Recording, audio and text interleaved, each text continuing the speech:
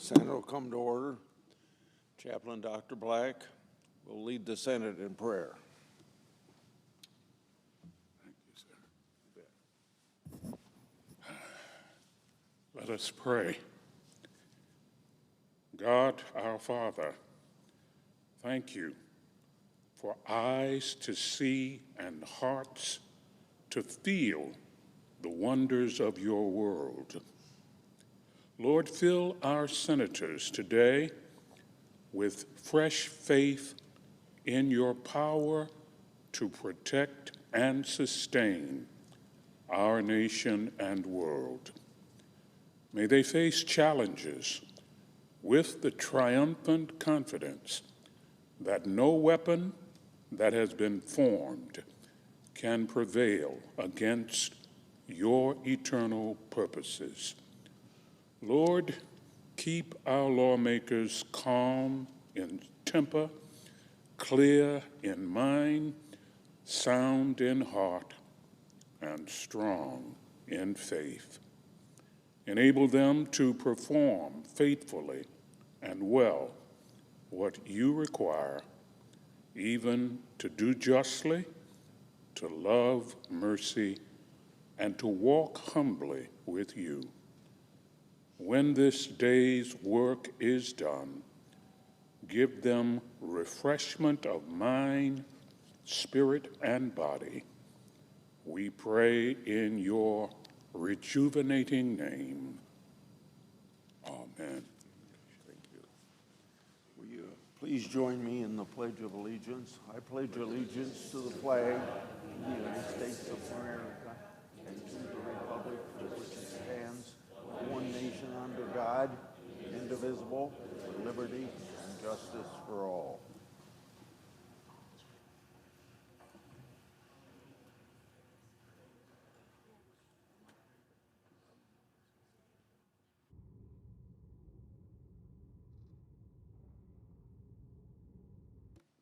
Under the previous order, the leadership time is reserved. Morning business is closed.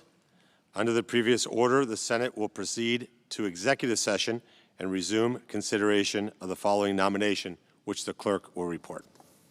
Nomination, Department of the Treasury, Luke Pettit of the District of Columbia to be an Assistant Secretary of the Treasury. Mr. President, I recognize the senator from Iowa.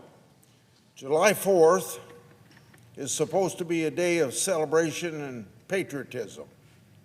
But earlier this month, left-wing domestic extremists tried to turn that day into a day of tragedy, a day of terrorism.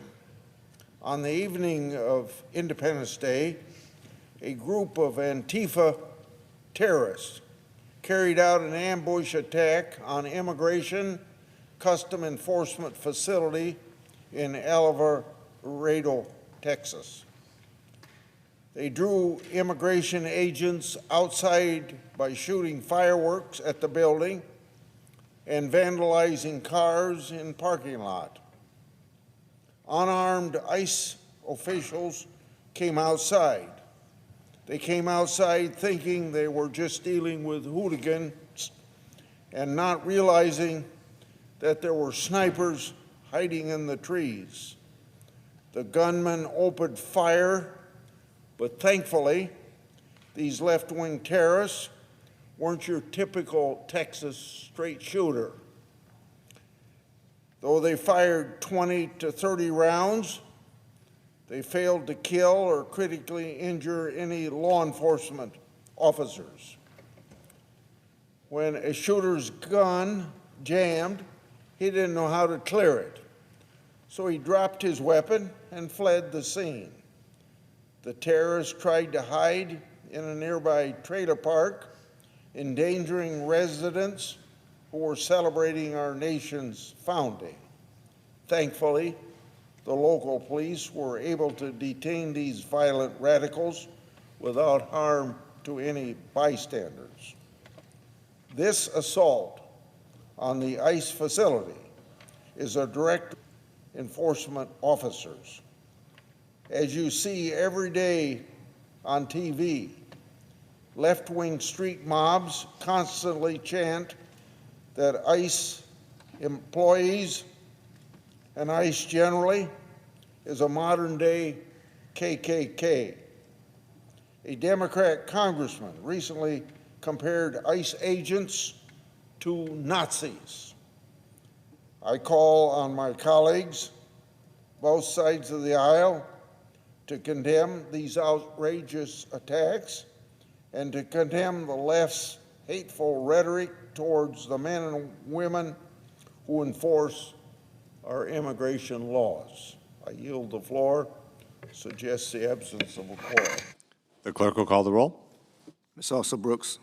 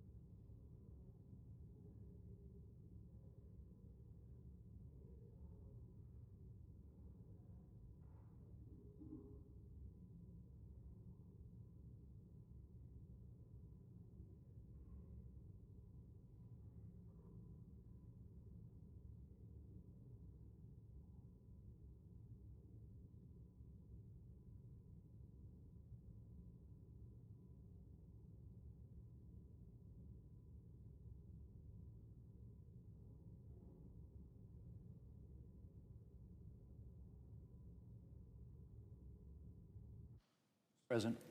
I recognize the Majority Leader. Thank you, Mr. President. Mr. President, I ask unanimous consent the quorum call be suspended. Without objection.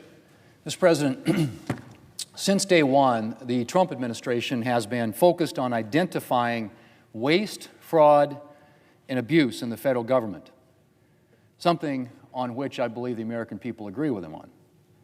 And last month, the administration submitted a rescissions package to Congress that would cut somewhere around $9 billion in wasteful spending with a focus on woke and wasteful foreign aid dollars. And we're going to consider that common sense legislation this week. I'd love to report that I expect strong support from senators from both parties. But incredibly, Democrats are melting down at the prospect of even the most minor cuts to federal spending. You'd think we were proposing to defund the entire government from the way they're talking, instead of proposing cuts amounting to approximately 0.1% of the federal budget. That's right, Mr. President, 0.1% of the federal budget. This bill that is inspiring such hysteria in Democrats would cut just 0.1%, or 1/1000th of the federal budget. Now, back in the day, Democrat President Bill Clinton signed into law a rescissions package that was 10 times larger as a percentage of total government spending. Yet today's Democrats can't bring themselves to even contemplate cutting just 1/1000th of the federal budget. And let's remember what kind of cuts that we're talking about here. We're not talking about making difficult decisions about essential federal programs or gutting foreign aid.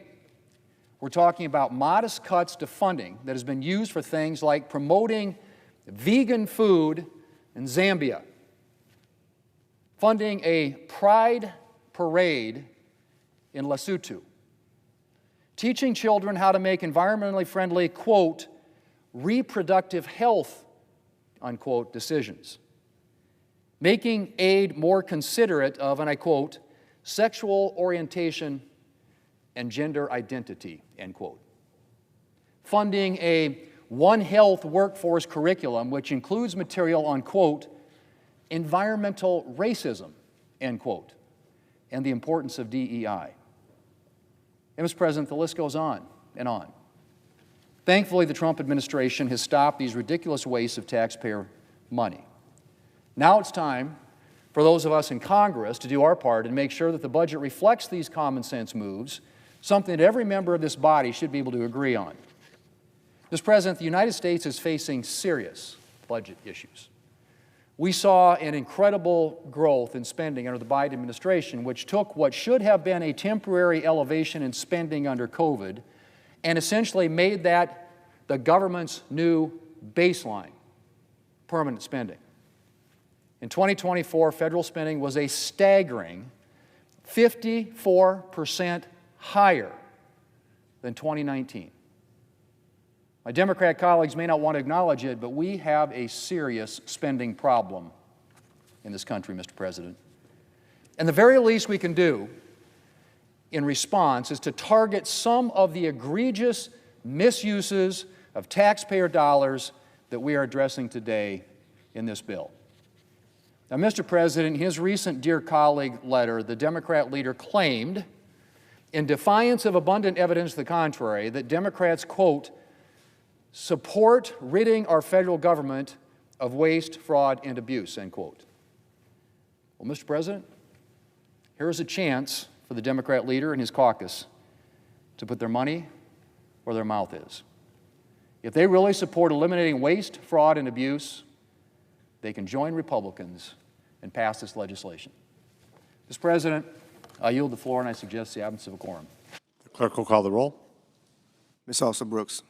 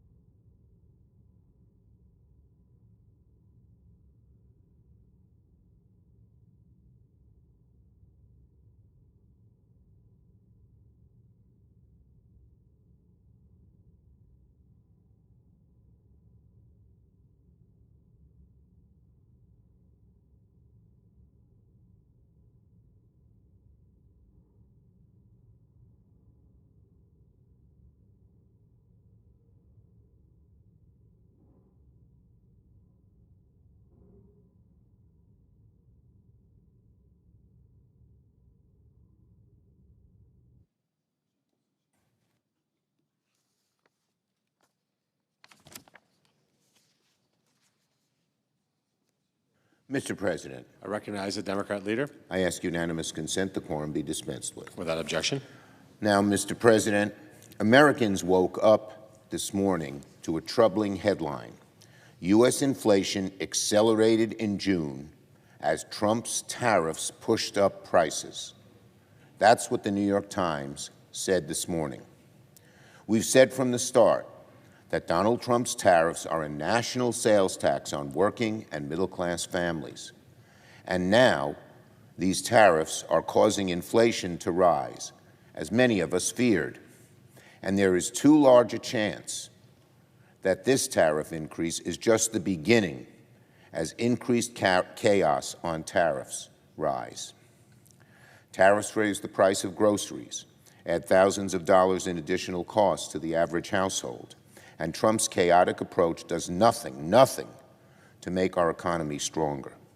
Even worse, real wages are down for June as Americans pay more for groceries, electricity, health care costs, and that is before the big ugly betrayal, which will steal people's Medicaid, kill jobs, and jack up people's electricity bills. Remember what Donald Trump said on the campaign trail? He said that if elected, he would bring costs down on day one. It is now the middle of July, inflation is going up, and that is the definition of a broken promise. Now on cuts. Fresh off handling billionaires their largest tax break in modern history, and fresh off passing the most devastating cuts to health care and good-paying jobs ever, Republicans want to do it again. While Republicans roll out the red carpet for billionaires and special interests, they want to cut funding to local news and cut funding for critical foreign aid that keeps China and Russia at bay. Americans rely on public broadcasting for weather alerts, and these cuts couldn't come at a worse time. The disaster in Texas reminds us that accurate and speedy forecasts are vital to protecting our country and the lives of Americans. And public broadcast is vital and public broadcast is a vital and often the only way to get the word out, particularly in rural America. So why the hell is the administration so obsessed with cutting these life-saving services when they are critical for keeping people safe, when we saw, when we didn't have those services working full steam ahead, how many people's lives are endangered and lost in Texas and around the country? Public broadcasting does more. It is crucial for Americans to receive the local news, for keeping track of City Hall, for understanding what's happening in their local school boards, for updates on public events, festivals, for educational programming, when we know that traditional television is having a lot of trouble. And to be clear, it's not just local news and public radio stations at risk. This package endangers national security, our own national security. American aid is vital for preventing pandemics and diseases throughout the world. Foreign aid helps farmers. It helps American researchers. It helps U.S. businesses. And more importantly, American aid is vital to holding the line against the Chinese Communist Party and Vladimir Putin. If Republicans eviscerate foreign aid, our adversaries will celebrate America's retreat and move to fill the vacuum. The worst part is that these recession cuts are the beginning only. This package, as bad as it is a piece of a larger puzzle for Republicans. Their goal is to use rescissions, impoundment, and pocket rescissions to eradicate any bit of bipartisanship out of appropriations, and will pave the way for deeper and even more serious spending cuts on things like health care, food assistance, energy, and so many other areas. In fact, many in the Freedom Caucus claim that Donald Trump and Republican leaders promised these deeper cuts by these means in exchange for their vote on the big ugly bill. We know that Donald Trump and Russell Vought want to send another rescissions package later this summer. Are they going to make more cuts to Medicaid? Are they going to make more cuts to education or nutrition services or aid for veterans? Republicans didn't bat an eye when adding $4 trillion to the debt to lower billionaires' taxes, but suddenly, when it comes to local news and rural radio stations, they suddenly balk. They say it's waste. That's disgusting. On FEMA, search and rescue efforts continue in Central Texas 11 days after the devastating July 4th flooding. We continue to pray for every life lost. We pray for the families, and we honor the brave first responders who have been on the ground day after day after day. But honoring those we lost demands accountability. It demands making sure this never happens again. The more we learn about what went wrong, the more one thing becomes painfully clear. Donald Trump, Secretary Noem, and the Department of Homeland Security have failed in their basic duty to protect Americans from natural disasters.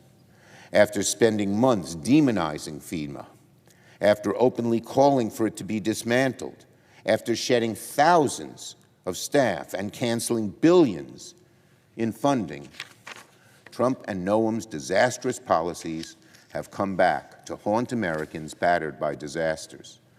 This latest tragedy happened in Texas, but the problems go far beyond Texas. This is a nationwide FEMA failure, a systemic issue across the agency that Donald Trump has made much, much worse.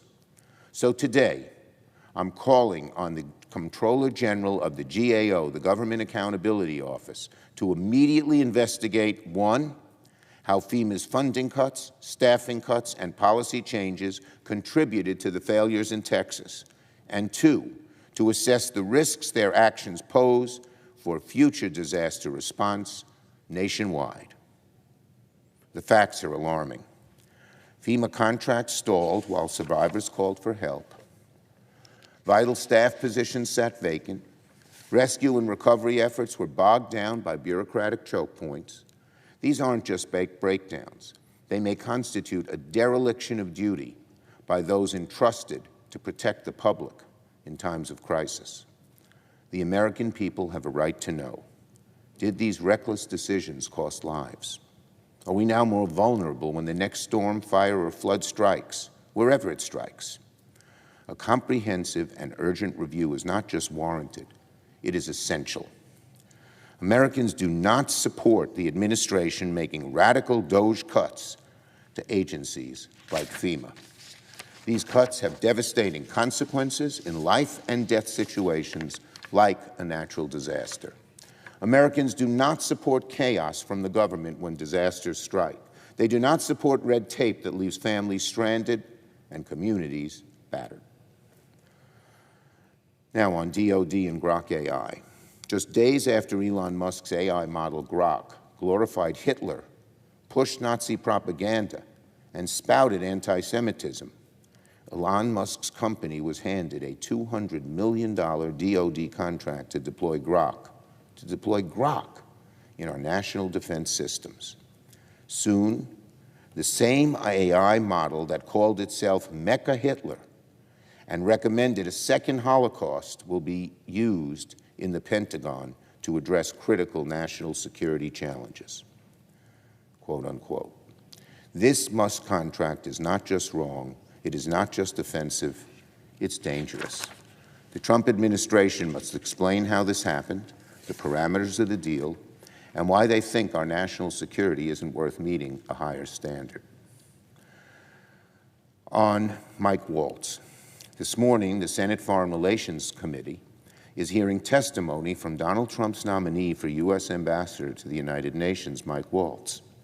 If that name sounds familiar, it's because the same Mike Waltz was fired as the National Security Advisor a few months ago after sharing military plans in a group chat with a journalist on Signal.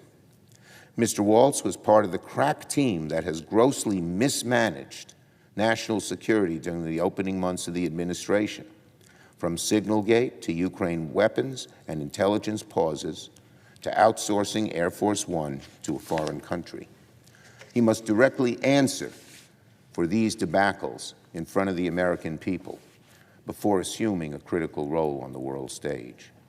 With so much going on around the world, and with Mr. Waltz, with Mr. Waltz, with so much going on the world, with so much going on around the world, Mr. Waltz must acknowledge these failings and prove he's ready to collaborate with our partners and go toe-to-toe with our adversaries at the UN. I yield the floor and note the absence of a quorum. The clerk will call the roll. Ms. Alston-Brooks.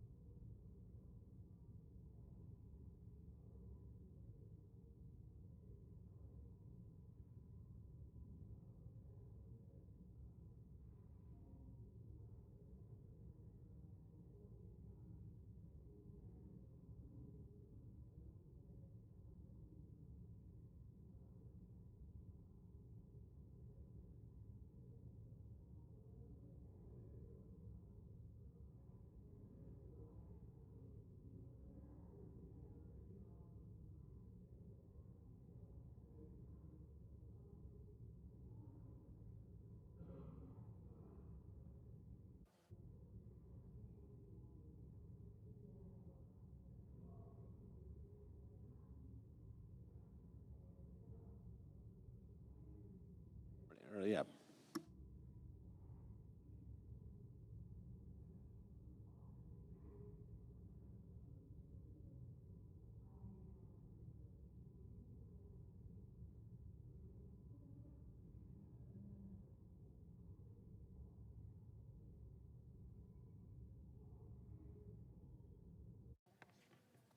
Mr. President, I recognize the Republican whip. Mr. President, I ask unanimous consent that the quorum call be vitiated. Without objection. Mr. President, it's astonishing as I come to the floor to listen to the Democrat minority leader. We just heard his comments about foreign aid keeping Russia and China at bay. If it were only the case. The minority leader has a long and spirited history of wasting American taxpayer dollars. Now he wants to send taxpayer dollars overseas to pay for climate projects and vegan food programs. Apparently that's what he means when he talks about foreign aid keeping Russia and China at bay. He forgot to mention that he wants to spend $500,000 to put electric vehicles, electric buses, on the streets of Rwanda. He forgot to mention that he wants to spend $6 million on net zero cities in Mexico. He forgot to mention that he wants to continue to spend over $100,000 for media training in Liberia. Mr. President, I ask, how does that keep Russia and China at bay? Failed to mention that he wants to continue to spend $3.3 million on civic engagement in Zimbabwe. Didn't say any of that because there's no good reason at all for that kind of wasteful Washington spending. None of this spending helps farmers or ranchers in my home state of Wyoming. None of this spending helps struggling families. In November, Americans voted to end this wasteful Washington spending. The voters got it right. Chuck Schumer gets it wrong. How many people went to the polls and told politicians to spend $7.4 million of their hard-earned money on teaching foreign countries about environmental racism? No one. Democrats love to hide behind fear-mongering, and that's what the minority leader has done again today. Democrats never stand up and defend their spending on the merits. I don't see Democrats coming to the floor and talking about those projects that they want to see continued because they know it doesn't hold up to the least amount of public scrutiny. The American people look at this, and for them the issue is quite simple. Their taxpayer dollars are being wasted and have been wasted for a long time. And the Democrats in this body want to continue wasting them. We still have families digging out from the worst inflation in 40 years. We have cities overwhelmed by illegal immigrants and the crime that they are bringing to these communities. People deserve to have their taxpayer dollars spent on issues that are focused on their priorities. President Trump sent Congress a proposal to rein in some of the worst wasteful spending. How did the Democrats respond? Well, they're threatening to shut down the government of the United States. Democrats are fighting tooth and nail to protect programs most Americans didn't know even existed. And they wouldn't support if they knew they existed. And that's what we're doing today, is exposing some of these terrible programs and wasteful Washington spending. It's indefensible what's happened with spending in the past in the last administration. Look, if we have another Schumer shutdown, we've had one before, if we have another one, the American people will pay a heavy price. Seniors who rely on Social Security, military families living paycheck to paycheck, and Border Patrol agents will be forced to work without pay. Why? So the Democrats can continue to send Americans' taxpayer dollars to foreign countries for very questionable projects. Now, I've heard the minority leader lecture us before about bipartisanship and regular order. Well, look what's happened. When Senator Schumer was the majority leader of the United States Senate a year ago, the Senate Appropriations Committee, the committee itself, passed 11 of 12 appropriations bills. They did it by the summer of 2024, 1 year ago from now. Many of those bills that came through the committee received unanimous support by the Republicans and the Democrats on the committee. So what happened? Well, Republicans supported getting all these bills done on time through the committee, bipartisan basis. What did he do? What did Senator Schumer do with these bills? He was the majority leader. He had control of the agenda on the floor of the United States Senate. He sat on them for 225 days. Didn't bring them to the floor of the United States. Oh, no. Refused to bring a single bill to the floor of the United States Senate for a single vote. Not because he couldn't, because he refused to. The American voters revolted, changed parties, the President, the Senate, and the House. And now he wants to be the one to blame Republicans for gridlock. This is the height of hypocrisy. That's what we're dealing with, Mr. President. I'm all for regular order. That's why I want to commend Senator Susan Collins for her leadership now as the Republican chairman of the Appropriations Committee in the Senate. She is working in good faith. She's committed to getting the job done. This debate is about more than dollars and cents. It's about priorities and how we spend American taxpayer dollars. Americans didn't vote to continue the Green New Deal or even try to force it on the rest of the world. The American people voted to fix what's broken here at home. Republicans have our priorities straight. Republicans are focusing on making our nation safer and more prosperous. Republicans are getting this country back on track. Thank you, Mr. President. I yield the floor. The clerk will call the roll. Ms. Alsop-Brooks.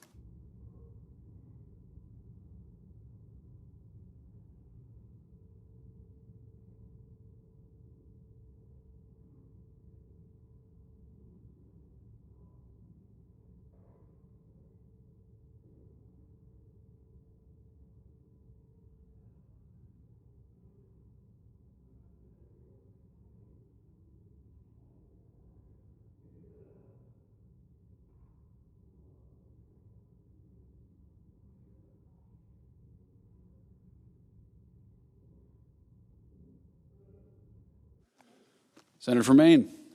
Mr. President, I ask unanimous consent that the quorum call be rescinded. Without objection. Mr. President, I'd like to talk today about the rescission bill that will be coming before us in the next couple of days. And I want to really cover 2 points.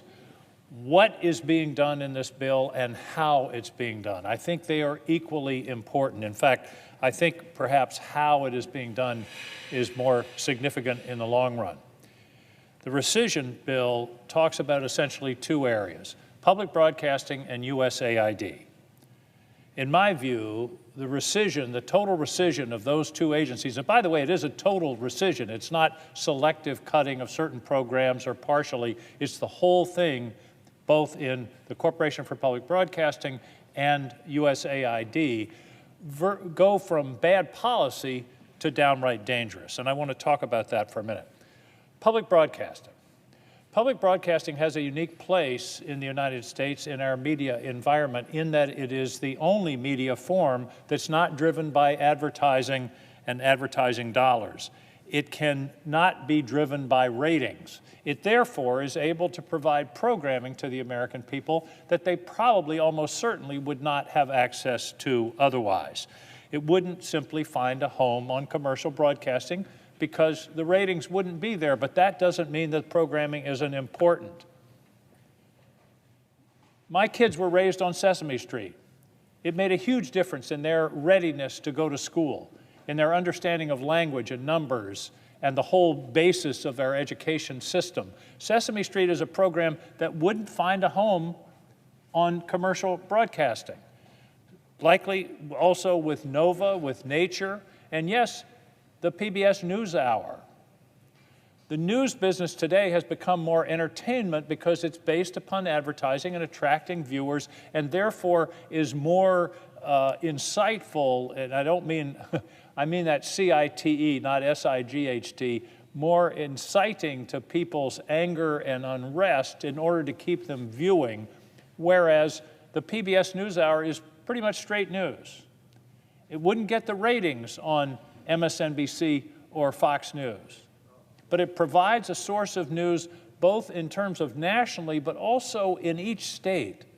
The local National Public Radio, all things considered, those kinds of programming are essential to providing information. Now, some people may think it's biased. I don't think anything done by a human is going to be free of any and all bias, but it is pretty much straight news. And it's an asset to our communities, particularly our rural communities. And by the way, this isn't where we have federal dollars that are supporting all of these initiatives. In fact, the majority of the support for public broadcasting, both television and radio, comes from the public, from contributions. So in effect, our federal dollars are matched to a very high degree by the public making their own contributions. That's an indication of how much the public values these wonderful assets to our information environment here in the country. And to cut off federal funding is just, it's an essential piece of the funding. A lot of it goes to the local stations. We talk about the Corporation for Public Broadcasting, we think of PBS and the national programs, but a lot of this funding ends up going to the local stations all over the country that provide essential sources of information to their public. And by the way, the cost we're talking about is ridiculously low. I did the calculation. It's the relationship between the cost of public broadcasting to the federal budget is, let's see, it's 7 cents to $10,000. That's the ratio. 7 cents out of $10,000. That's what we're talking about here, an almost immeasurable part of the federal budget, but the return on investment is enormous. It's enormous. If this were a gigantic $100 billion program, then we'd be having a different kind of discussion. But this is a relatively small program in the context of the federal budget with a very high return on investment to the American people. Now let's talk about USAID. And the Minority Whip was just talking about that. And he listed a number of projects that I think are questionable, that I don't necessarily support.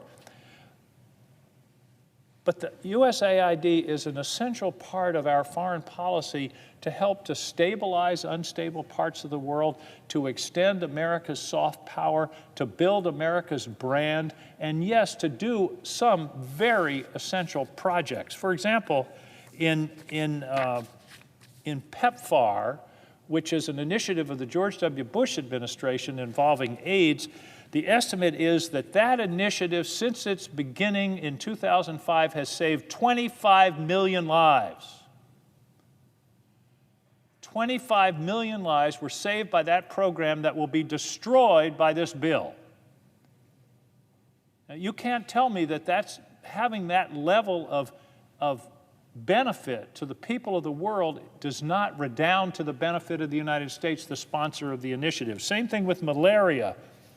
The estimates are that the malaria program, which goes back to, I believe it was the Obama administration, has prevented 1.5 billion cases of malaria, which is a real plague in many parts of the world, and saved 11 million lives. Just those two programs together, those two USAID projects, have saved 36 million lives, and we're talking about cutting them off. That's not only bad policy, it's cruel. It's cruel, and it undermines the credibility of this country.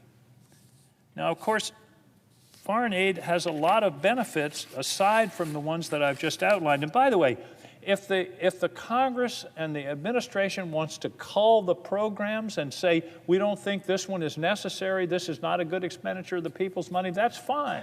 But that's not what this bill does. This bill throws out the beneficial baby with the questionable bathwater. It is a total abdication of America's engagement with the world. Vaccination campaigns, food security, nutrition programs, disaster response, refugee support. This aligns with our American values. And as I say, it's a relatively small part of the budget. It helps to stabilize fragile states. It cuts the risk of extremism and terrorism and conflict. And James Mattis put it best. General James Mattis, one of the most distinguished military officers of our time, said, if you don't fund the State Department fully, then you're going to have to buy me more bullets. That puts it most succinctly. You're going to have to buy me more bullets because the programs of USAID tend to stabilize the world and mitigate the tendency toward extremism and violence. And since we have started to gut AID, which was one of the first actions of this administration back in January and February, China has stepped into our shoes. I'm on the Armed Services Committee and the Intelligence Committee, and I have seen and heard testimony that China is basically stepping in where we're walking away. We are handing Africa and Latin America to the Chinese, in some cases to the very programs that we were sponsoring. They're the ones that are now engaging with local governments, local leadership, getting the credit for helping with these kinds of problems across the world. We're giving away the goodwill that is part of the American brand. We're giving away the opportunity to build alliances, to strengthen our influence, especially in competition with regimes like China and Russia. It also creates markets for U.S. goods and the U.S. economy. A significant share of the foreign aid ends up going back to businesses and NGOs here in the United States, so it actually contributes to our economic development. Countries that are receiving this U.S. aid end up being partners and customers of U.S. goods, products, and services. I mentioned it saves lives. It aligns with our values, and there's nothing wrong with talking about values. That's a part of what we should be doing. USAID is doing important work all over the world. I've met with USAID people in Kabul, Afghanistan. I met with them in Jordan, where they're working on a water desalination project that will literally save Jordan. Jordan is a country that has no water, and they're facing a tremendous crisis. And one of the projects that they're relying on is a very large water production facility supported by USAID. That's the kind of project that I think we need to continue. And again, I would not say that every single project they have sponsored is what I would have agreed upon. That's our job as oversight bodies, to take a look at the projects that are being sponsored. The administration can also do that, and they can then call the projects that we don't think are a useful expenditure of the government's money, but of the people's money, but not the wholesale destruction of an agency that's critical, I believe, to the foreign policy of the United States. So that's the picture on these rescissions. I believe the more important question, though, Mr. President, as I mentioned, is how this is being done.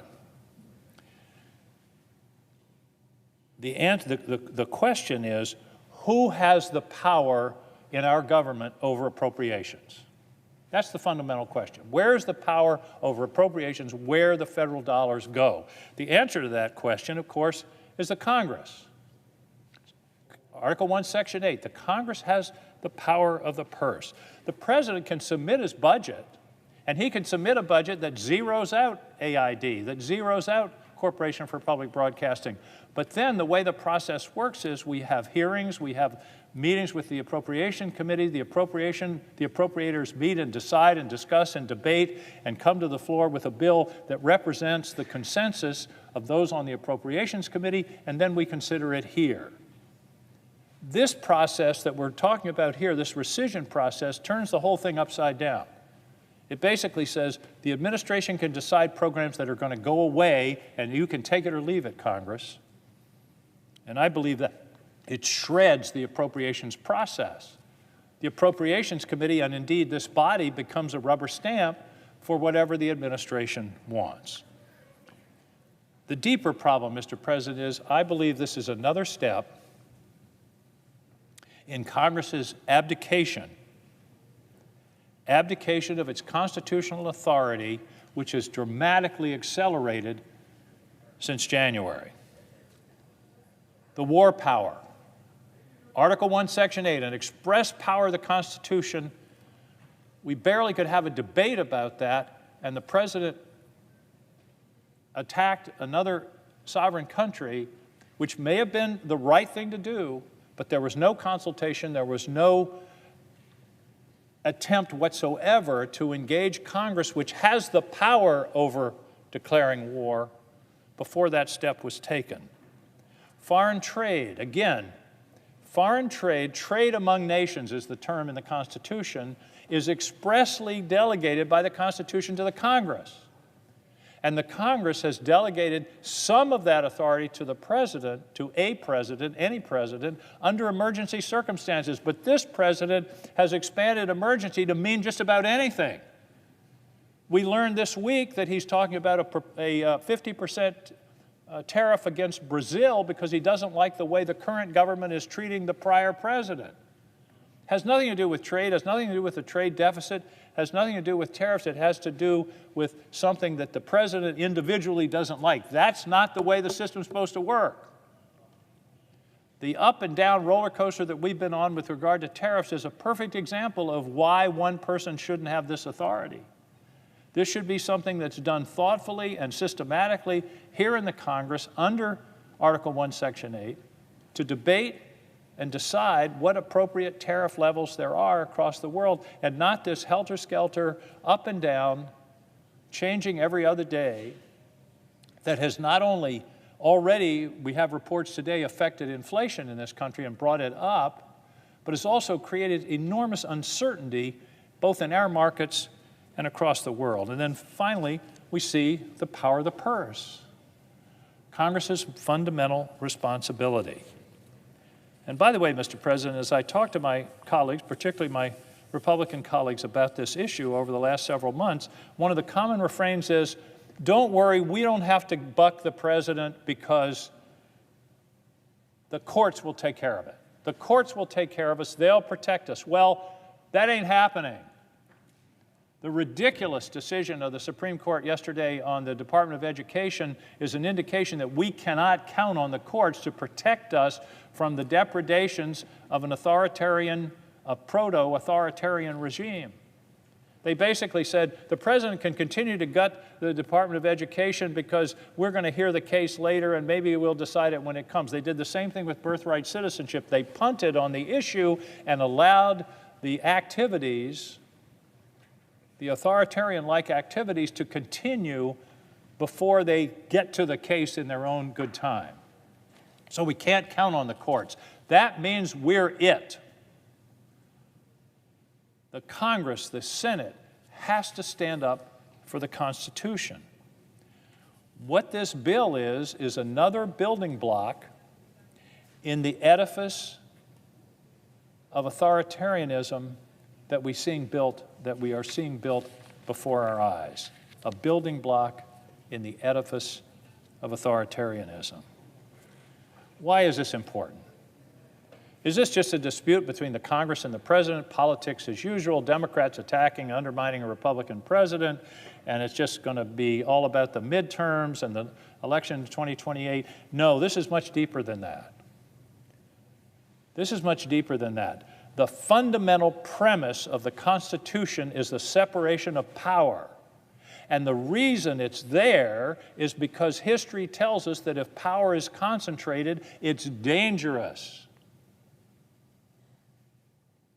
Madison put it absolutely bluntly in the 47th Federalist: the accumulation of all powers, legislative, executive, and judiciary, in the same set of hands may justly be pronounced the very definition of tyranny. He used the word tyranny. Madison wasn't mincing words. History tells us that if you concentrate power in one set of hands, it's dangerous. Power corrupts, and absolute power corrupts absolutely. We know that from 1,000 years of human nature. And that was exactly what the framers of the Constitution were trying to prevent by this complicated difficult structure where there's power in the Congress, power in the states, power in the executive, power in the courts, two houses of Congress, vetoes, overrides, all of those checks and balances, which has become a kind of cliche, are there for a fundamental reason, and that's to protect our liberty, to protect us from the danger of power being concentrated in one set of hands. Now, the framers thought that they didn't have to worry about this, having set up the Constitution the way they did, because they said, never will the Congress give up its power. The term they used was ambition must be made to counteract ambition, that there would be institutional rivalry and we would never give up. Well, they didn't reckon on parties. They didn't reckon on party primaries. They didn't reckon on the executive having such sway with the legislative branch that the checks and balances essentially have melted away. So this bill is important because of the merits, as I talked about the danger of wiping out USAID and all the good it does in the world and the good it does for our country, and also wiping out public broadcasting and all the good that it does, the irreplaceable good that it does for the people in the United States. But it's also more dangerous than ever because it's one more step, as I mentioned, in the breakdown of the fundamental constitutional structure that says power must be divided because if it's concentrated in one set of hands, and I don't care whether it's Donald Trump or the Archangel Gabriel, it's dangerous to have the power in one set of hands. That's how we lose our liberty. Again, Madison, when the legislative and executive powers are united in the same person or body, there can be no liberty. Mr. President, we must listen. We must listen to history, to the people that brought us here, the people that brought us this government, the geniuses that formed this structure to protect the liberty of the American people. And it may seem like a small thing. This is one more bill, one more item, but it is one more step, in my view, toward empowering the executive at the expense, not of the Congress, but of the people of the United States. Mr. President, I don't know what it's going to take, but I hope this debate, this discussion, will lead us to finally say, this is a line too far, we're going to draw a line here, and we'll establish a relationship with the President that is cooperative, collaborative, bipartisan, and sharing the power that the Constitution gives to each of us. There's nothing less than the liberty of our people that's at stake. I therefore urge my colleagues to vote against this bill and begin a discussion in the appropriations process as to these two elements and how they should be structured and funded. That's the way it should be done, not by the dictate of a president, of one who is trying to collapse the authority in our Constitution into his own hands. Thank you, Mr. President. I yield the floor. Mr. President. Senator from Rhode Island. Mr. President, I would ask unanimous consent that I be allowed to speak for 10 minutes and Senator Hagerty of Tennessee be allowed to speak for 5 minutes. Thank you, Mr. President. Mr. President, I rise today to urge my colleagues to carefully consider their vote on the nomination of Mr. Anthony Tata to be Undersecretary of Defense for Personnel and Readiness. The position is absolutely critical and crucial. The Undersecretary of Defense for Personnel and Readiness is responsible for all personnel matters in the Department of Defense, including military families, child care, family and financial readiness, the military school system, and working with the military services to ensure the health and welfare of the force. It requires a leader of the highest quality of judgment, expertise, and character. And there's no question that President Trump has the right to choose who he wants in this critical role, but the Undersecretary of Defense for Personnel and Readiness should be someone who is capable, without question, to meet the demands of the job and the expectations of those he will lead. Mr. Tata was nominated 5 years ago for a position of similar importance in the Defense Department. However, the Armed Services Committee considered his nomination carefully and on a bipartisan basis declined to even bring his nomination to a vote. President Trump ultimately withdrew his nomination. I fail to understand why he now would be qualified to oversee millions of service members and their families as the Undersecretary of Defense for Personnel and Readiness.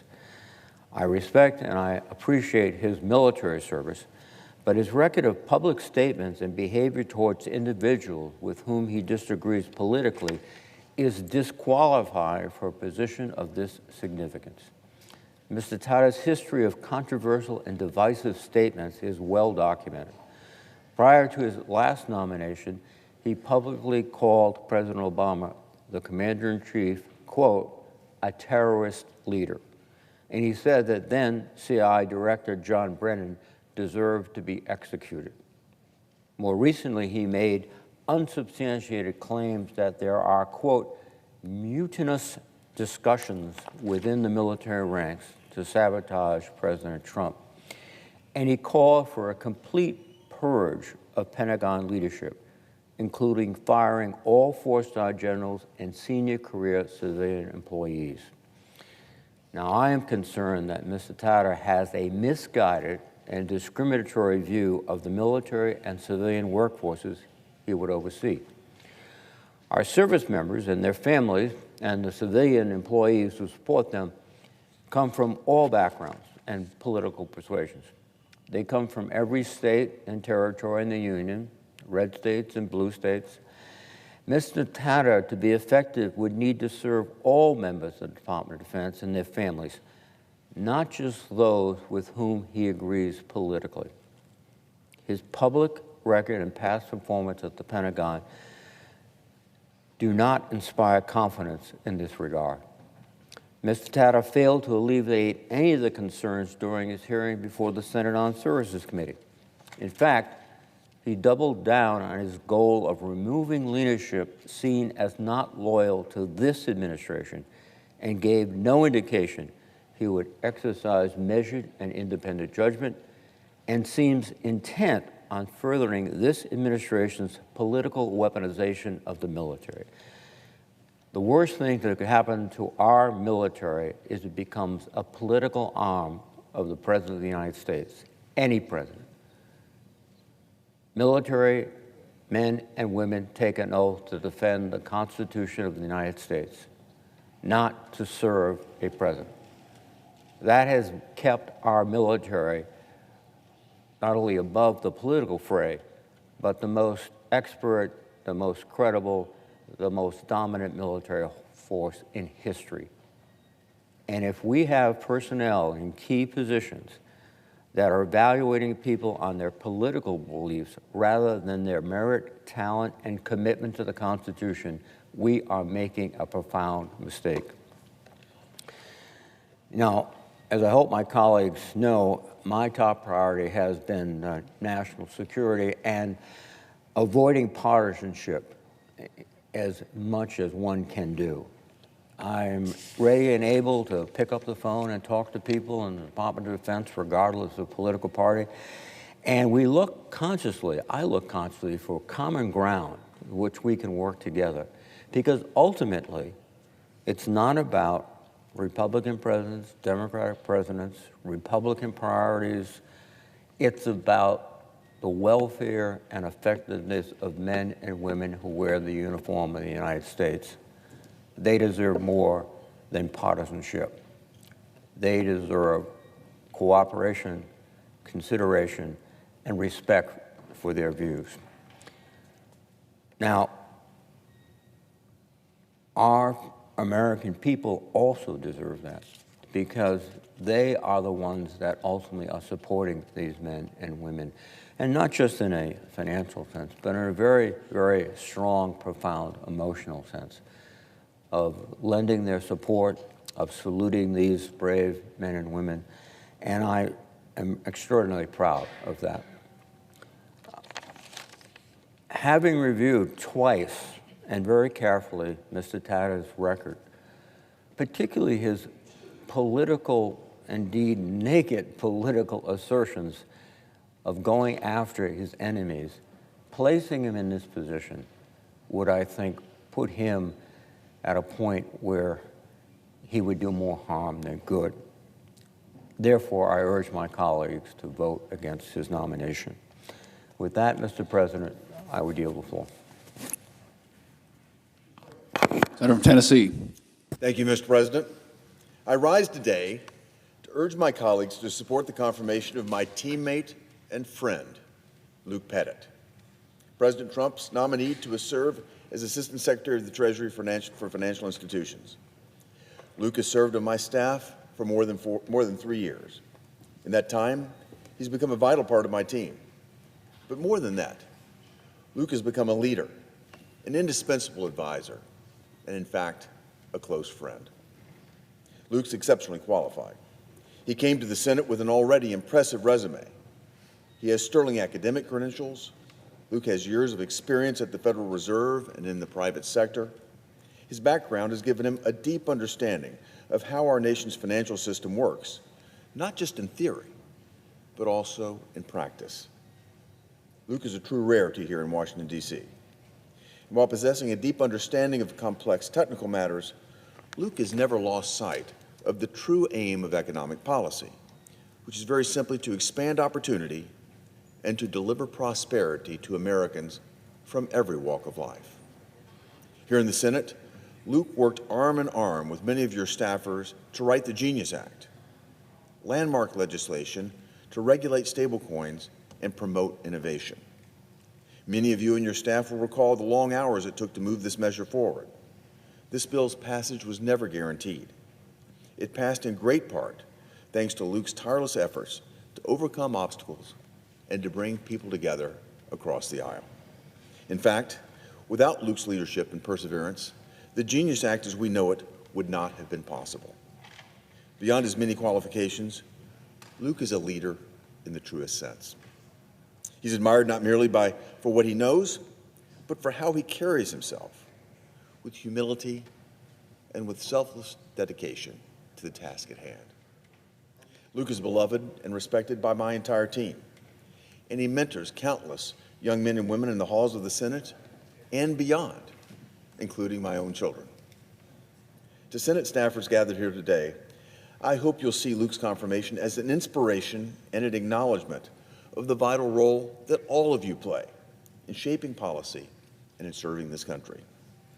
The strength and stability of the financial system are vital to our nation's prosperity, to our global competitiveness, and frankly, to the American way of life. At the highest levels of government, we need leaders who understand the weight of that responsibility. Leaders who will approach their duties with wisdom, humility, and an unshakable commitment to do what is right. Luke Pettit is just that kind of leader. Mr. President, I can think of no one more qualified, no one more committed, and frankly, no one more ready to serve than Luke Pettit. And therefore, I urge all of my colleagues to support confirmation of Luke Pettit, which is about to occur. Thank you. And I ask unanimous consent to waive the mandatory quorum clause with respect to the Tata and Edlow nominations. Without objection. The question occurs on the Pettit nomination. Is there a sufficient second? There appears to be. The clerk will call the roll. Ms. Alsobrooks, Ms. Baldwin, Mr. Banks, Mr. Barrasso, Mr. Bennett, Mrs. Blackburn, Mr. Blumenthal, Ms. Blunt-Rochester, Mr. Booker, Mr. Bozeman.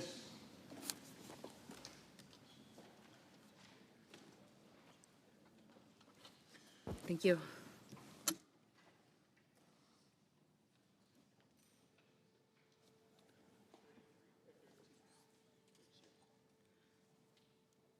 Mrs. Britt.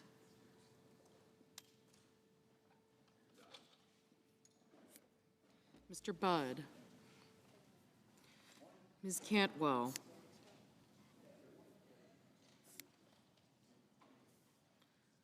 Mrs. Capito. Mr. Cassidy. How are you doing? Ms. Collins. Mr. Coons. Mr. Cornyn. Not the deal, but the EO. It's just thrown. Ms. Cortez Masto. Mr. Cotton. Mr. Kramer. Mr. Crapo. Mr. Cruz. Mr. Curtis. Mr. Daines. Ms. Duckworth. Mr. Durbin.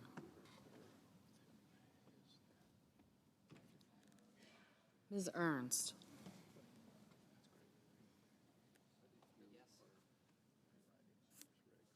Mr. Fetterman. Mrs. Fisher. Mr. Gallego. Mrs. Gillibrand. Mr. Graham.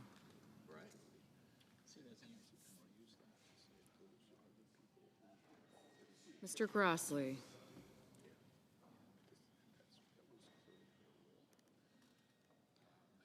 Mr. Haggerty.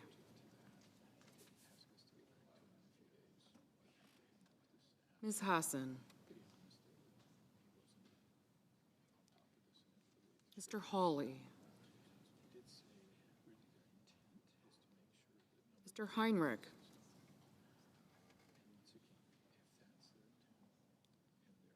Mr. Hickenlooper. Ms. Hirono.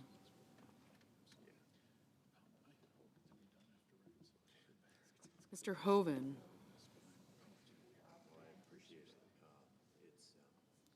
Mr. Husted.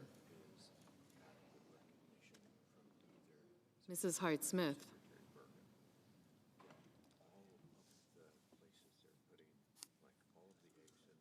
Mr. Johnson. Mr. Justice. Mr. Schumer.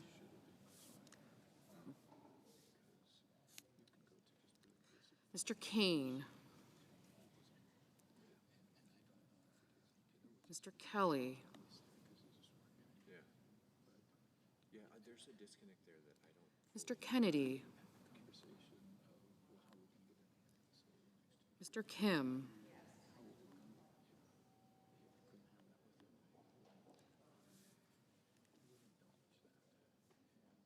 I'm going to have lunch with him next week, and that's the conversation I'm ready to have. Mr. King. Ms. Klobuchar. Mr. Langford. Yeah, the only way we're going to get Mr. Lee. additional electrons in the 4-year window is going to be renewable. Mr. Lujan. Those are the people Ms. Lummis. that already ordered it 2-3 years ago. Mr. Markey. Yeah, but that's less than 10% of total. Mr. Marshall.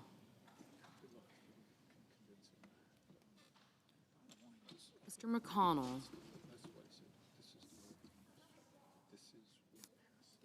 Mr. McCormick. Mr. Merkley. Mrs. Moody. Mr. Moran. For sure. Mr. Marino.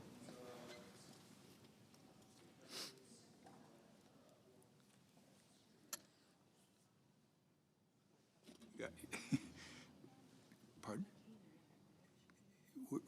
We're stealth. We're stealth.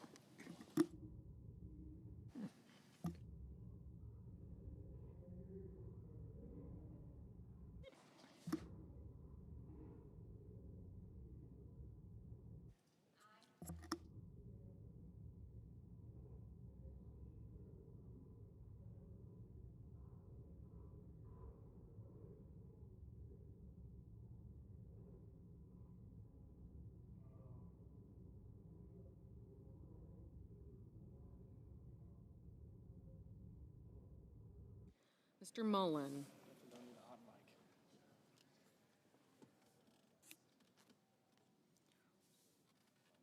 Ms. Murkowski. Mr. Murphy. Mrs. Murray. Mr. Ossoff. Mr. Padilla. Mr. Paul. Mr. Peters. Mr. Reed. Mr. Ricketts. Mr. Risch. Ms. Rosen. Mr. Rounds. Mr. Sanders. Mr. Schatz. Mr. Schiff. Mr. Schmidt. Mr. Schumer. Mr. Scott of Florida. Mr. Scott of South Carolina. Mrs. Shaheen. Mr. Sheehy. Ms. Lotkin. Ms. Smith. Mr. Sullivan. Mr. Thune. Mr. Tillis. Mr. Tuberville. Mr. Van Hollen. Mr. Warner. Mr. Warnock. Ms. Warren. Mr. Welch. Mr. Whitehouse. Mr. Wicker. Mr. Wyden. Mr. Young.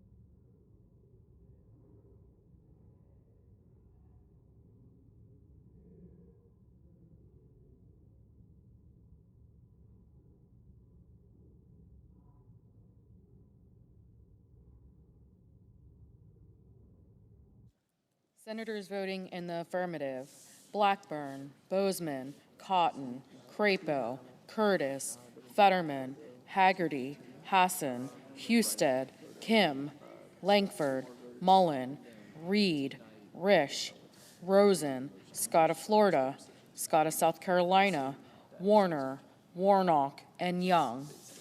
Senators voting in the negative: Blunt Rochester, Heinrich, Lujan, Markey, Schatz, Schumer, and Slotkin. Mr. Booker, no.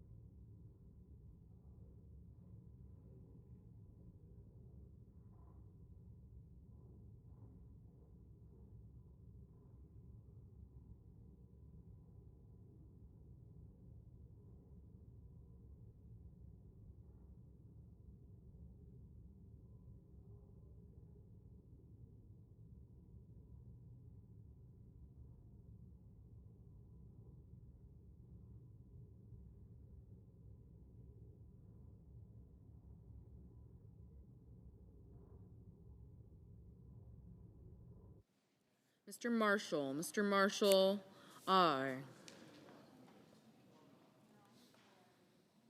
Mrs. Murray, no.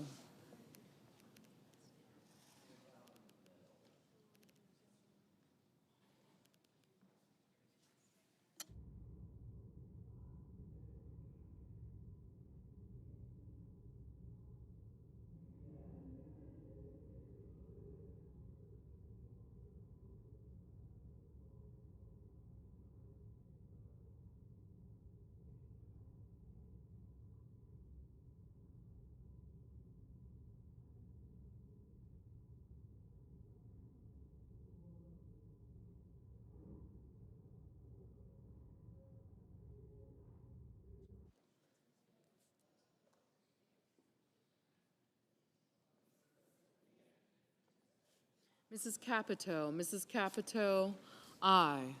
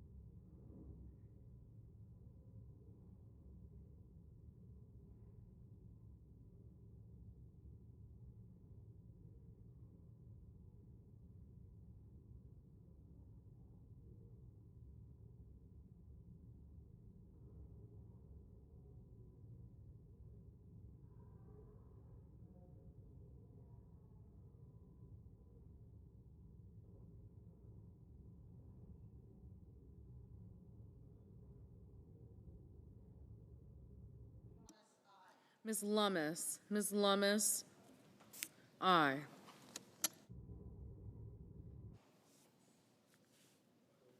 Mrs. Britt, aye.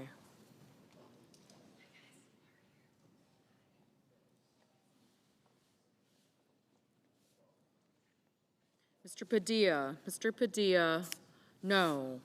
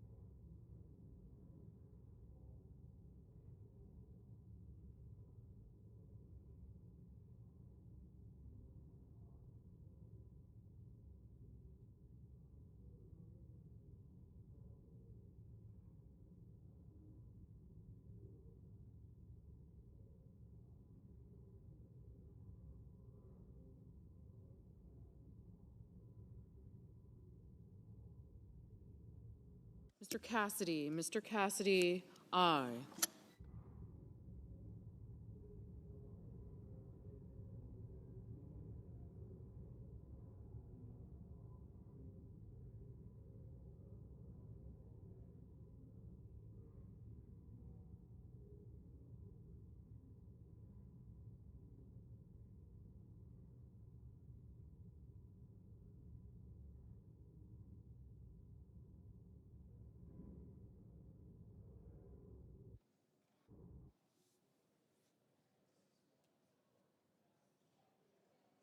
Mr. Budd, aye. Mr. Cornyn, aye.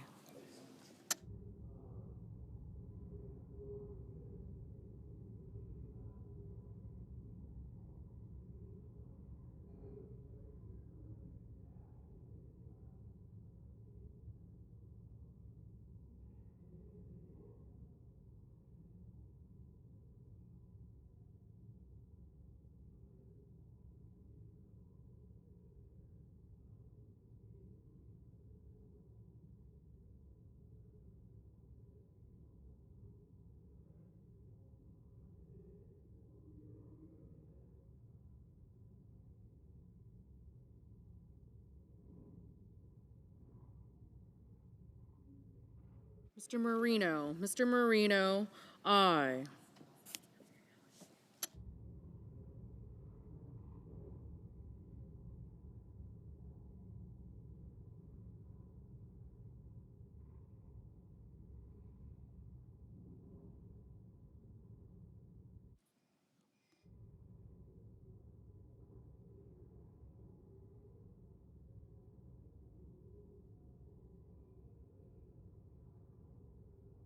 Mr. Tillis, aye.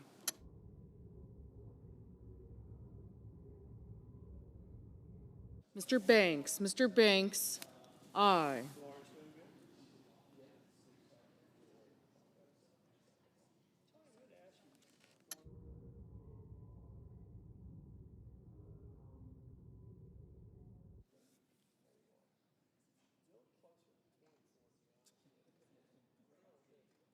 Mrs. Shaheen, aye.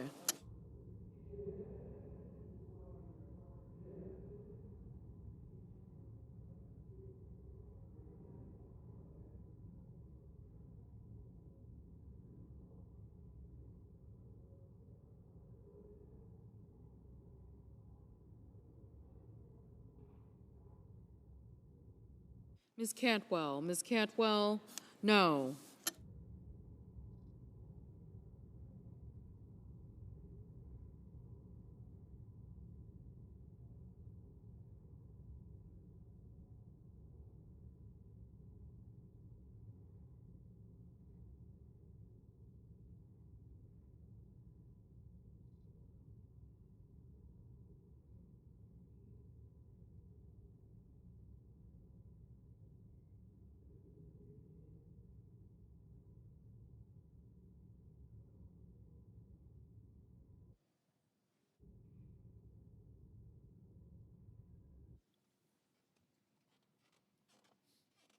Mr. King, no.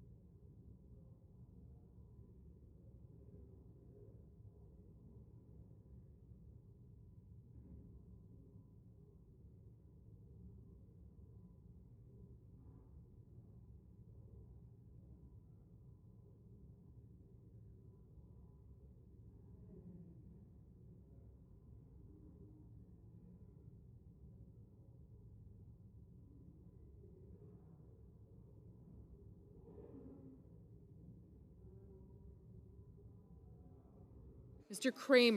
Kramer, aye. Mrs. Moody, aye.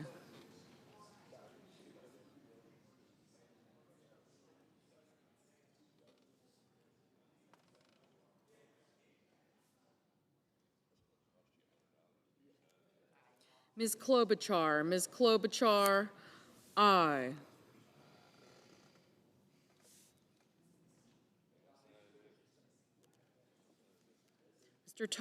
Mr. Tuberville, aye.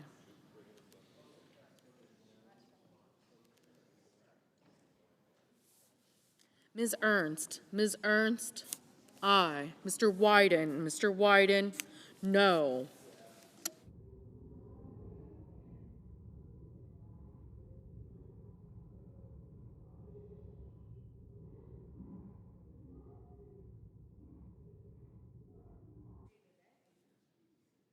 Mr. Merkley, no.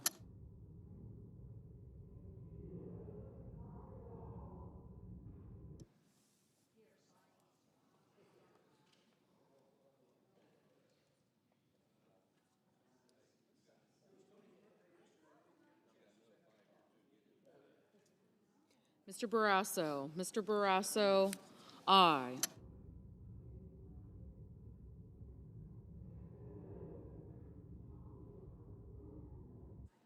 Mr. Kelly, aye.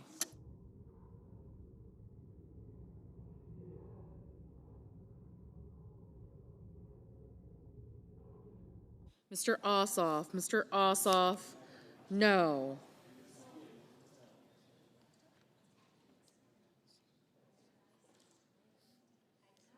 Mrs. Hyde Smith, aye. Mr. Graham, aye. Mr. Grassley, aye.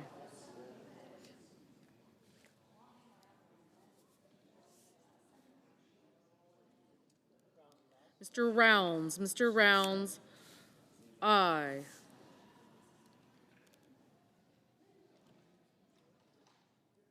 Mr. Kane, no.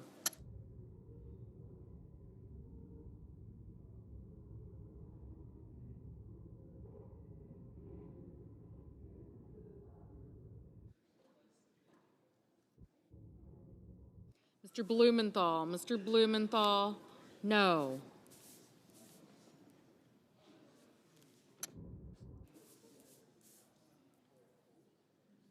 Ms. Cortez Masto, no.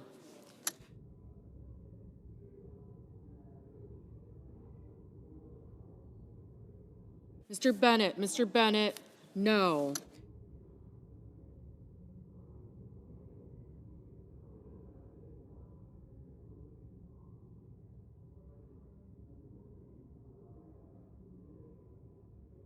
Mr. Welch, no.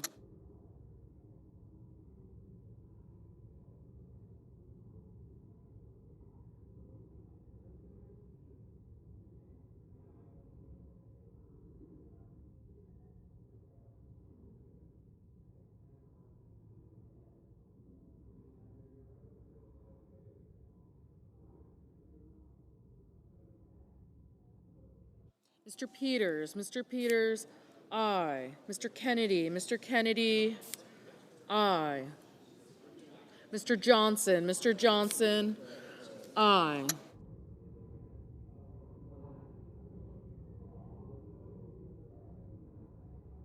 Ms. Baldwin, no.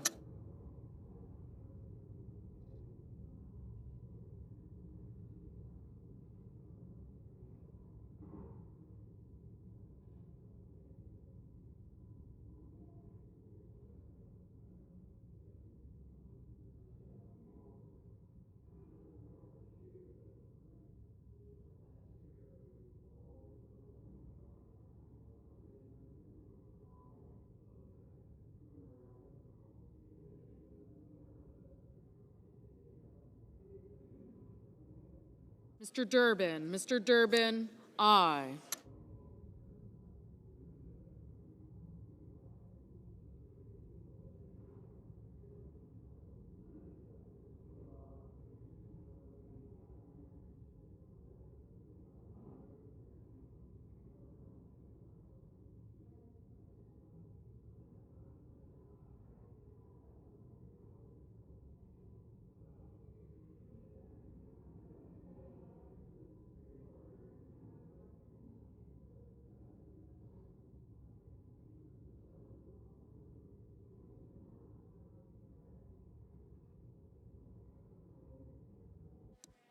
Mrs.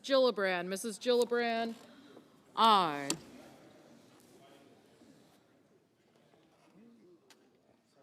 Mr. Sullivan, aye.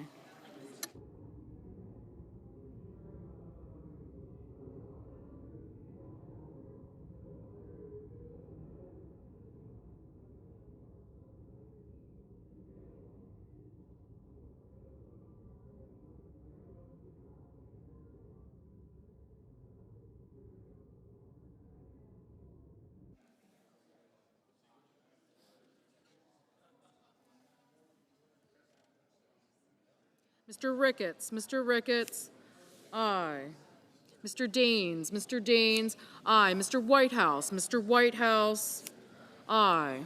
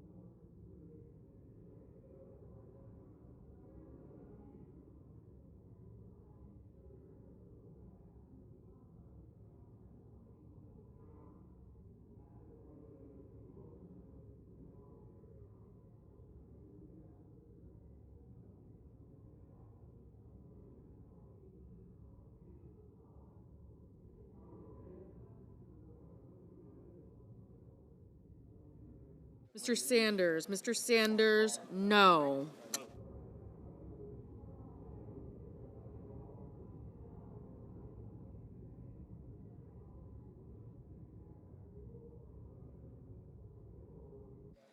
Ms. Smith. Ms. Smith, no.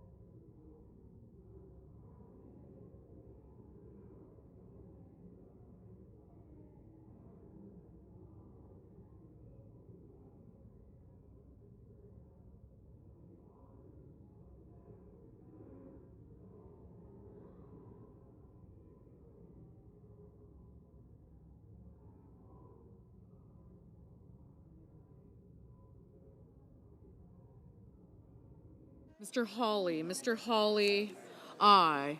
Mr. Hickenlooper. Mr. Hickenlooper, no.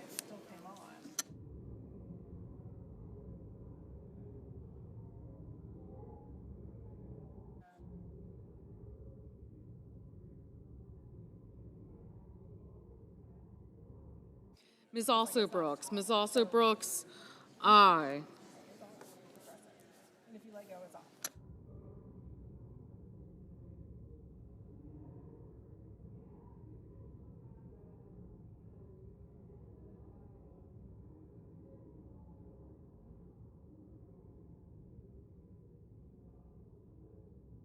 Mr. Schiff. Mr. Schiff, aye.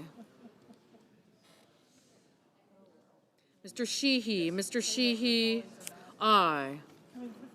Mr. Murphy. Mr. Murphy, no.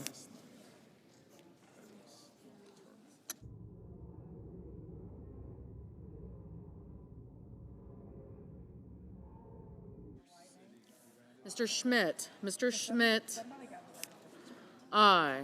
Mr. Wicker. Mr. Wicker, aye. Mrs. Fisher. Mrs. Fisher, aye. Mr. Thune. Mr. Thune, aye.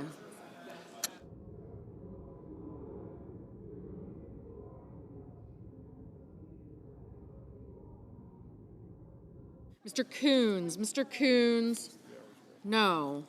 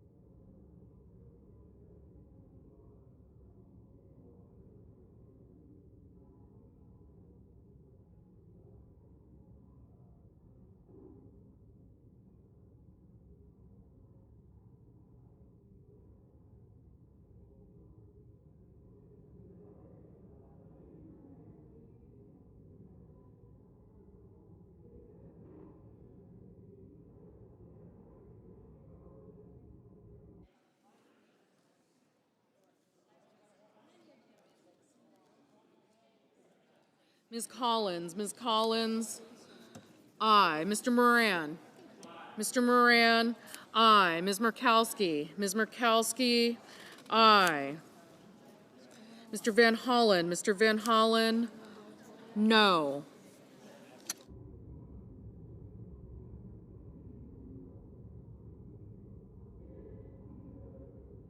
Ms. Warren, no.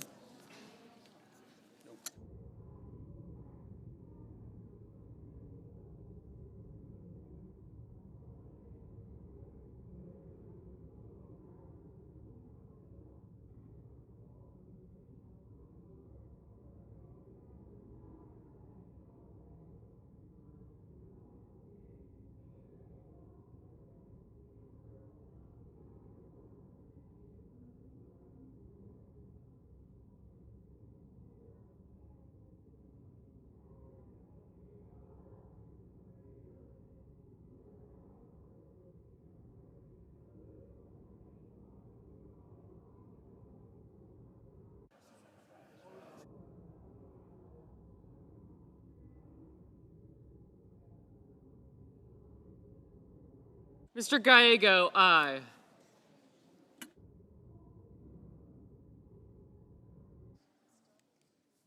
Ms. Hirono,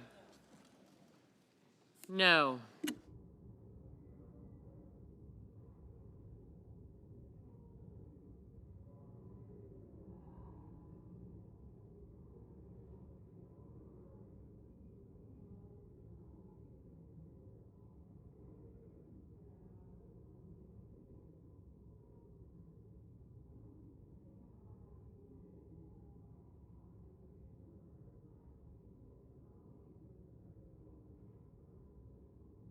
Mr. Hoven, aye.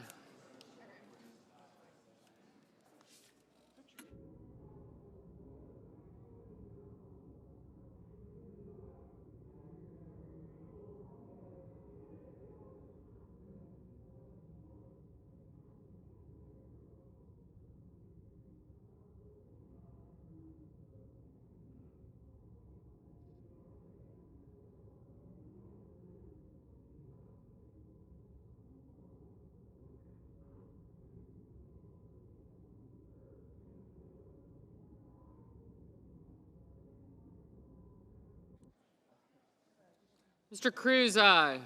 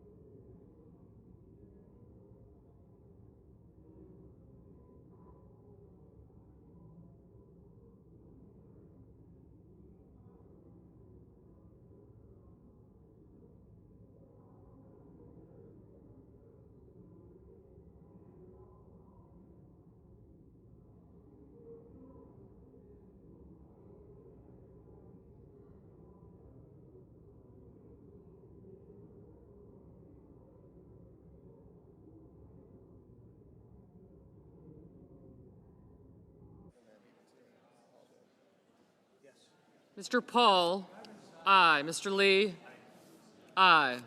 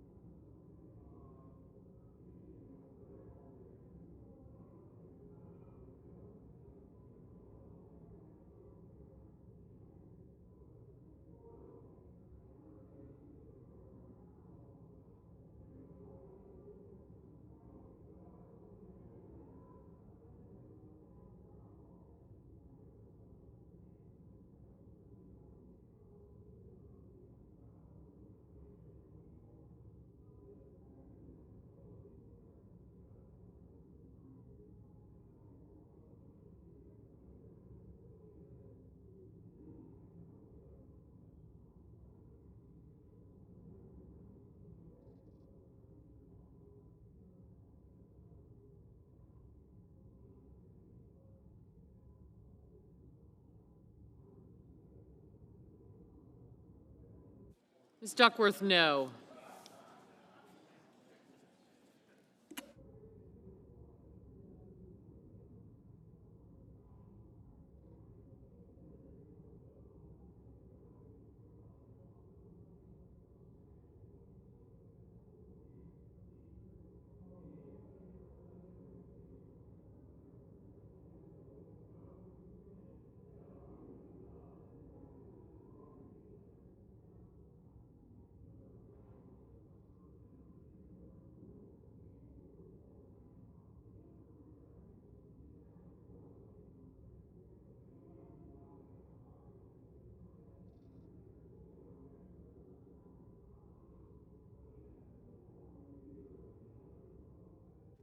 Mr. McConnell, aye.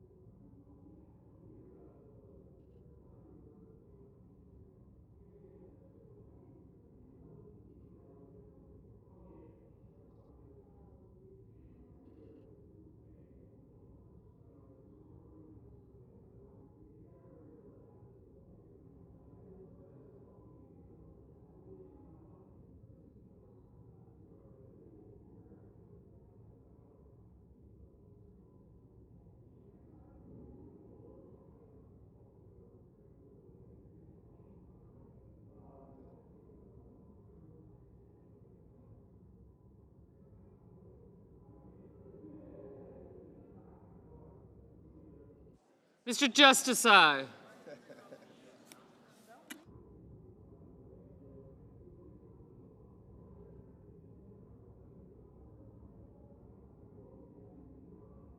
On this vote, the yeas are 69, the nays are 30, and the nomination is approved. On this vote, the yeas are 69, the nays are 30, and the nomination is approved. Under the previous order, the motion to reconsider is considered made and laid upon the table, and the President will be immediately notified of the Senate's action. The clerk will report the motion to invoke cloture. Cloture motion. We, the undersigned senators, in accordance with the provisions of Rule 22 of the Standing Rules of the Senate, do hereby move to bring to a close debate on the nomination of Anthony Tata of Florida to be Undersecretary of Defense for Personnel and Readiness, signed by 17 senators. Under the previous order, the mandatory quorum call under Rule 22 has been waived. The question is it the sense of the Senate that debate on the nomination of Anthony Tata of Florida to be Undersecretary of Defense for Personnel Readiness shall be brought to a close? The yeas and nays are mandatory under the rule. The clerk will call the roll. Ms. Alsop Brooks.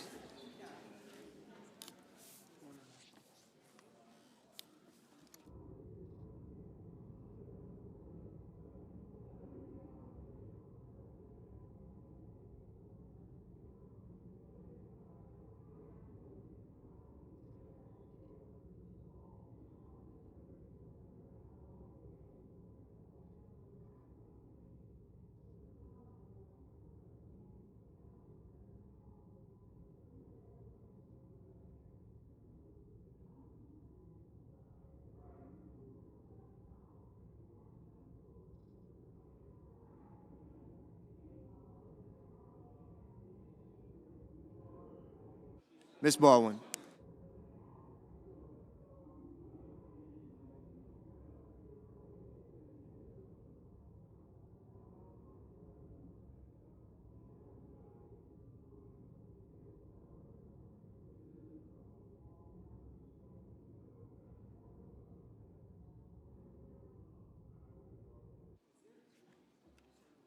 Mr. Banks.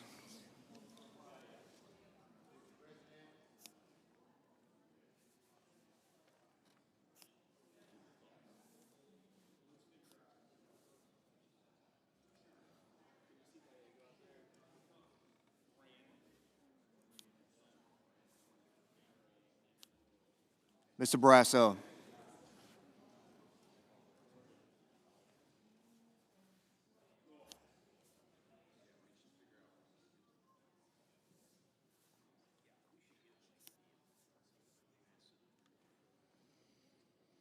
Mr. Bennett.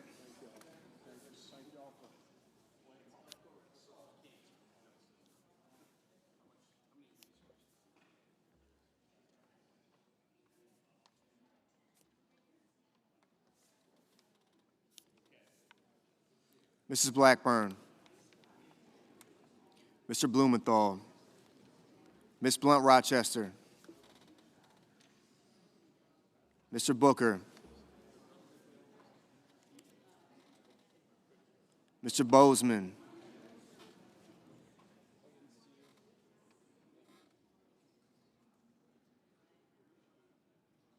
Mrs. Britt.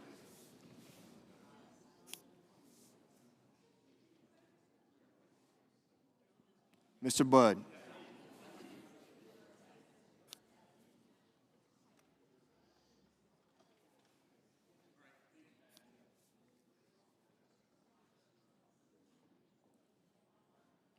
Ms. Cantwell.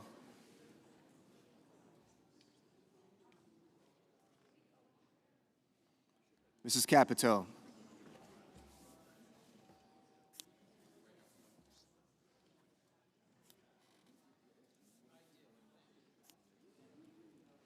Mr. Cassidy, Ms. Collins, Mr. Coons,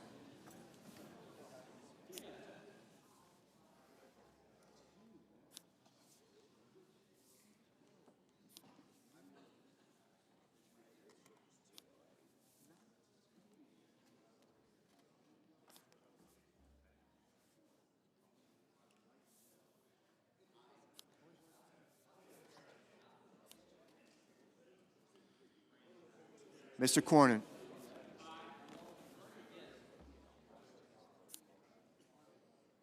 Ms. Cortez Masto,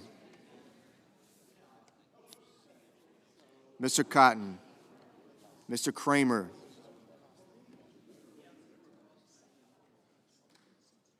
Mr. Crapo,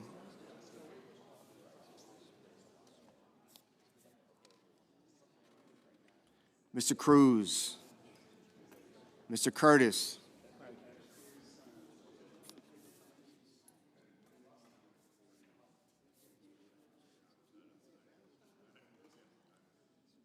Mr. Daines, Ms. Duckworth, Mr. Durbin, Ms. Ernst, Mr. Fetterman, Mrs. Fisher, Mr. Gallego, Mrs. Gillibrand, Mr. Graham, Mr. Grassley, Mr. Haggerty, Ms. Hassan, Mr. Hawley, Mr. Heinrich, Mr. Hickenlooper, Ms. Hirono,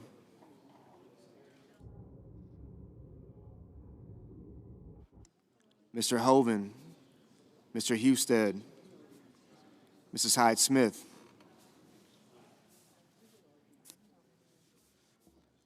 Mr. Johnson, Mr. Justice, Mr. Kane,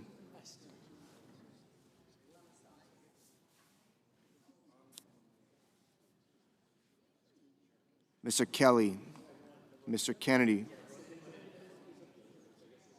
Mr. Kim, Mr. King,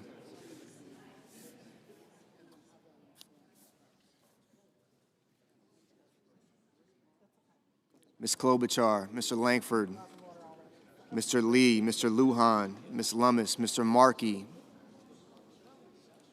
Mr. Marshall, Mr. McConnell, Mr. McCormick, Mr. Merkley, Mrs. Moody, Mr. Moran, Mr. Moreno, Mr. Mullen, Ms. Murkowski, Mr. Murphy,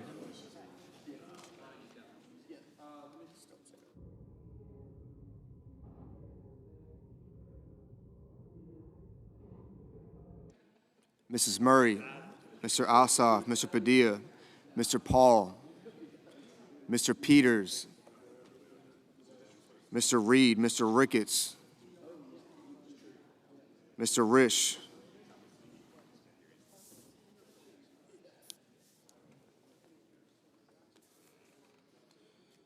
Ms. Rosen, Mr. Rounds, Mr. Sanders, Mr. Schatz, Mr. Schiff, Mr. Schmidt, Mr. Schumer, Mr. Scott of Florida, Mr. Scott of South Carolina, Mrs. Shaheen, Mr. Sheehy, Ms. Slotkin,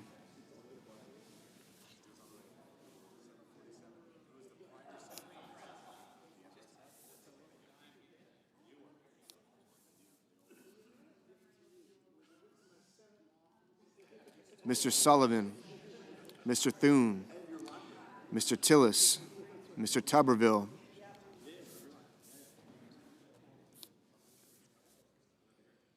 Mr. Van Hollen, Mr. Warner, Mr. Warnock, Ms. Warren, Mr. Welch,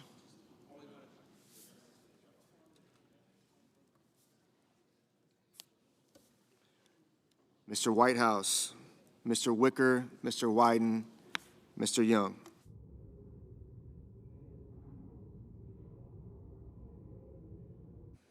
Senators voting in the affirmative: Banks, Budd, Cassidy, Collins, Cornyn, Cotton, Cruz, Curtis, Ernst, Fisher, Graham, Grassley, Hawley, Johnson, Justice, Kennedy, Lee, Lummis, McConnell, Moody, Moran, Moreno, Murkowski, Wicker, and Young. Senators voting in the negative: also Brooks, Baldwin, Bennett, Blumenthal, Coons, Cortez Masto, Duckworth, Durbin, Gallego, Heinrich, Hickenlooper, Hirono, Kelly, King, Lujan, Merkley, Murray, Ossoff, Padilla, Reed, Sanders, Schatz, Schiff, Schumer, Slotkin, Smith, Warner, Warren, Welch, Whitehouse, and Wyden. Mr. Daines, aye.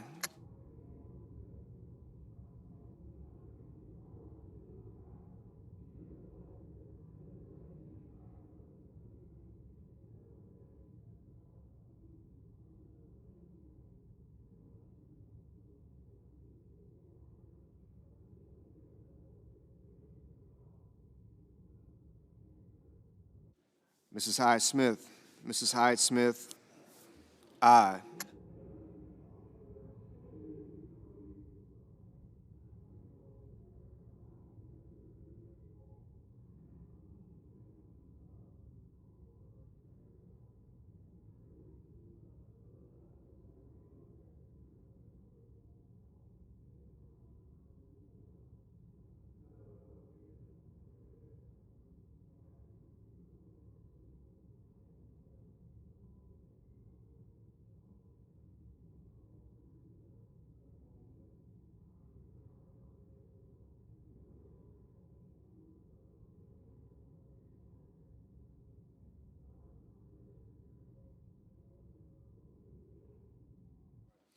Mr.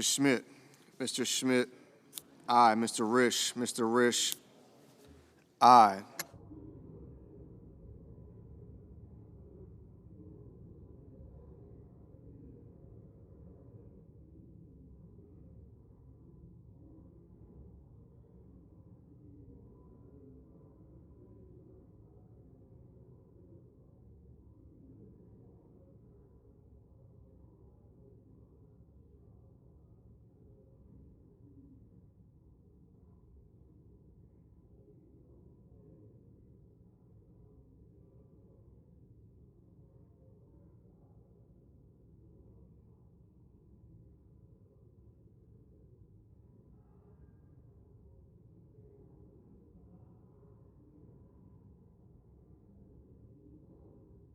Mr. Hoven.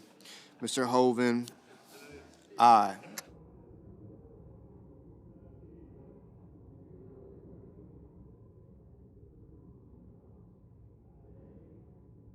Mr. Fetterman. Mr. Fetterman, no.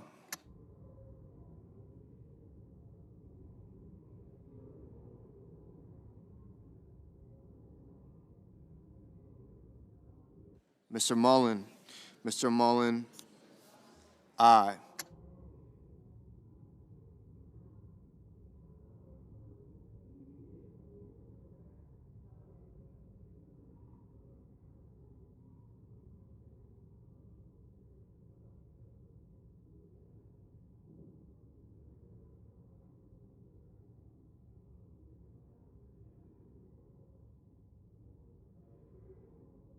Mr. Bozeman. Mr. Bozeman, aye.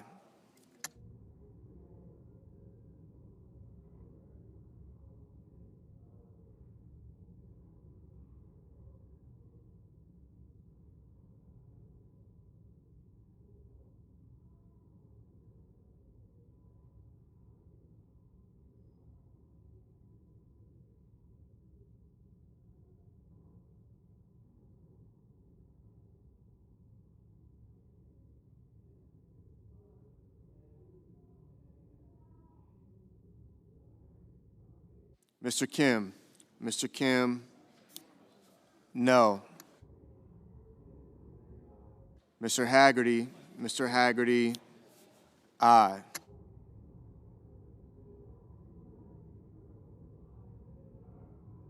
Mr. Langford. Mr. Langford, aye. Mr. Marshall. Mr. Marshall, aye.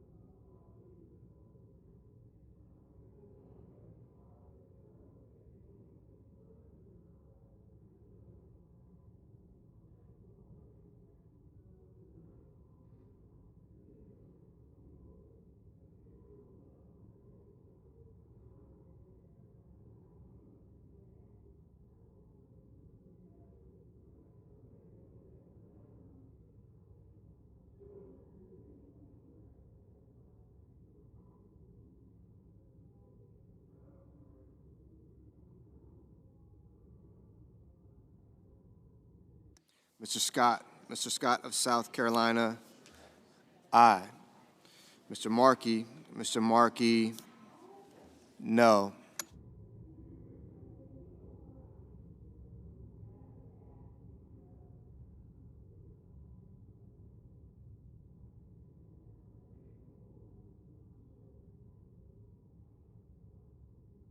Ms. Rosen. Ms. Rosen, no.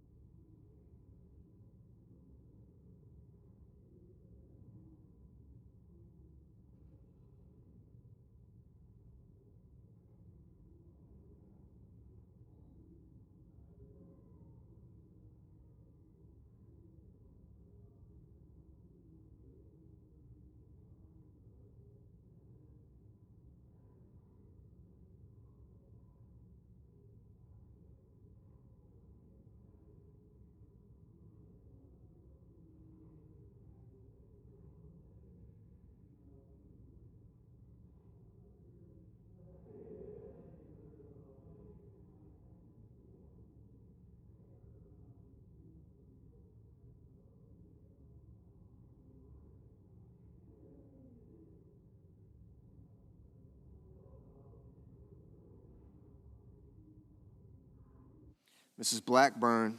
Mrs. Blackburn, aye.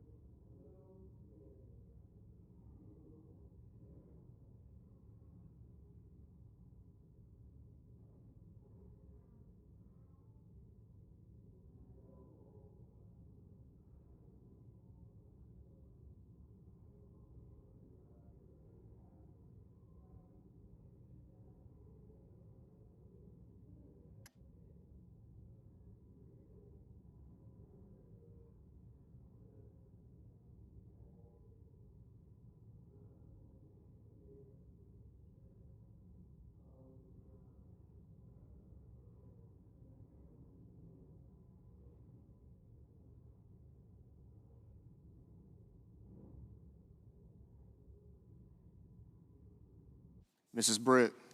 Mrs. Britt, aye.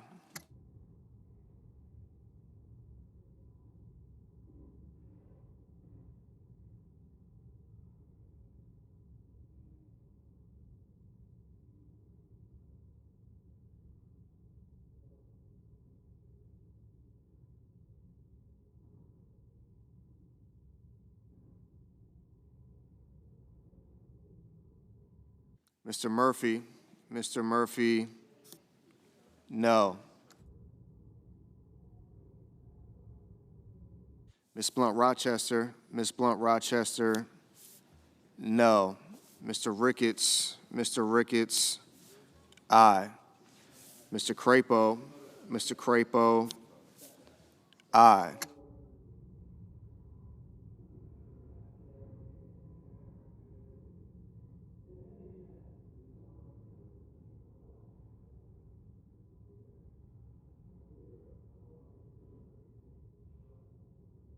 Mr. Barrasso.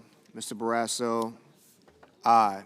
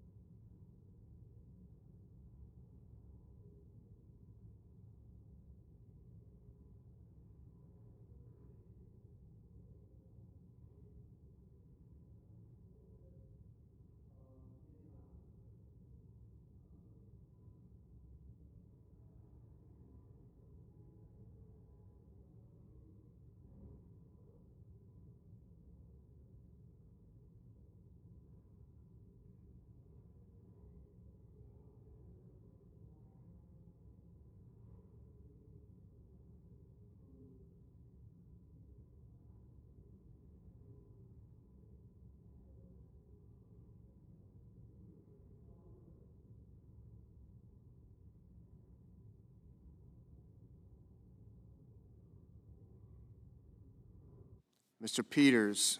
Mr. Peters, no.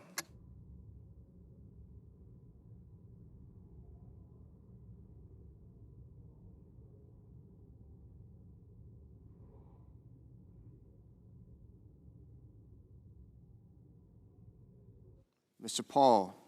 Mr. Paul, aye.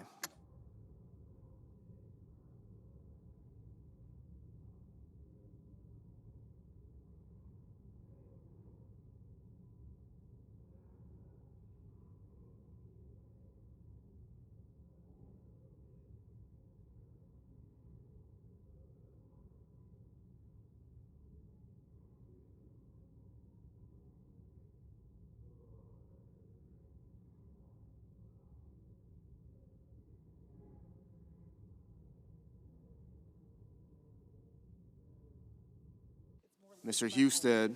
Mr. Husted. Aye.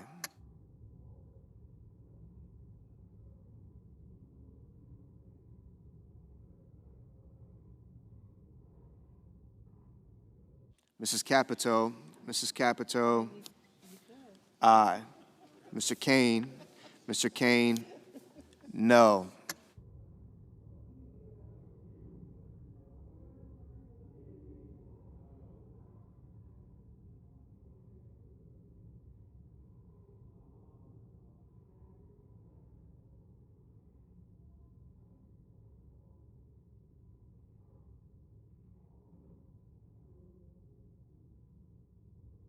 Ms. Cantwell. Ms. Cantwell. No.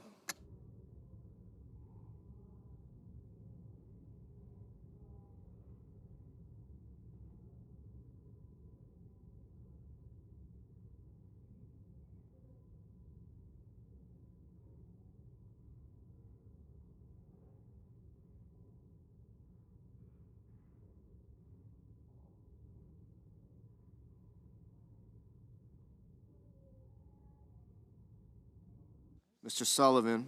Mr. Sullivan. Aye.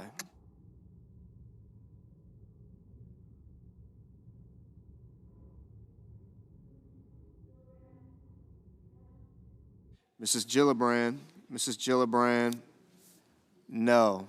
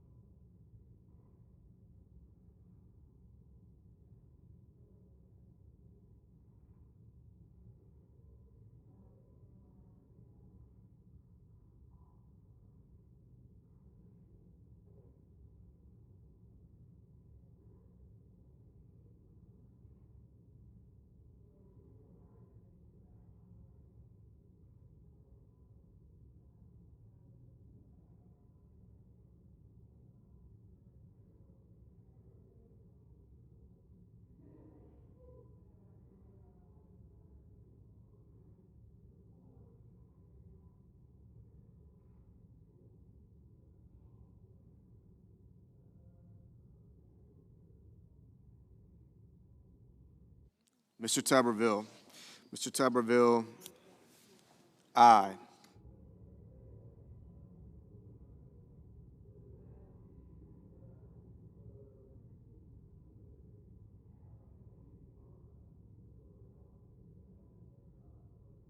Mr. Van Hollen. Mr. Van Hollen. No. Mr. Shaheen. Mr. Shaheen. No.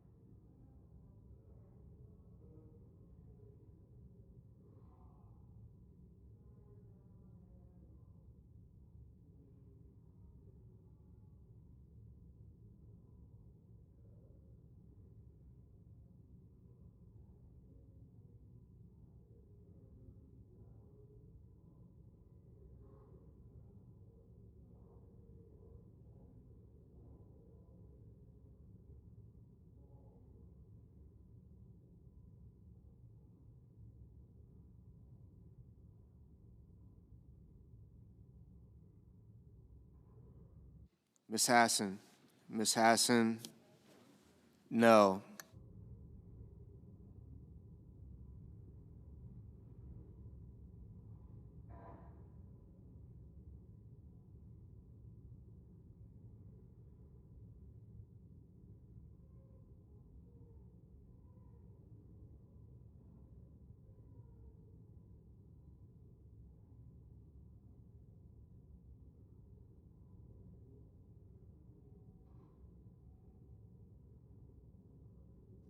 Mr. Sheehy. Mr. Sheehy, aye.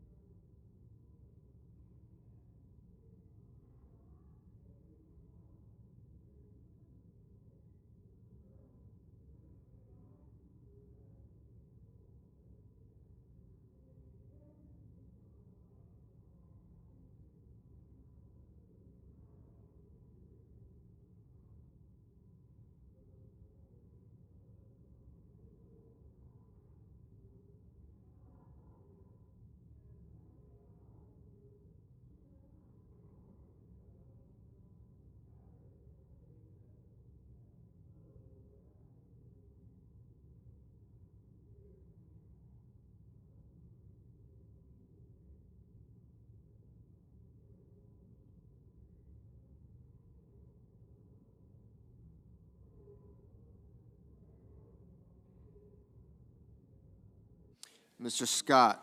Mr. Scott of Florida, aye.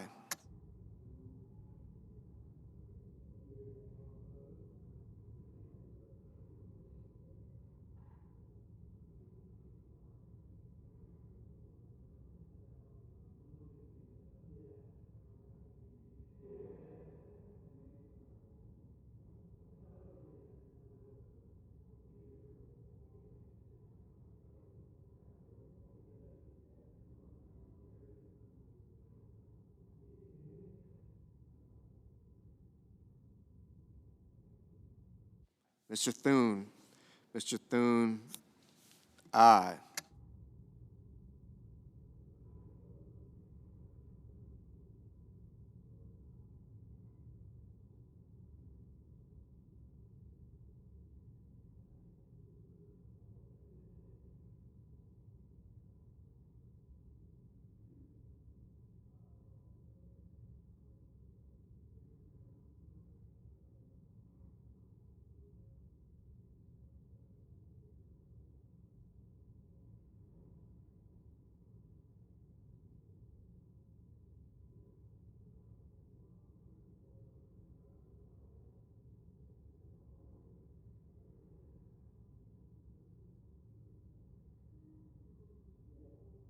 Mr. Rounds. Mr. Rounds, aye.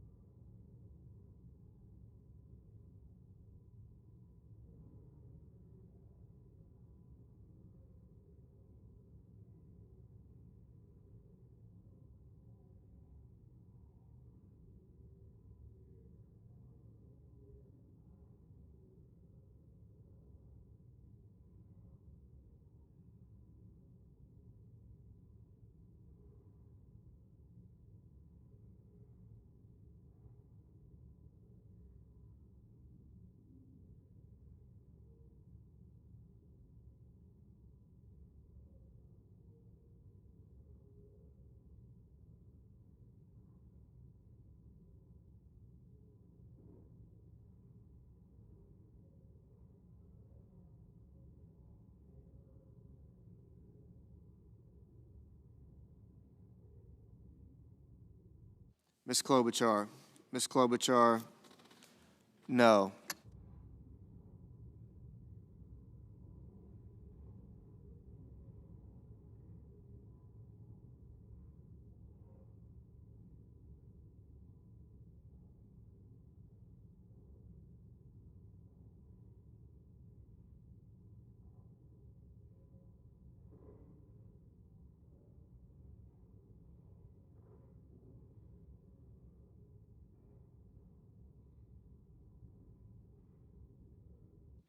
Mr. Tillis.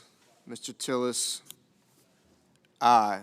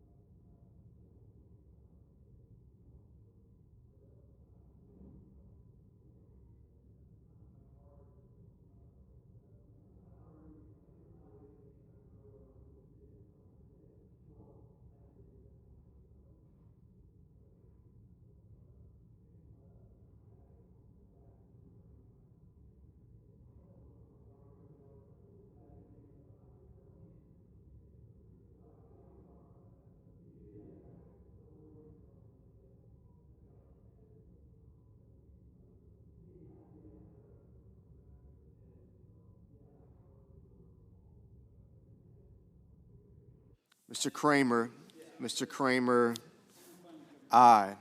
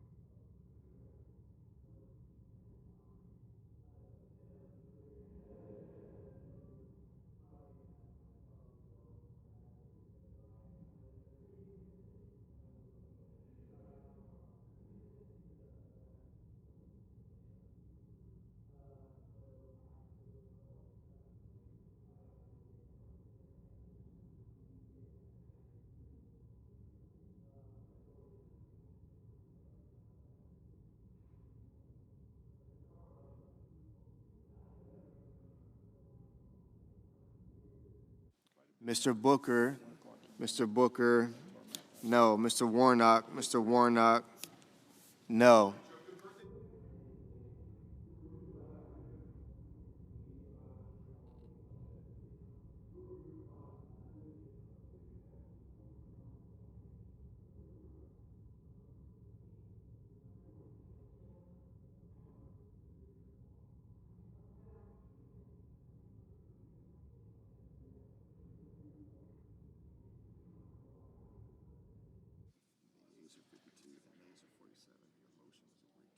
The yeas are 52, the nays are 47, and the motion is agreed to. The clerk will report the nomination. Department of Defense, Anthony Tata of Florida, to be Undersecretary for Personnel and Readiness. Under the previous order, the Senate stands in recess, subject to the call of the chair.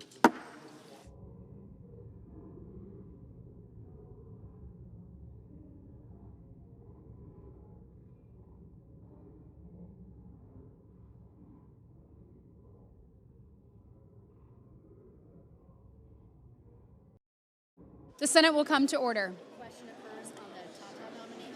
The question occurs on the Tata nomination. Is there a sufficient second? There appears to be. There is. The clerk will call the roll. Ms. Also Brooks, Ms. Baldwin,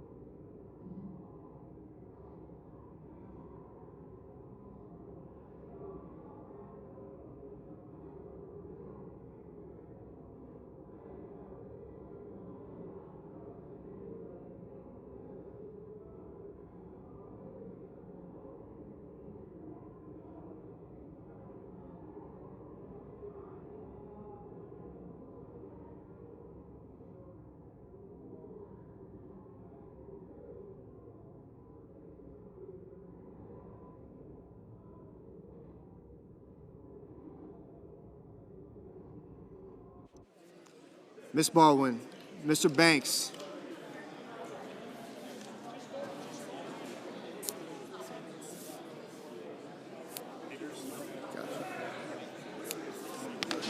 Mr. Barrasso, Mr. Bennett, Mrs. Blackburn,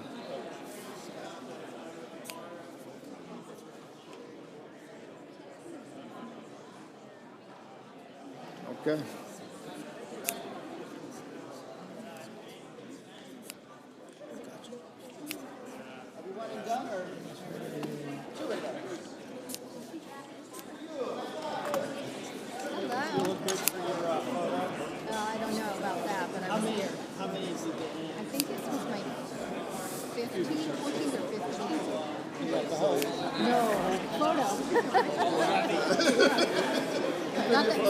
Almost that many reconciliations, too. They're both killing me. Some of them are behind my desk, some of them are in my attic. It's true. You don't really put them all on the wall, right? Although I do like to see the evolution of my hair. Yeah. Oh, wow. Oh, yeah? Huh. LBJ was retired. Yeah. I bet that was cool.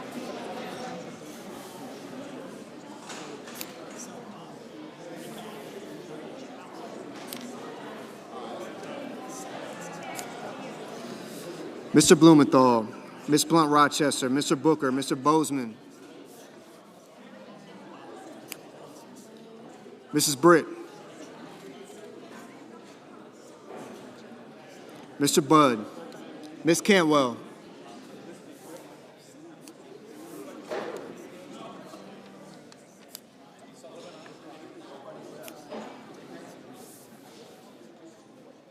gotcha.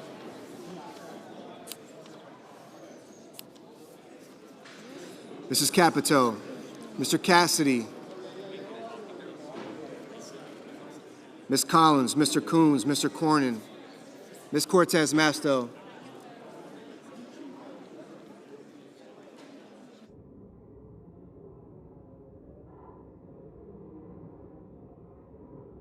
Mr. Cotton, Mr. Kramer, Mr. Crapo,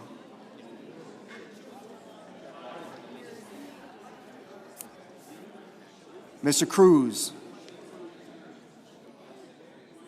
Mr. Curtis,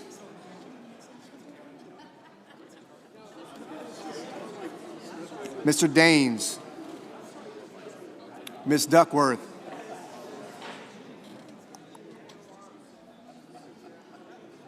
Mr. Durbin, Ms. Ernst, Mr. Fetterman, Mrs. Fisher, Mr. Gallego, Mrs. Gillibrand,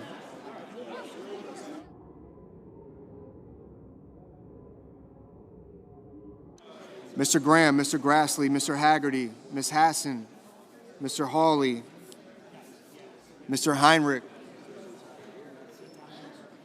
Mr. Hickenlooper, Ms. Hirono,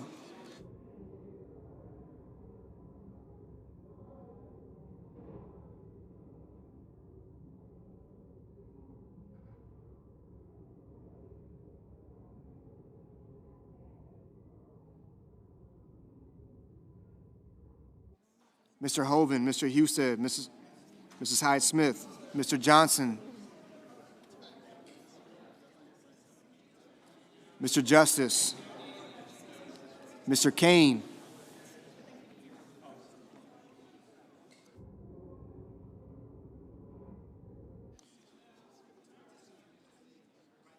Mr. Kelly, Mr. Kennedy, Mr. Kim, Mr. King,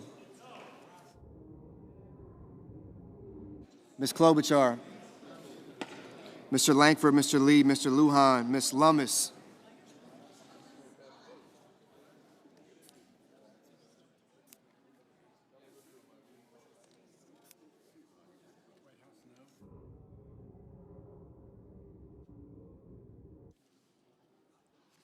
Mr. Markey, Mr. Marshall, Mr. McConnell, Mr. McCormick, Mr. Merkley, Mrs. Moody,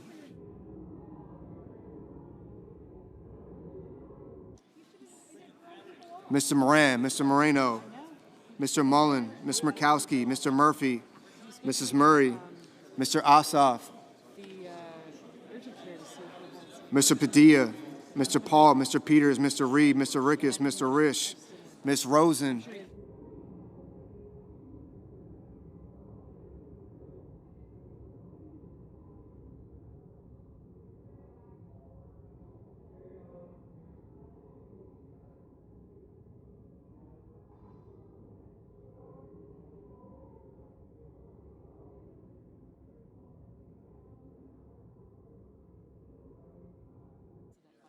Mr. Rounds, Mr. Sanders, Mr. Schatz,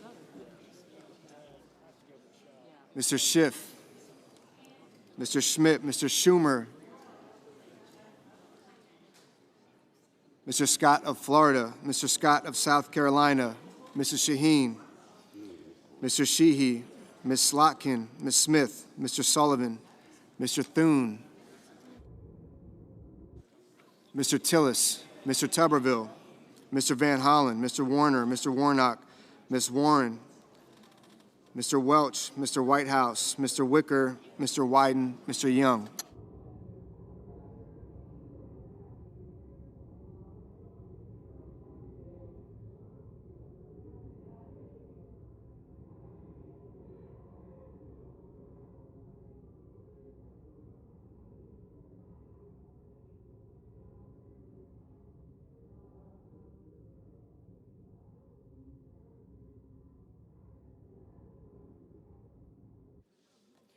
Senators voting in the affirmative: Barrasso, Blackburn, Bozeman, Britt, Budd, Capito, Collins, Cornyn, Cotton, Kramer, Cruz, Daines, Ernst, Fisher, Graham, Grassley, Haggerty, Hawley, Hoven, Husted, Hyde-Smith, Johnson, Justice, Kennedy, Lankford, Lee, Lummis, Marshall, McConnell, Moody, Moran, Moreno, Mullen, Murkowski, Paul, Ricketts, Risch, Rounds, Schmidt, Scott of Florida, Scott of South Carolina, Sheehy, Sullivan, Tillis, Tuberville, Wicker, and Young.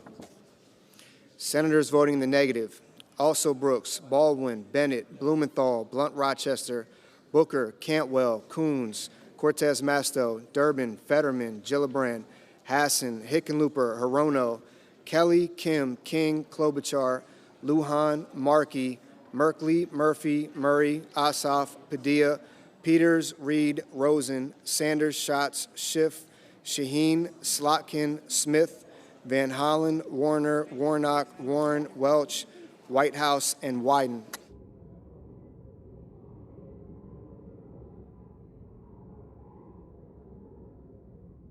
Mr. Thune, aye.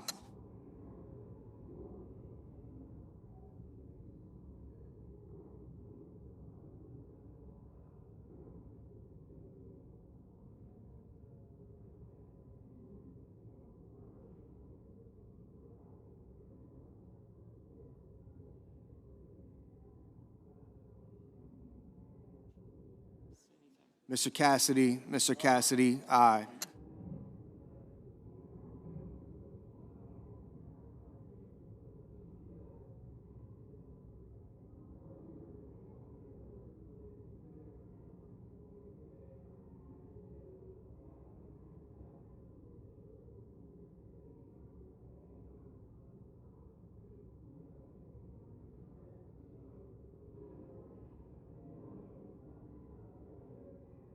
Mr. Gallego, no.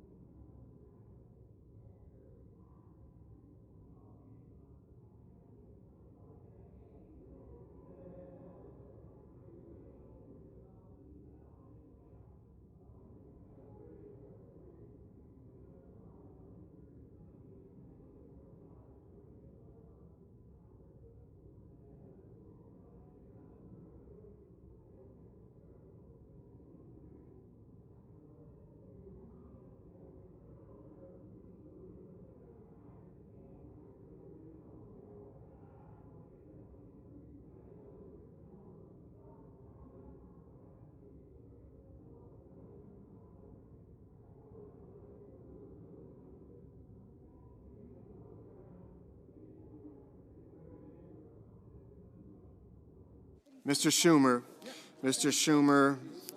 no.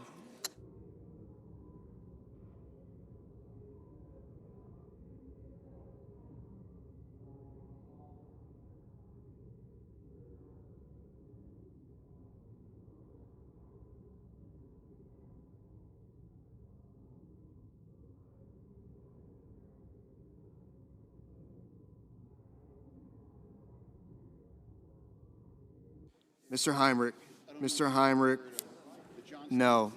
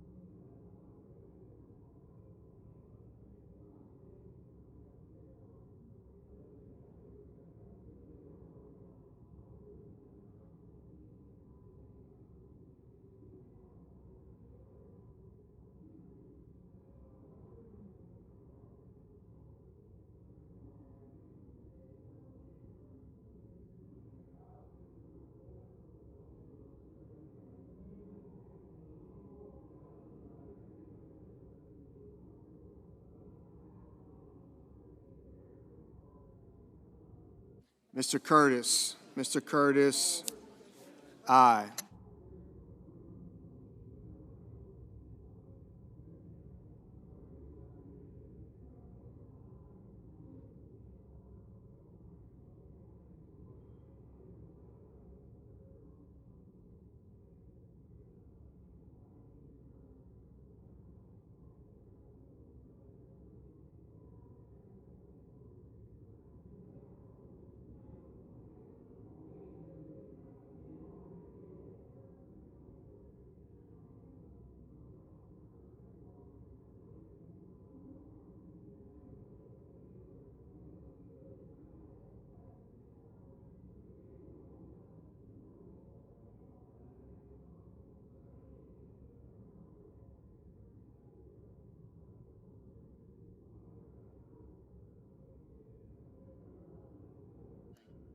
Mr. Crapo.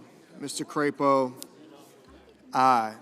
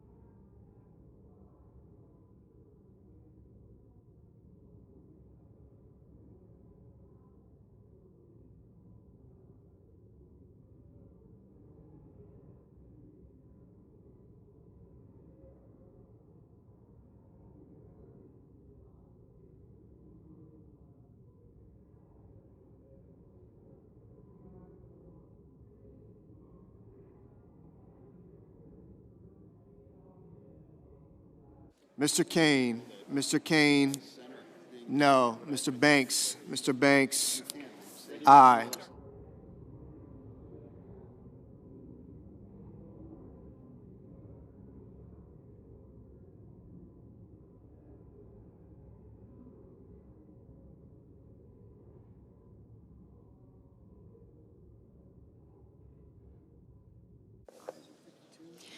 The ayes are 52, the nays are 46.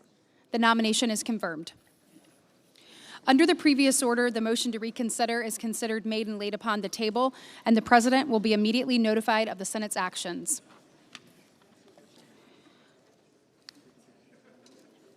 The clerk will report the motion to invoke cloture. Cloture motion. We, the undersigned senators, in accordance with the provisions of Rule 22 of the Standing Rules of the Senate, do hereby move to bring to a closed debate on the nomination of Joseph Edlow of Maryland to be Director of United States Citizenship and Immigration Services Department of Homeland Security, signed by 17 senators. Under the previous order, the mandatory quorum call under Rule 22 has been waived. The question is it the sense of the Senate that the debate on the nomination of Joseph Edlow of Maryland to be Director of the United States Citizenship and Immigration Services, Department of Homeland Security, shall be brought to a close? The yeas and nays are mandatory under the rule. The clerk will call the roll. Ms. Alsterbrooks.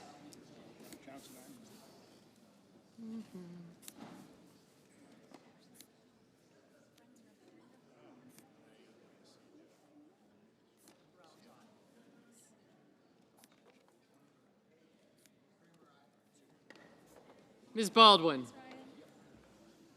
Mr. Banks. Aye. Thank you. Gotcha. Oh, nice haircut, sir. Not much.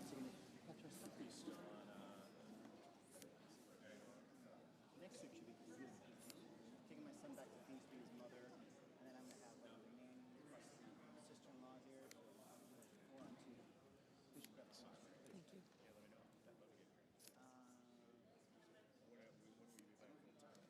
After the recess, yeah. Right, I can take your pictures. See you, bud.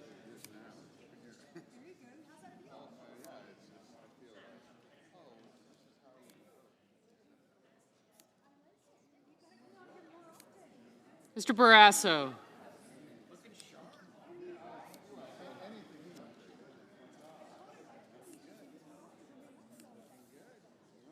Mr. Bennett, Mrs. Blackburn.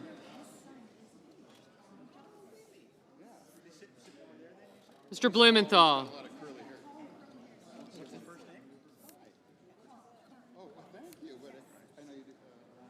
Ms. Blunt Rochester, Mr. Booker.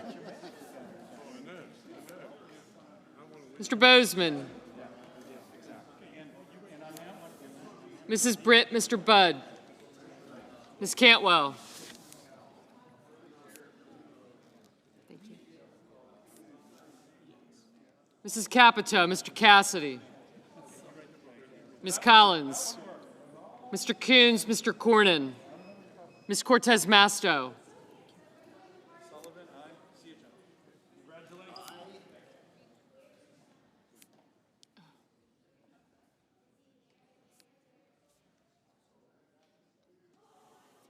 Mr. Cotton, Mr. Kramer, Mr. Crapo, Mr. Cruz, Mr. Curtis, Mr. Daines, Ms. Duckworth, Mr. Durbin, Ms. Ernst,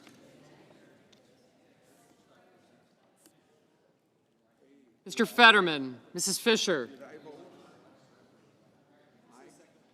Thank you. Mr. Gallego, Mrs. Gillibrand,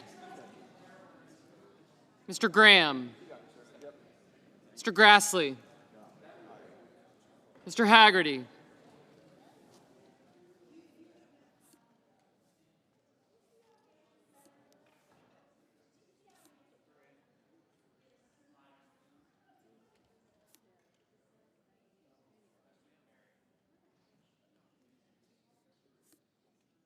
Ms. Hassan, Mr. Hawley,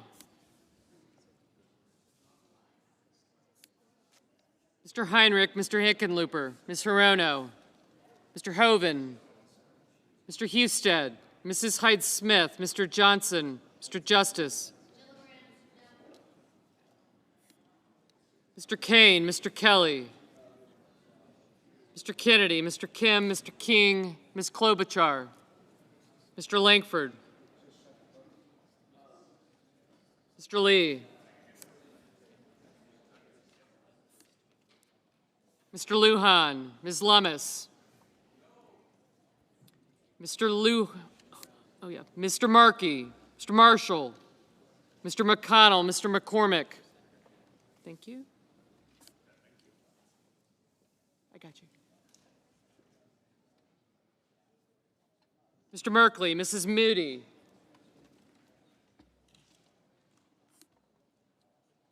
Mr. Moran, Mr. Marino,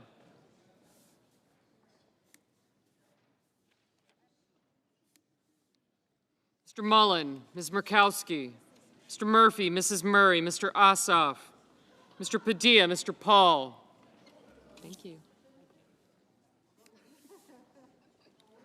Mr. Peters, Mr. Reed, Mr. Ricketts, Mr. Risch, Ms. Rosen, Mr. Rounds,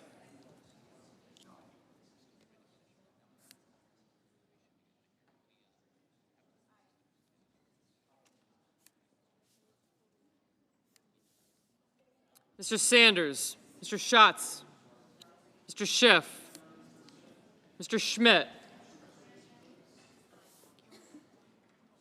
Thank you. Mr. Schumer, Mr. Scott of Florida, Mr. Scott of South Carolina, Mrs. Shaheen, Mr. Sheehy, Ms. Slotkin, Ms. Smith, Mr. Sullivan, Mr. Thune, Mr. Tillis, Mr. Tuberville, Mr. Van Hollen, Mr. Warner, Mr. Warnock, Ms. Warren, Mr. Welch, Mr. Whitehouse, Mr. Wicker, Mr. Wyden, Mr. Young. Senators voting in the affirmative: Banks, Barrasso, Blackburn, Britt, Budd, Capito, Cornyn, Cotton, Kramer, Curtis, Daines, Fisher, Graham, Grassley, Haggerty, Hyde-Smith, Johnson, Justice, Kennedy, Lankford, Moran, Hall, Rounds, Sullivan, Tillis, Wicker, and Young. Senators voting in the negative: also Brooks, Bennett, Blunt Rochester, Booker, Coons, Cortez Masto, Durbin, Fetterman, Gallego, Gillibrand, Hassan, Heinrich, Hickenlooper, Hirono, Kane, Kim, King, Lujan, Merkley, Murphy, Murray, Ossoff, Padilla, Peters, Reed, Rosen, Schatz, Schiff, Schumer, Shaheen, Slotkin, Smith, Van Hollen, Warner, Warnock, Warren, Welch, Whitehouse, and Wyden. Ms. Collins, aye. Mr. Mullen, aye. Mr. Tuberville, aye.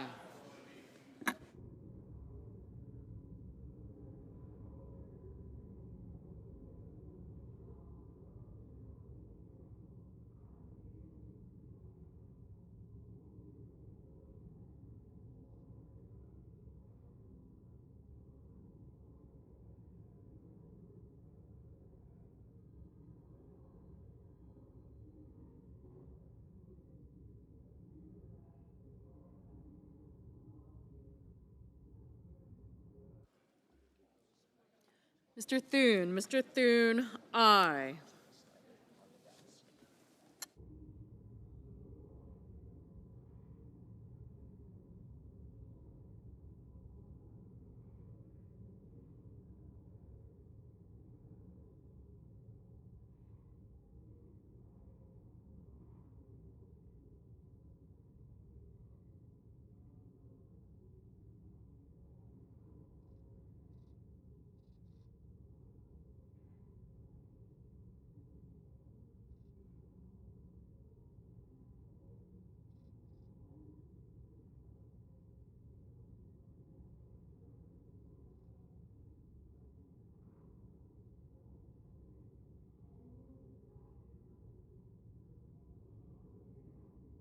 Ms. Klobuchar, no.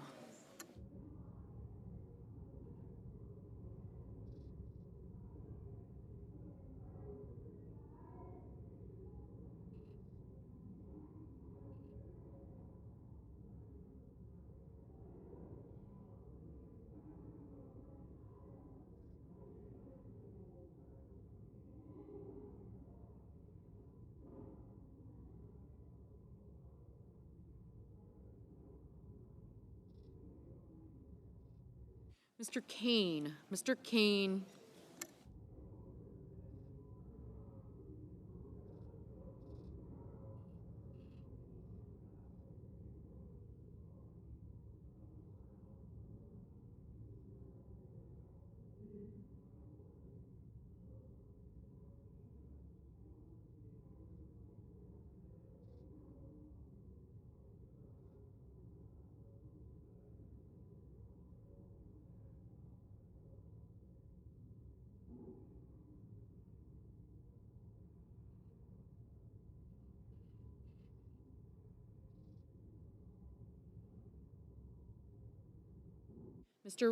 Mr. Risch, aye. Mr. McConnell. Mr. McConnell, aye.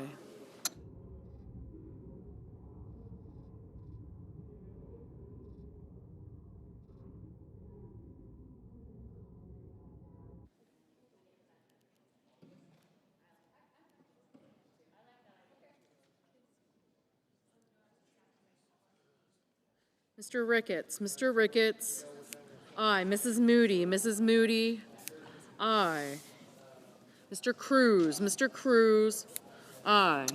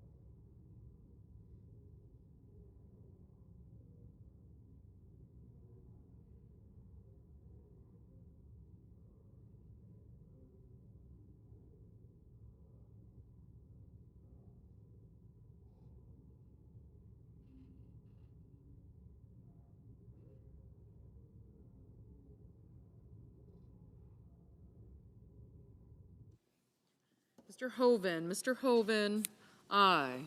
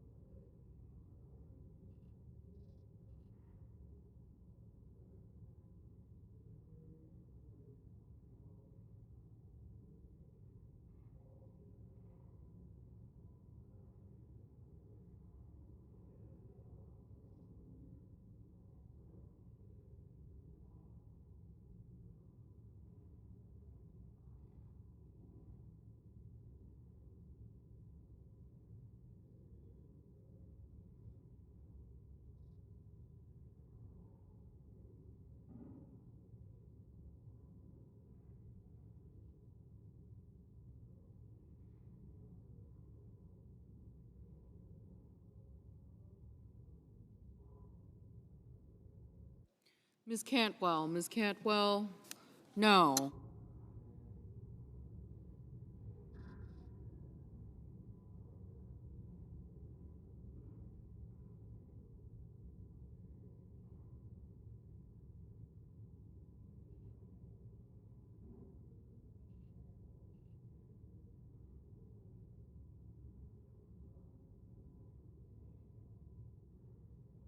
Ms. Baldwin, no. Mr. Blumenthal, no.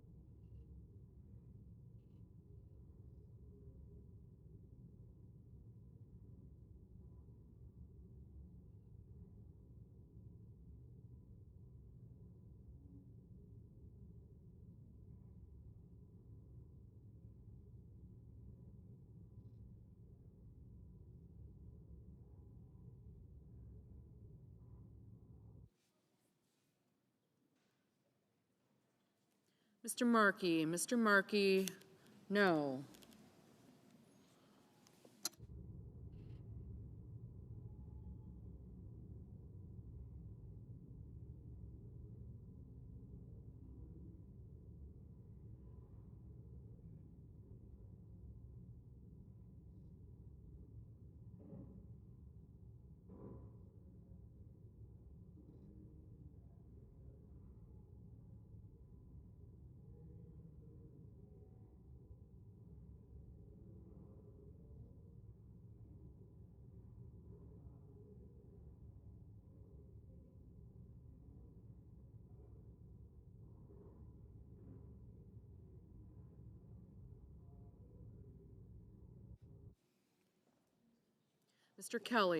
Mr. Kelly, no.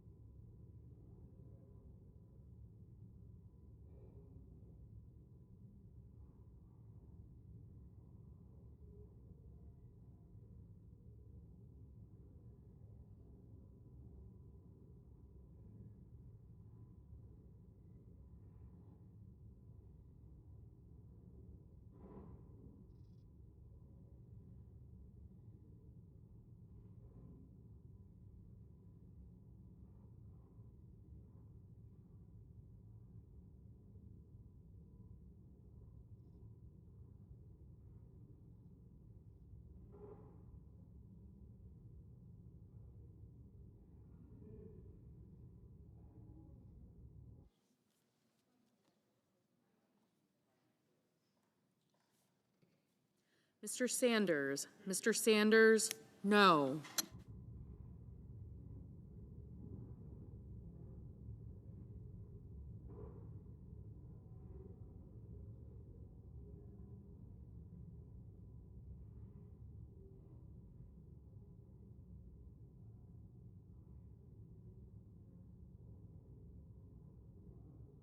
Mr. Cassidy, aye.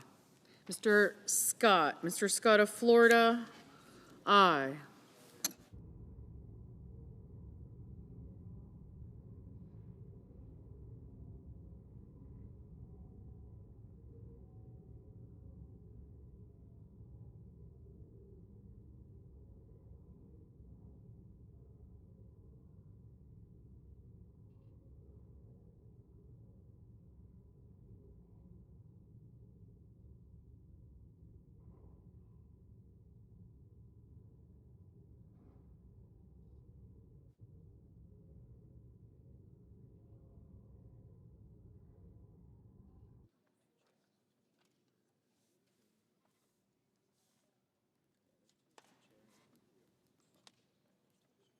Mr. Husted. Mr. Husted, aye.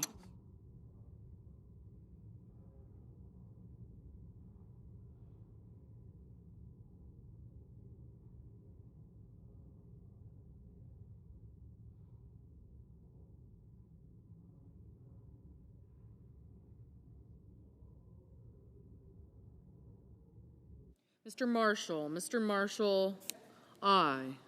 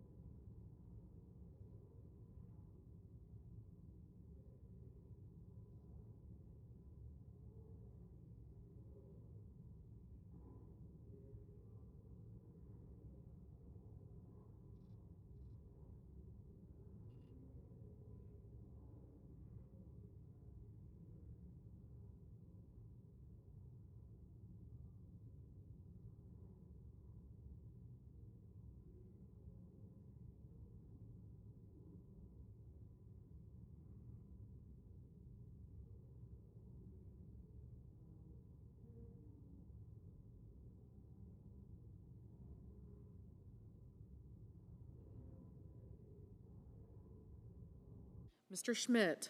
Mr. Schmidt, aye.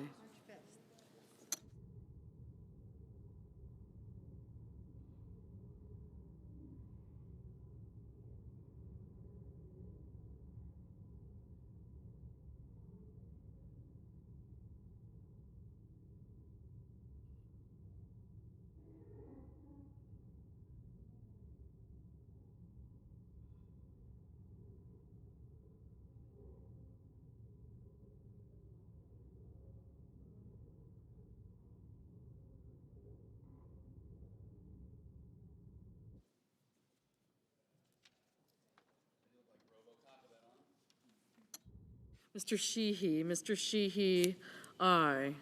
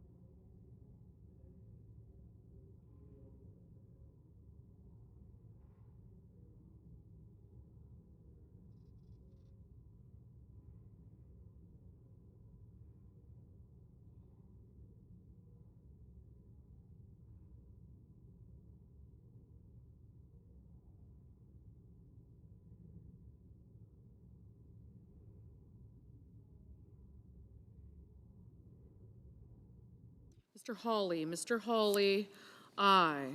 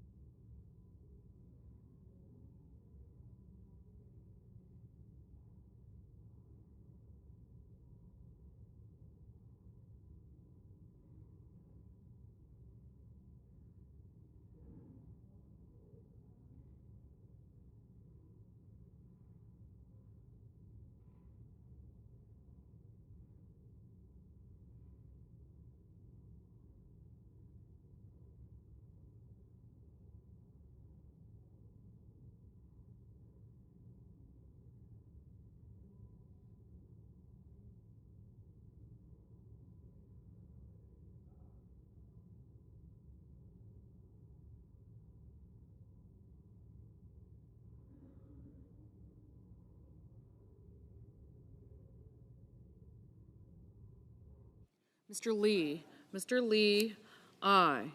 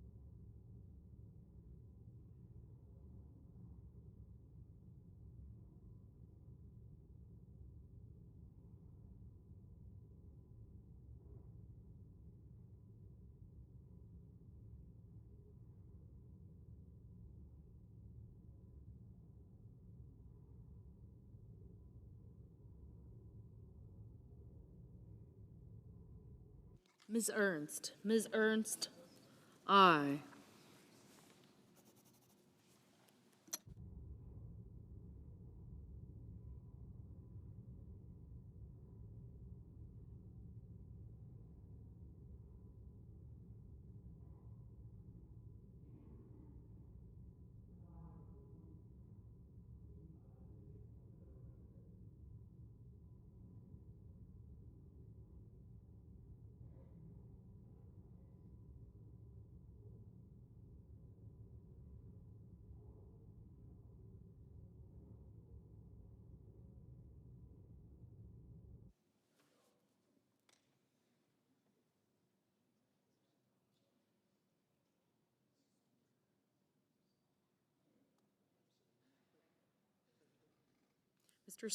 Mr. Scott of South Carolina, aye.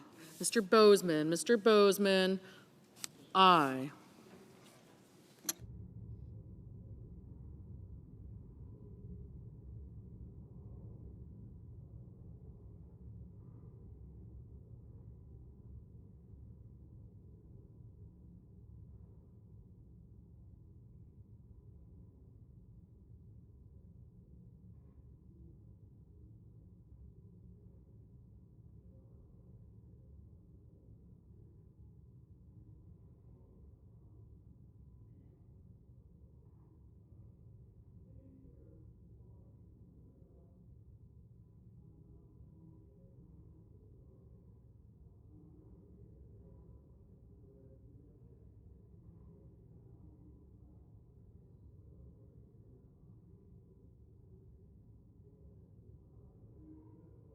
Mr. Marino, aye.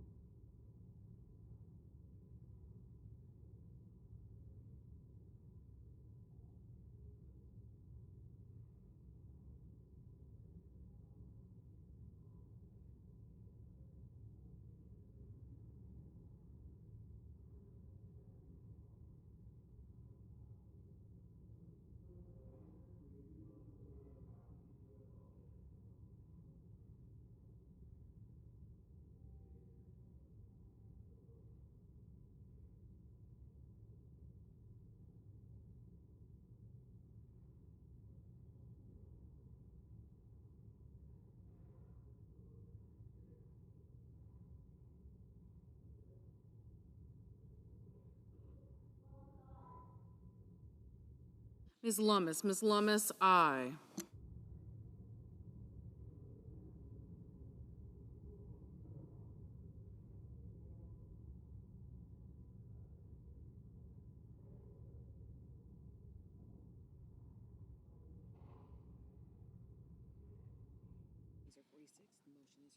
On this vote, the ayes are 50, the nays are 46. The motion is agreed to. The clerk will report the nomination. Nomination, Department of Homeland Security, Joseph Edlow of Maryland to be Director of United States Citizenship and Immigration Services.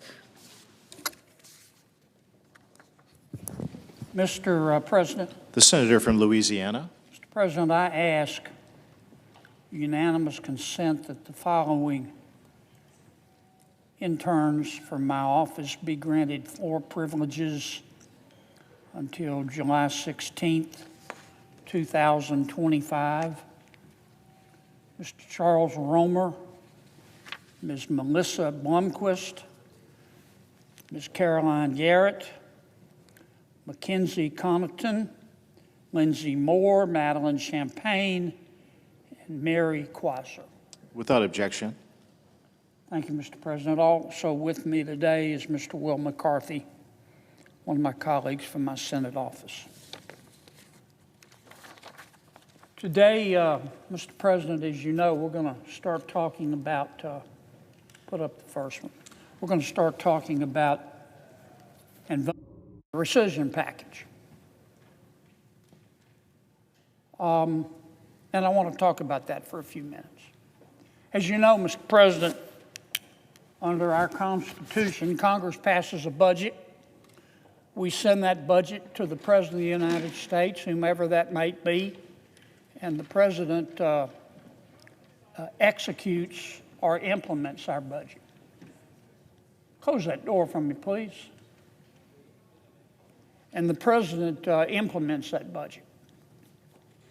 On occasion, under federal statute, the President has the authority, after we have passed a budget in Congress, to look at the budget and say, you know, I don't need all this money to accomplish the goals that Congress established and instructed me to accomplish. And so the President can contact us and say, Congress, I would like you to rescind some of the spending in the budget that you sent to me. It's called a rescission bill or a rescission package. President Trump has sent us a rescission bill or a rescission package asking the United States Congress to cut the budget by roughly $9 billion. And that's what we're going to start voting on today. Now, $9 billion is a lot of money, except when you compare it to the overall federal budget. $9 billion, despite the fact that it's a bucket load of money, is 1/10 of 1% of the federal budget. 1/10 of 1% of the federal budget. It gives you an idea of how big the federal budget is. I think most people, most adults anyway, understand that in life, what you say doesn't really matter.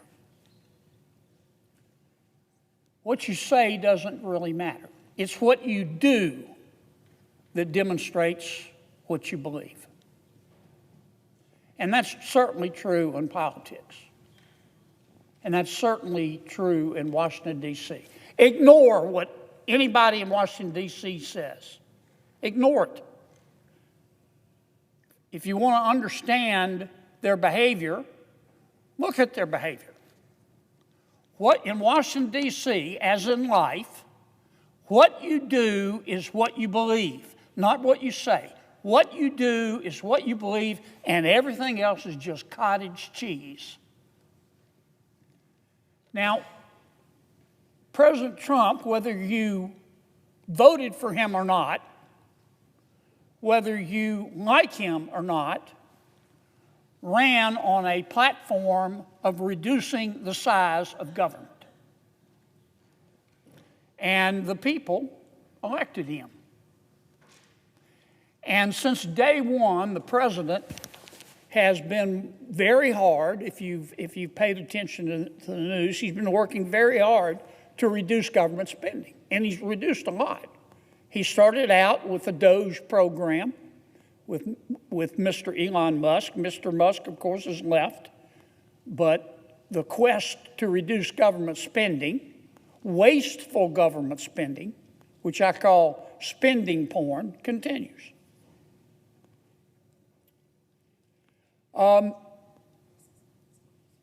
Every Republican in the United States Senate has voiced approval of what the president has done. Every Republican, every one of my colleagues, myself included, has said to the president, "Attaboy, Mr. President, go get them. Keep issuing those executive orders. Reduce the spending. We're spending too much money. We've got a $37 trillion debt. Keep going, Mr. President." And the president has, but he's been doing it through executive order. There's only so much you can do through executive order. An executive order issued by a president expires when the president's no longer in office. The only way to permanently reduce spending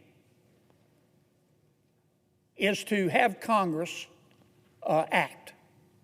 And that's what the president's asking us to do in this rescission bill. What you do is what you believe, and everything else is just cottage cheese.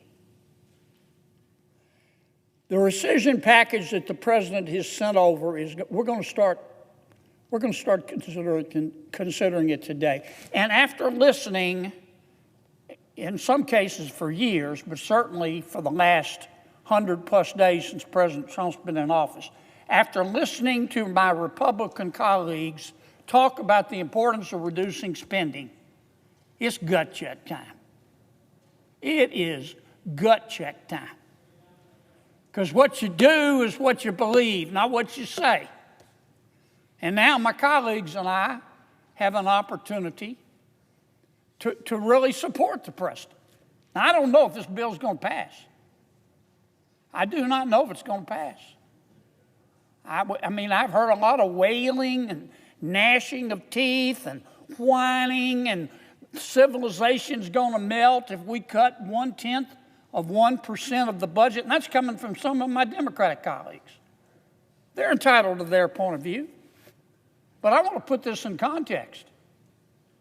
After all of us on my side of the aisle telling the world that we need to reduce spending, if we vote against this rescission package and refuse to reduce spending by 0.1% of the budget, we ought to hide our heads in a bag.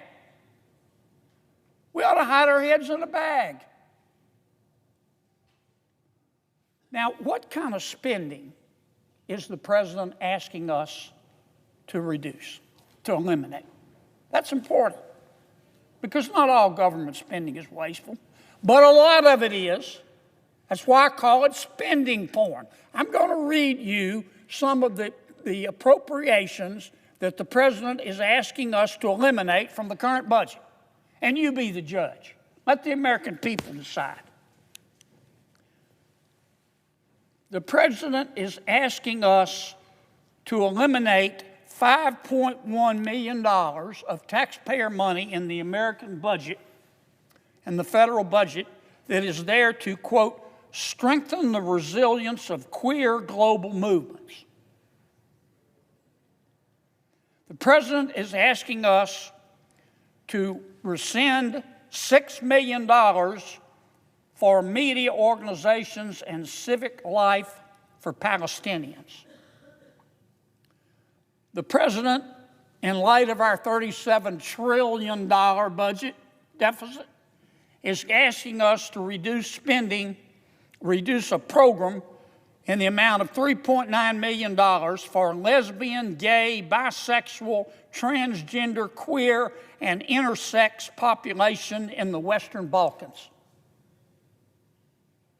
The President is suggesting that we eliminate a program, $1 million for voter ID programs in Haiti. This is your money, folks.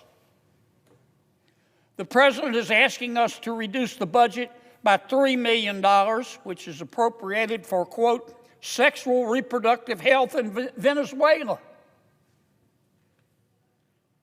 $3 million for circumcision, vasectomies, and condoms in Zambia. I didn't make this stuff up. It's in the budget. $3 million for Sesame Street in Iraq. $833,000 for transgender people, sex workers, and their clients in Nepal. $882,000 for social media mentorship in Serbia and Belarus. $3.6 million for pastry cooking classes, cyber cafes, and dance focus groups for male prostitutes in Haiti. How many Americans, Mr. President, do you think we should be spending their money to fund male prostitutes in Haiti? But there it is in our budget, bigger than Dallas, and the President is saying, cut it out. $6.2 million for Venezuelan migrants in Colombia, $500,000 to buy Rwanda electric buses. I love Rwanda. If they want electric buses, they've got a budget. $300,000 for a pride parade in Lesotho. $300,000 for lesbian, gay, bisexual, transgender, queer, intersex advocacy in Uganda. $500,000 for biodiversity in Peru. I could keep going. I could go the rest of the day and the night. Now, I know what you're thinking. How in God's name, on God's green earth, did this spending porn get in the federal government's budget?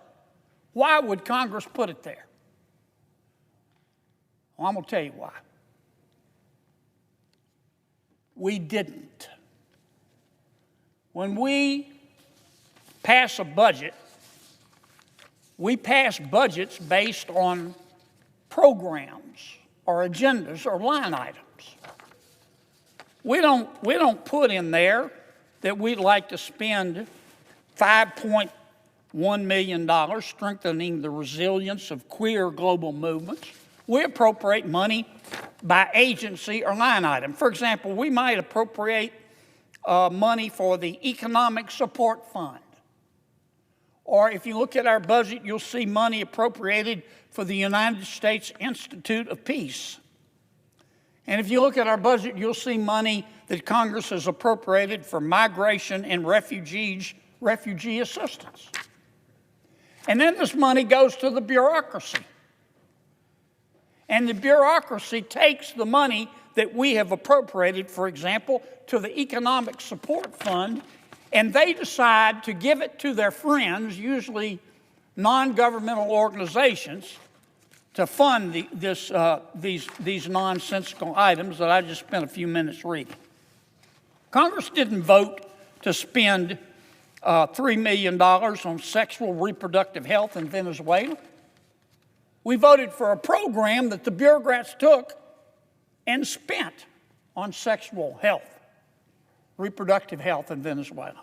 That's not an excuse, but I get that question all the time. Why did Congress vote to do this? We didn't. The bureaucracy did. It's a giant rogue beast. But the point is, Trump caught it, and his people caught it, and the president is saying, get rid of it. We would be better off. All these programs of spending porn, we'd be better off taking this money and spending it on on scratch tickets and blackjack. We'd be better off taking all of this money that I just talked about and spending it on scratch tickets and blackjack. At least taxpayers might have a chance of getting a return. That's how out of control this is. But if you listen to some of my colleagues, oh my God, if we cut $9 billion civilization, if we cut the spending point, civilization's going to melt. Now, there's one other thing in our budget that the president's asking us to cut. He's asking us to cut a little over $1 billion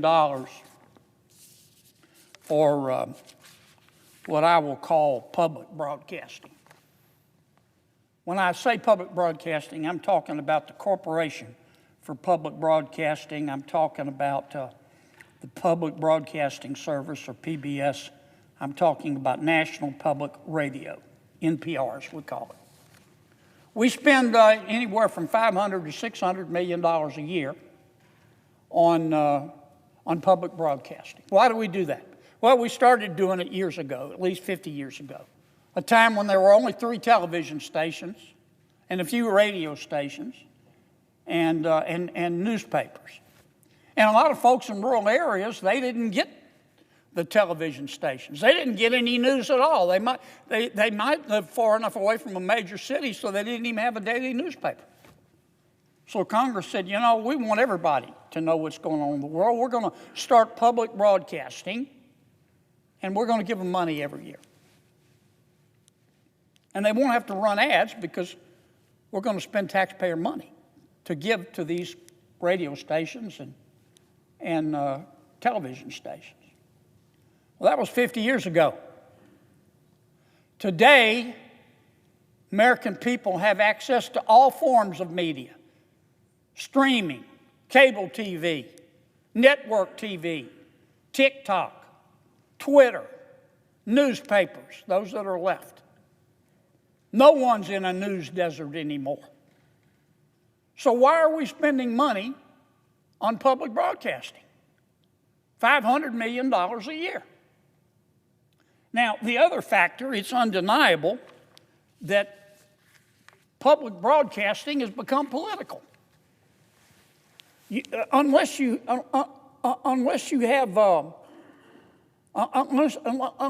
been a huge disappointment to your parents, you understand, if you listen to public broadcasting, that it's representing today one political point of view. The president of public broadcasting, no one would mistake her for Walter Cronkite, I can assure you. Her name is Catherine Mayer. This is her position.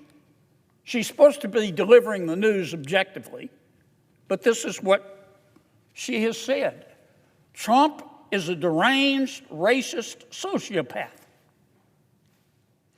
The president and CEO of NPR thinks that America is, quote, addicted to white supremacy. She has denounced the use of words boy and girl. She says that's, quote, erasing language for non-binary people. She contends that the United States was founded on the basis of, quote, black plunder and white democracy. That's who's running the show over there. She's entitled to her beliefs. This is America. You're entitled to believe what you want. And NPR and PBS and the Corporation for Public Broadcasting are entitled to publish and broadcast what they publish, but not on the taxpayer's dime. When we owe $37 trillion, and we really owe that money, we have no business spending $500 million a year giving it to any form of media. We don't fund CNN. We don't fund Fox News. We don't fund newspapers. Why are we funding PBS and NPR and the Corporation for Public Broadcasting? And all the president is saying, I don't want you to do that anymore. Congress. I don't want you to fund any media, any form of media. PBS, for example, has the right to publish what they want, but Congress shouldn't give them taxpayer money to do it. Let them go raise money in the private sector, and the president's right. The president is absolutely right. And that's all this rescission bill is going to do, Mr. President. It's going to bring a little bit of sanity back to our appropriations process. I'm going to end on this note, Mr. President. I'm going to end as I began. What you do is what you believe, and everything else is just cottage cheese. I've been here 10 years, every one of those 10 years, but especially in the last 100 days, since President Trump was reelected and started talking about reducing spending, I've listened to all of my Republican colleagues encourage the president and say, that's great, we've got to reduce spending, we've got to reduce spending. Well, here's your chance. Here's your chance. It's gut check time. You either believe in reducing spending or you don't. You either support spending porn or you don't. We're going to find out who does and who doesn't here in about 3 or 4 hours. Mr. President, I yield the floor.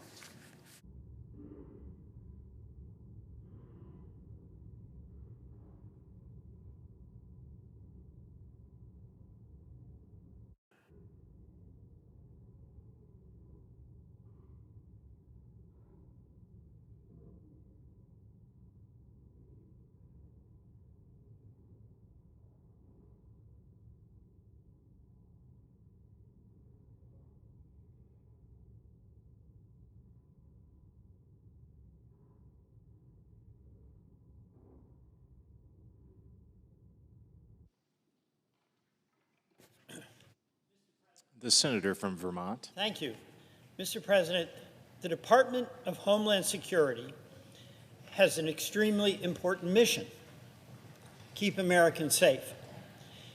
And under that mission, the department is tasked with 2 critical jobs: border security and disaster response. Mr. President, our current Secretary of Homeland Security, Kristi Noem, has failed both. In her short tenure, Secretary Noem has overstepped, underperformed, and endangered the lives of countless Americans. Mr. President, I believe it is time for Secretary Noem to resign or for her to be fired. Mr. President, Secretary Noem has undermined FEMA's work, and in so doing endangered disaster victims. Just a few months ago, Secretary Noem said in a cabinet meeting, and I quote, "We are eliminating FEMA." And she meant it. She meant it. And we saw evidence of that in what happened in not just in Texas, but in North Carolina, New Mexico, California, Kentucky, Hawaii, Vermont, where FEMA is absolutely crucial to helping people and communities and businesses recover from disaster. We need FEMA. And it's only the resources of the federal government that can surge resources into affected communities. And we can't lose that function and that capacity. When you need safety from a flood, when you need to start the long road to recovery, you need the support of the federal government. No state, no community cannot do this alone. But Mr. President, I have seen from our experience in Vermont that FEMA, in fact, must be reformed. It must not be destroyed, as Secretary Noem has suggested. My view, we cannot have a leader in charge of FEMA that is committed to its destruction.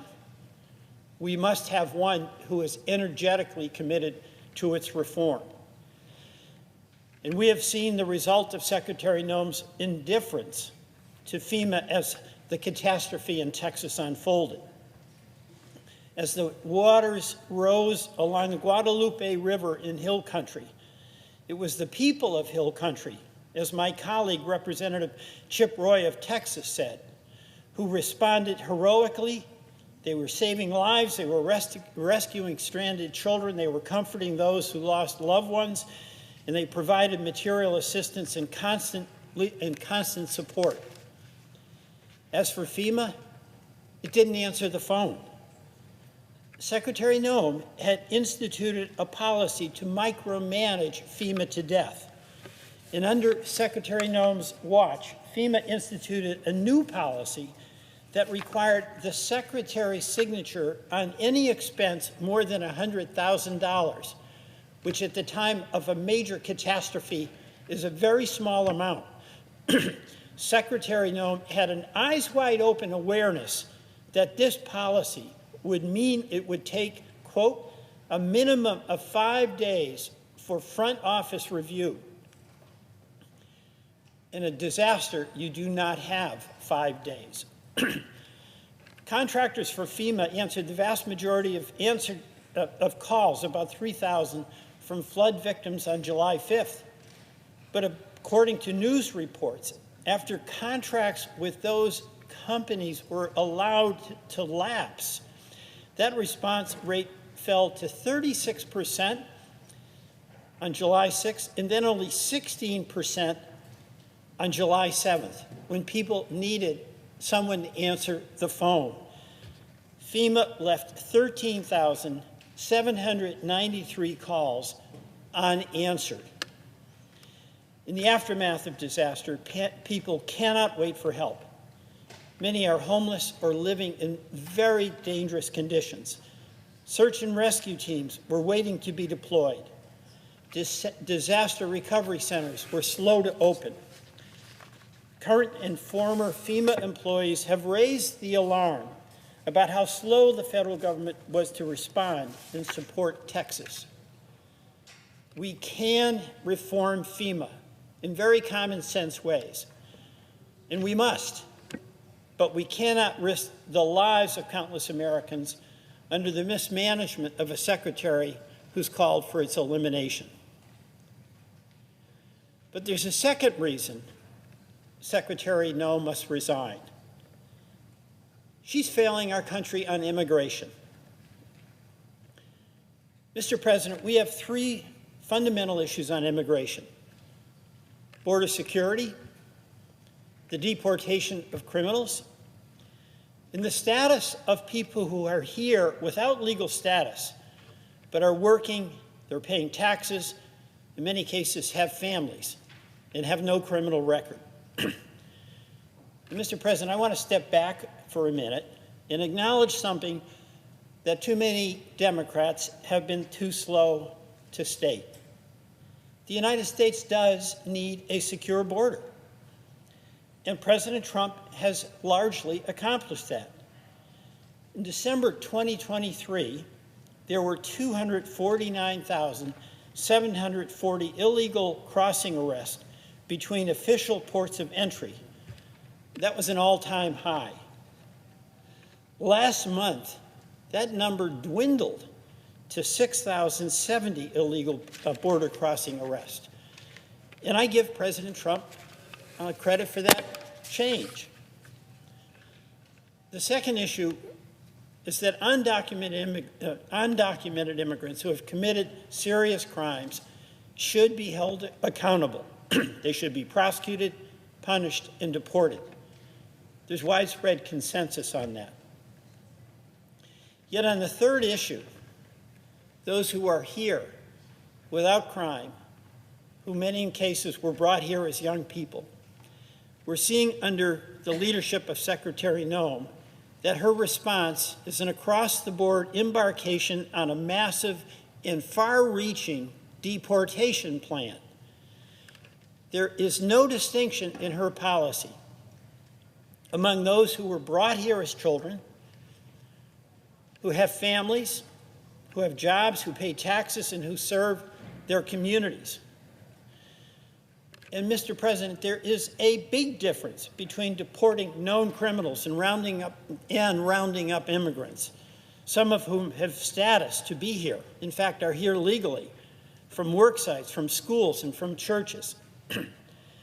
This mass deportation policy is not about serving America and doing what our country needs to be strong and safe. It's instead about Secretary Noem accumulating the highest possible headcount of deportees. It's hurting those folks, their families, and their communities, of course, but it's also hurting America, and particularly rural America. Our farmers depend on labor to milk their cows, to pick their crops. It's weakening our construction industry, where workplace raids are shutting down construction sites, including for low-income housing, which we so desperately need. It's decimating our healthcare workforce in the hospitality industry in every state in the union. Mr. President, we need a Homeland Security Secretary who will help us develop a sensible policy for folks who are here without status, but have no criminal record, who work, who have families, and are taxpayers. There's no restraint. There's no nuance. There's no judgment being applied by the department leader, the Secretary of Homeland Security, to develop a policy that makes sense, a policy that balances security and our economy, a policy that makes a distinction between law-abiding people who know no country other than the United States of America versus criminals who should not be allowed to remain in the country. And finally, Mr. President, I have significant concerns about Secretary Noem's fiscal mismanagement and self-aggrandizement as DHS Secretary. This fiscal issue is particularly important in light of the billions of dollars that were allocated to that department in the recent legislation. Secretary Noem awarded as much as $200 million for an ad campaign that she starred in, thanking President Trump for his immigration policy and warning migrants in the U.S. to leave, a campaign that was reportedly awarded to a Republican campaign consultants. Secretary Noem spent $21 million to transport 400 migrants to Guantanamo Bay, $55,500 per person. Do we really need to spend that much? And several of those migrants were quickly transferred out of the facility. There are also too many instances of Secretary Noem putting her personal ambition ahead of her mission responsibility. She's posed for photos and videos using detained people as props. She's joined television interviews in various uniforms as a Border Patrol agent. She's treated ICE raids as political theater. And while in Vermont at the Haskell Free Library and Opera House, it's a library that sits directly on the Vermont-Canadian border, the Secretary jumped from one side of the line in the middle of the library and parroted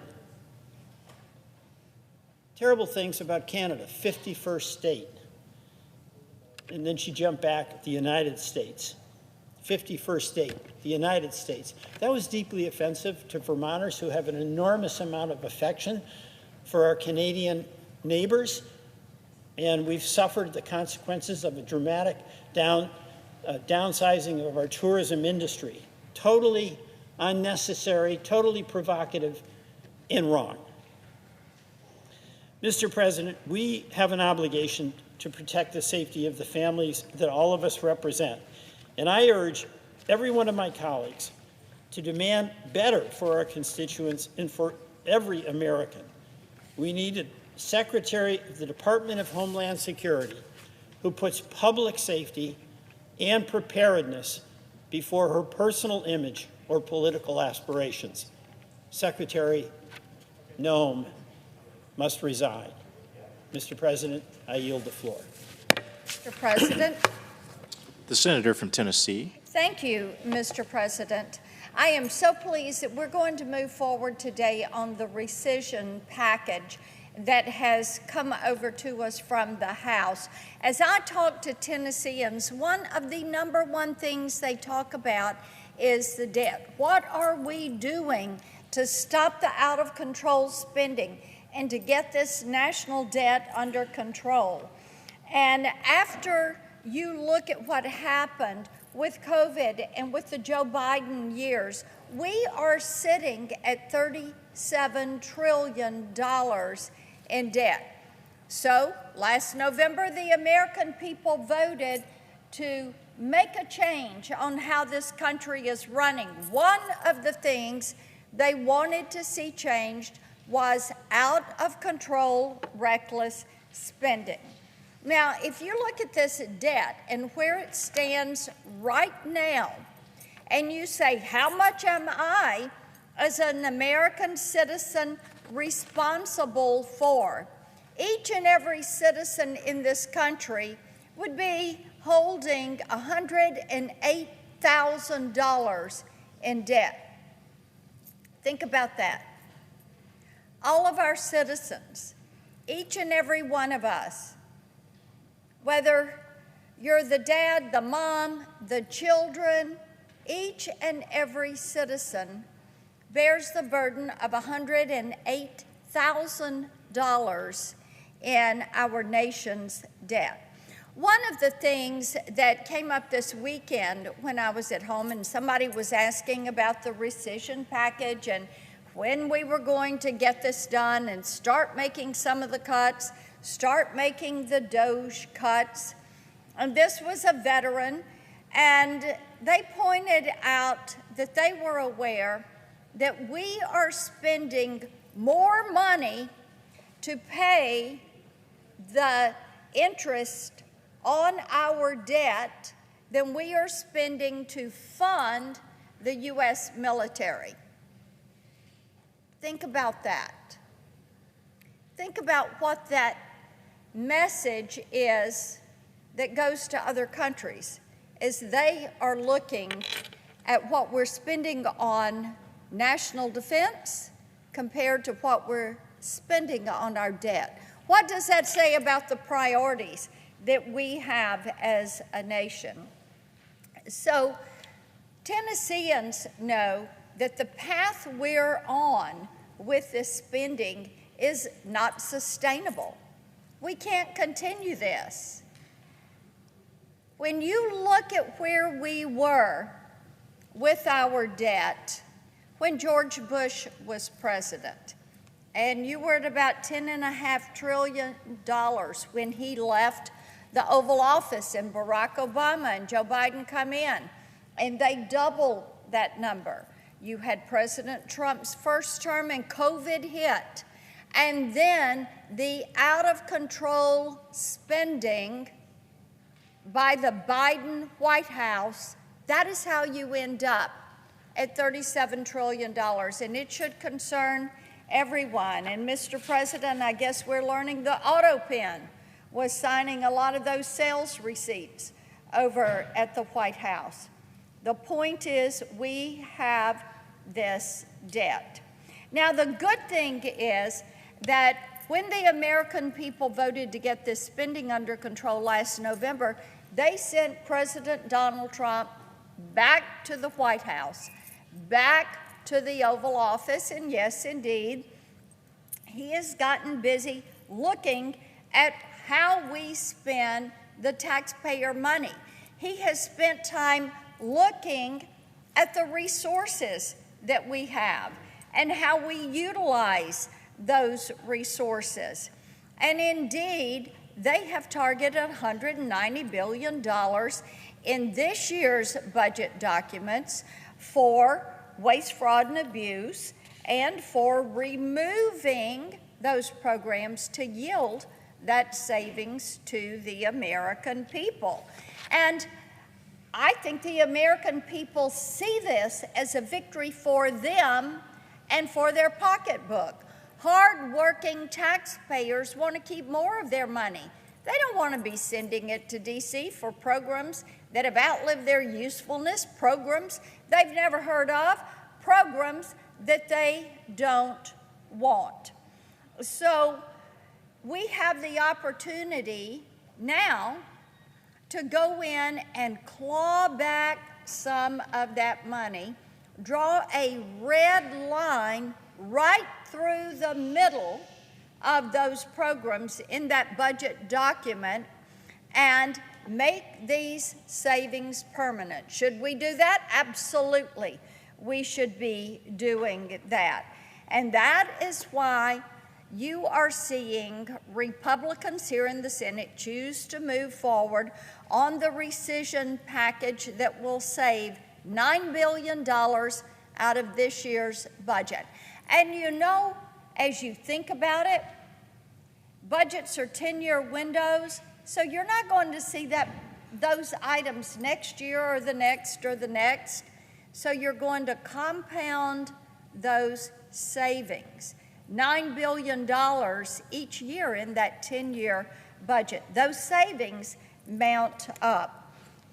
And it is what the American people are wanting to see us do to get rid of some of this reckless spending. Now, Mr. President, there are some good examples of programs that we are going to draw that red line through those programs and eliminate them from this budget document. There's $1.1 billion for the Corporation of Public Broadcasting. Now, this is an organization that funds NPR and PBS. And what we know, think about NPR.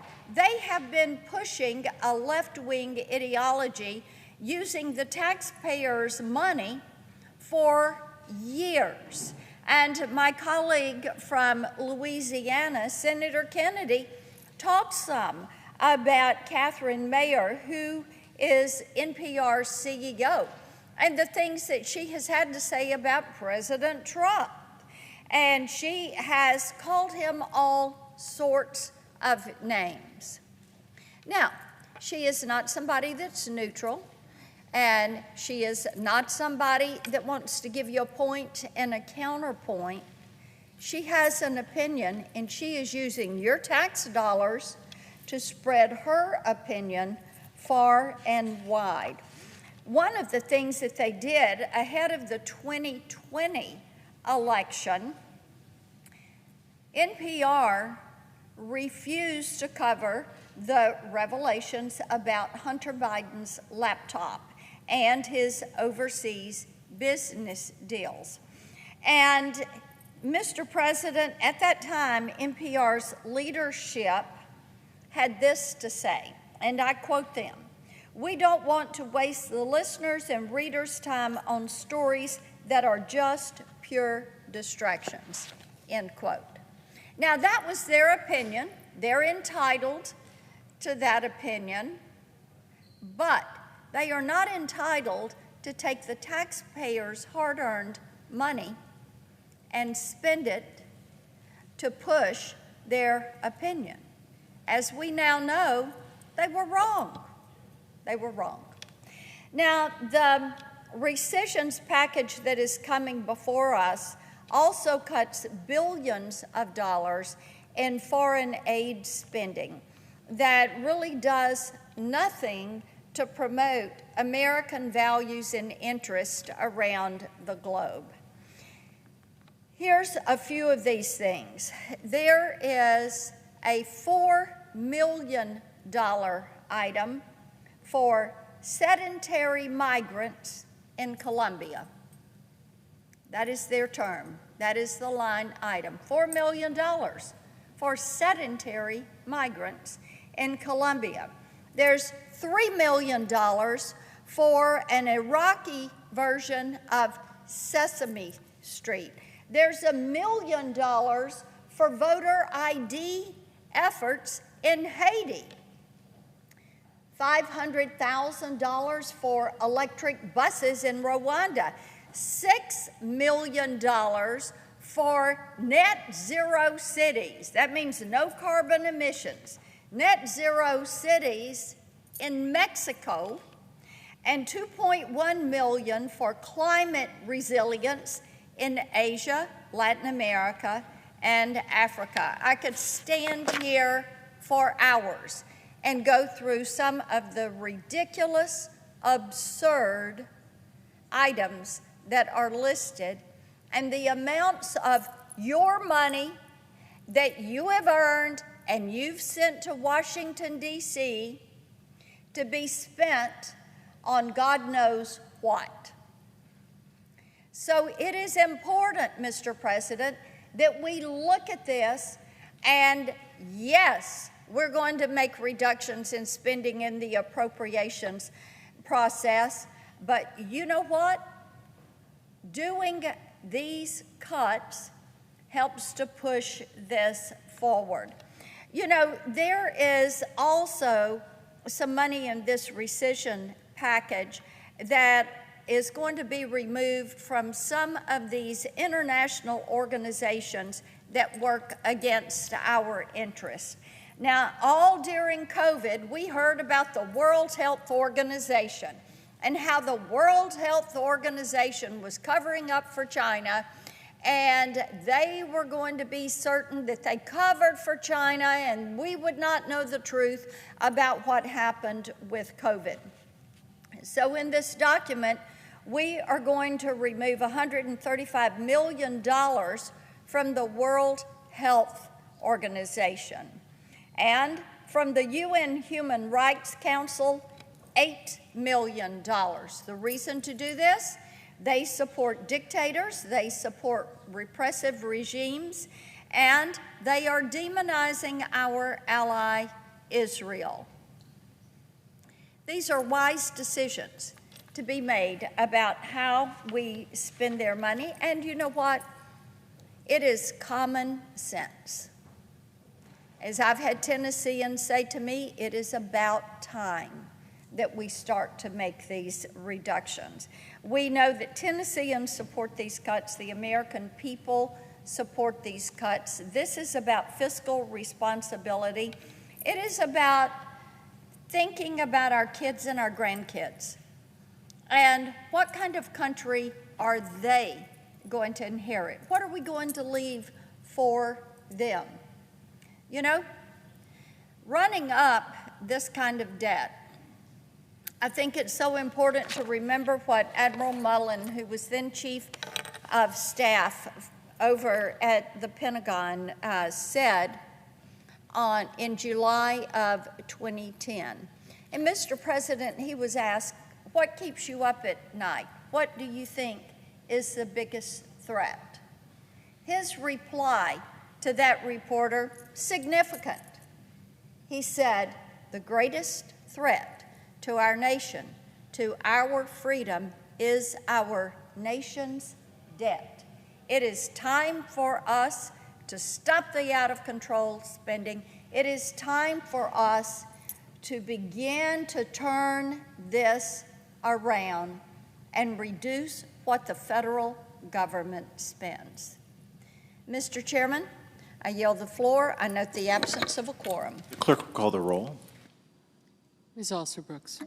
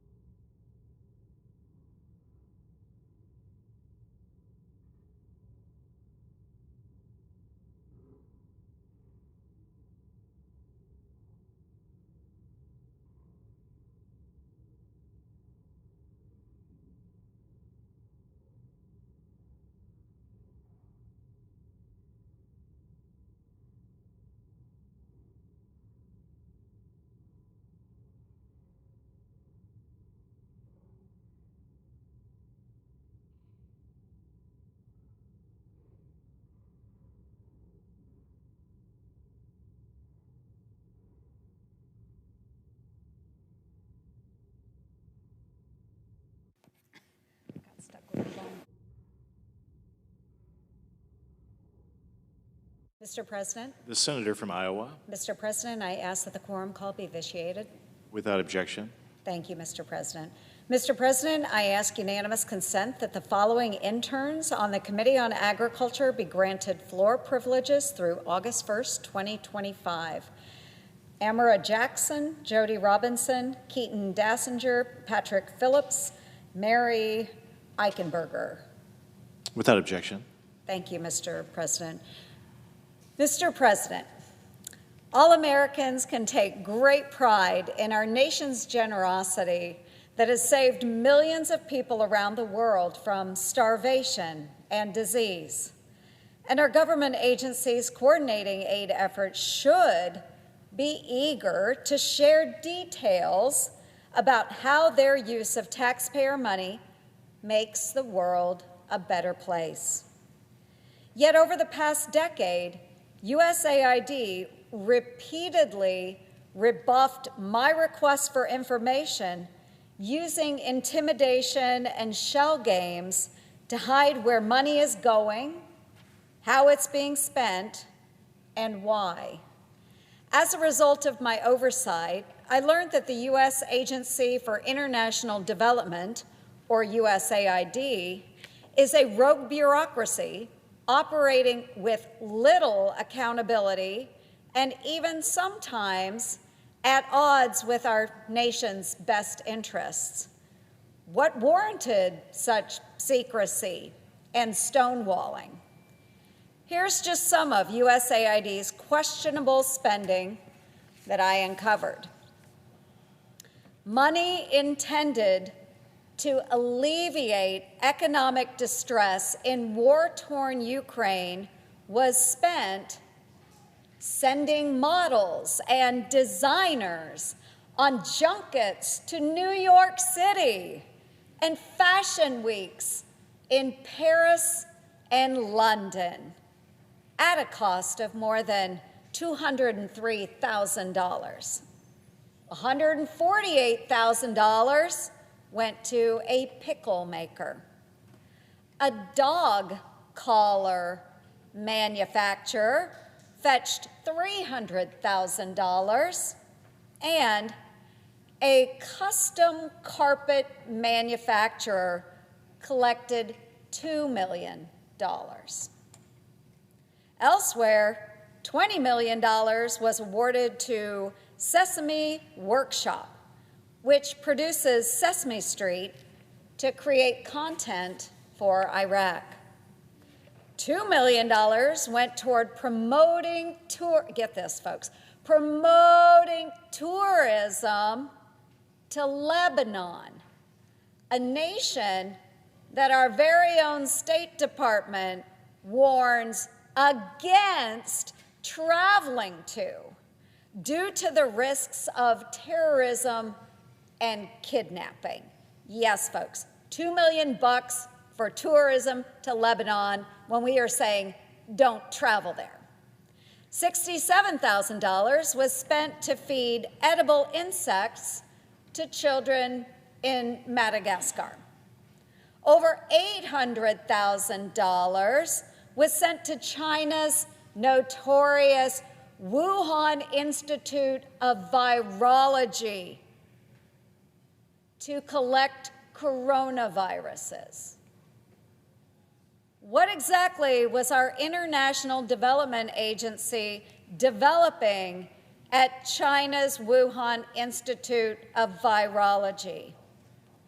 Well, if the CIA, the FBI, and other experts are correct that the COVID virus likely originated from a lab leak, USAID may have had a hand in a once-in-a-century pandemic that claimed the lives of millions. There's no shortage of other questionable USAID projects, but President Trump is putting an end to this deep state operation. The foreign assistance programs that do advance American interests are now being administered under the watchful eye of Secretary Marco Rubio. This includes projects previously supported by USAID that we're caring for orphans and people living with HIV. Imagine how much more good work like this could be done with the dollars that instead financed fashion shows, supported Sesame Street programs in Iraq, or ended up at China's Wuhan Institute. Overseas projects without merit are being ended, and the tax dollars that we're paying for them will be refunded if the Senate passes the rescissions bill. It also cancels taxpayer subsidies to public broadcasting. Too often, these programs are partisan propaganda, and you don't have to take my word for it. A National Public Radio senior editor recently confessed, and I will quote this editor's words, not mine, quote, "It's true NPR has always had a liberal bent," end quote. He admits the organization has zero Republicans in editorial positions. Come on, folks. Even CNN has Scott Jennings to roast the loony liberal lunatics on that failing network. NPR and PBS have a right to say whatever the heck they want, but they don't have a right to force hardworking Americans to pay for their political propaganda being masked as a public service. Defunding this nonsense is causing a lot of squealing from the big spenders around here. Washington insiders are more upset at this effort to stop wasteful spending than at the misuse of taxpayer dollars. In fact, saving tax money is such a crazy concept in Washington that Democrats are threatening to shut down the entire government if this bill passes. It says a lot about the other side's priorities when they are willing to take hostage funding for veterans and senior citizens to prevent $9 billion in unnecessary waste, fraud, and abuse from being trimmed from our $7 trillion annual budget. The interest that we are paying on our debt alone is costing nearly $3 billion every single day. Every day. If we are ever going to get serious about our debt crisis, Congress needs to pass a rescissions bill like this every single week. Every week.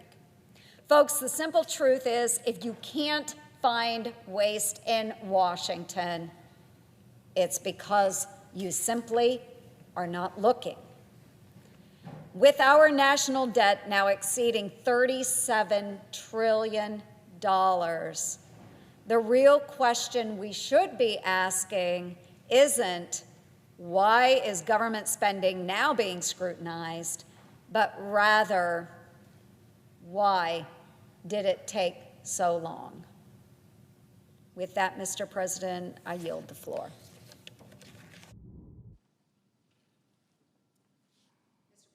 I would notice the absence of a quorum. The clerk will call the roll. Ms. Alston-Brooks.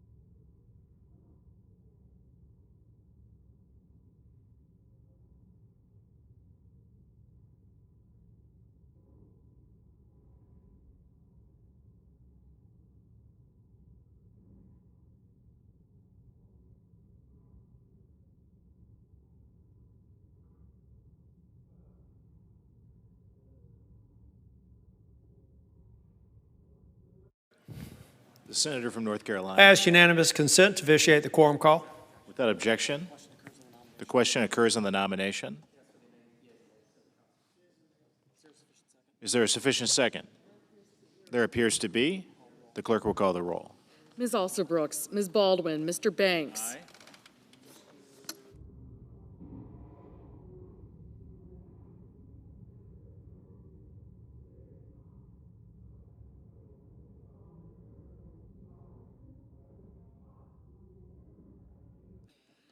Mr. Barrasso, Mr. Bennett, Mrs. Blackburn, Mr. Blumenthal, Ms. Blunt Rochester, Mr. Booker, Mr. Bozeman, Mrs. Britt, Mr. Budd, Ms. Cantwell, Mrs. Capito, Mr. Cassidy, Ms. Collins, Mr. Coons,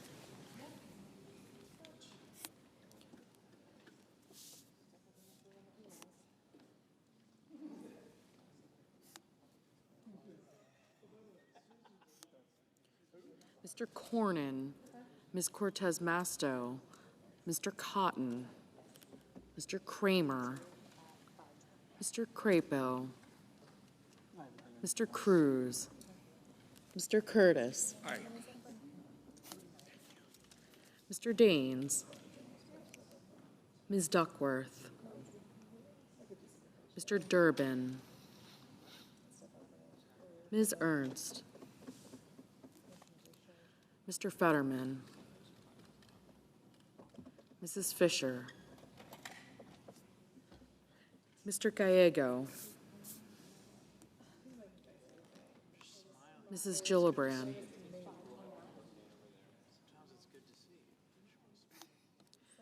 Mr. Graham, Mr. Grassley, Mr. Haggerty, You look like a very good senator. Ms. Hassan, I don't think anyone else would choose that. Mr. Hawley, Well, I don't think anybody would choose this side. Mr. Heinrich,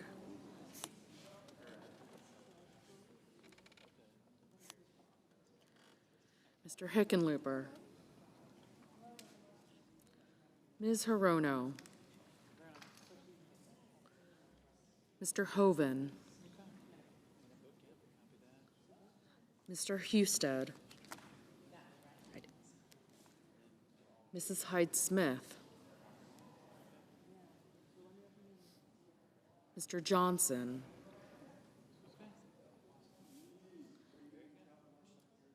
Mr. Justice,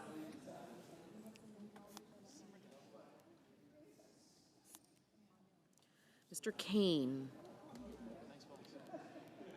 Mr. Kelly,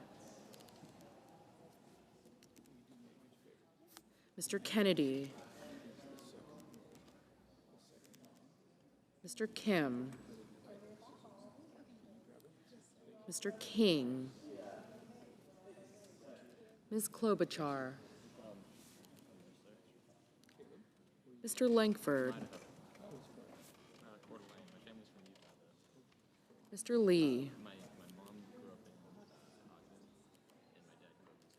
Mr. Lujan, Ms. Lummis, Mr. Markey, Mr. Marshall, Mr. McConnell, Mr. McCormick, Mr. Merkley, Mrs. Moody, Mr. Moran,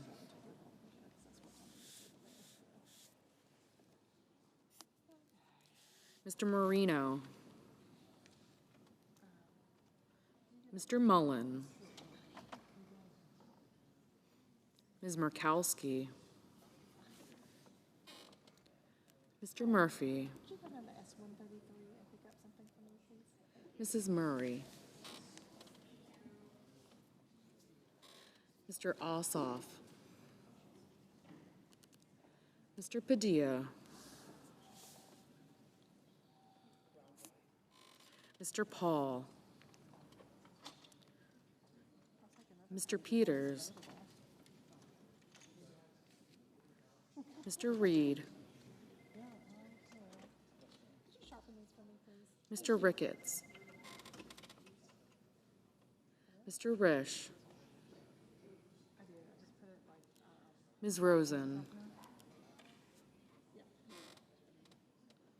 Mr. Realms. Mr. Sanders. Mr. Schatz. Mr. Schiff. Mr. Schmidt.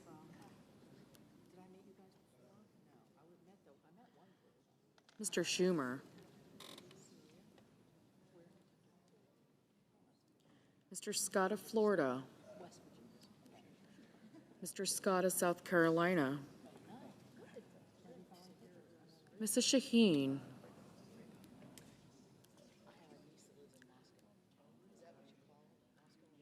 Mr. Sheehy.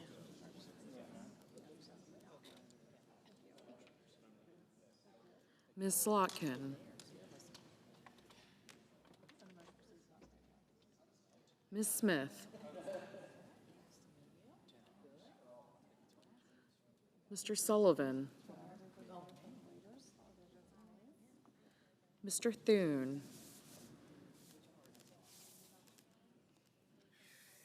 Mr. Tillis.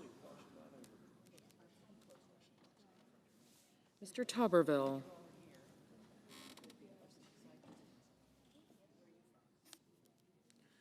Mr. Van Hollen.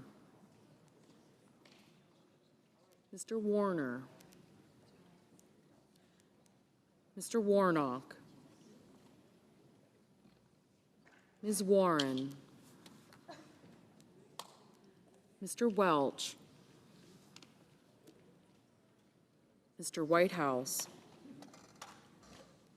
Mr. Wicker. Mr. Wyden. Mr. Young.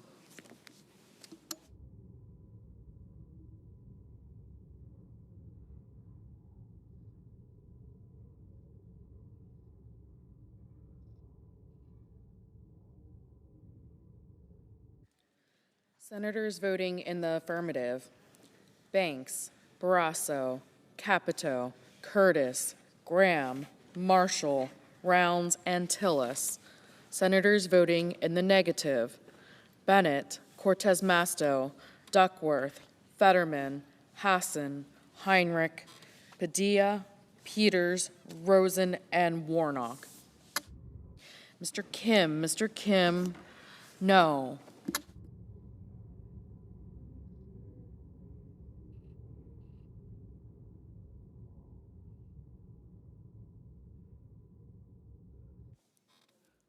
Mr. Crapo, aye.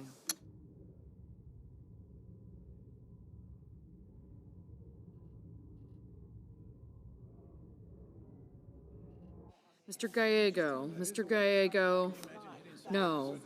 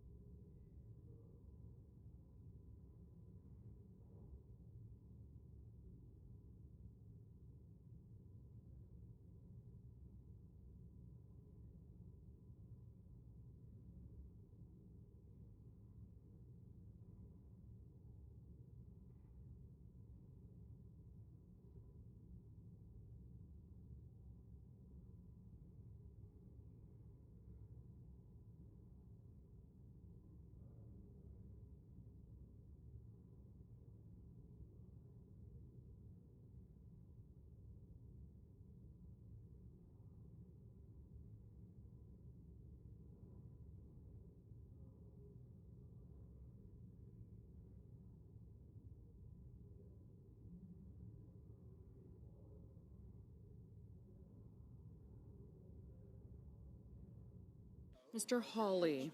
Mr. Hawley, aye.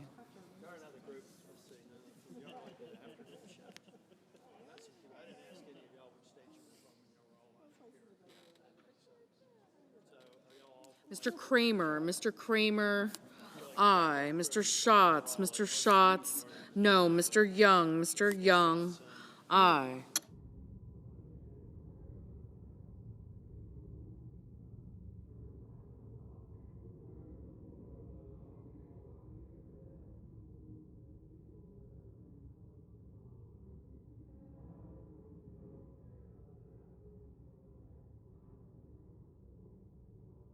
Mr. Welch, no.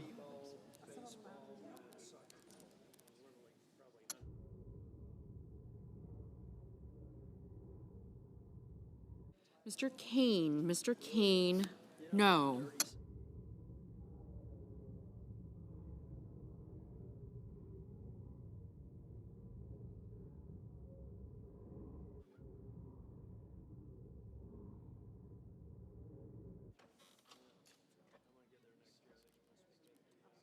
Mr. Sheehy, aye.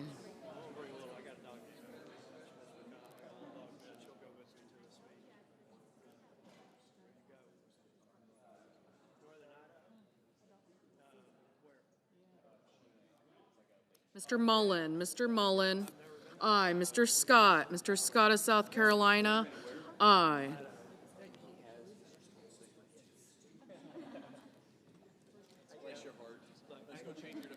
I give him a lot of leeway because he's short. They just got issues, so I just try to be nice. I think that's why he works out so much. Mr. Kelly, no.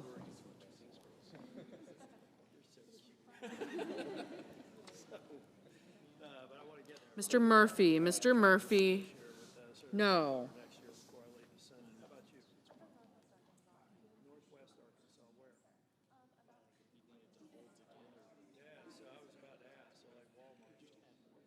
Mr. Husted, aye. My sister-in-law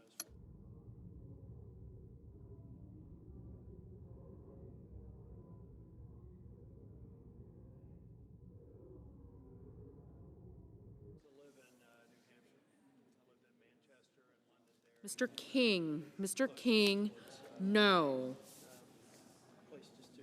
Mr. Cornyn, aye.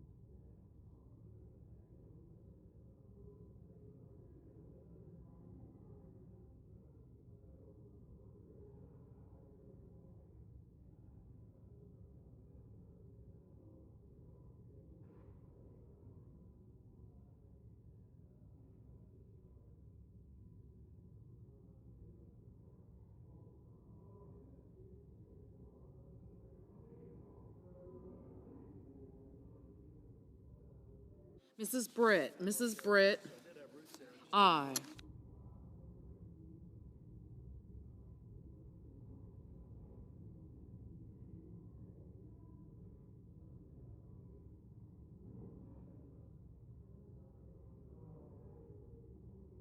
Mr. Lujan, no.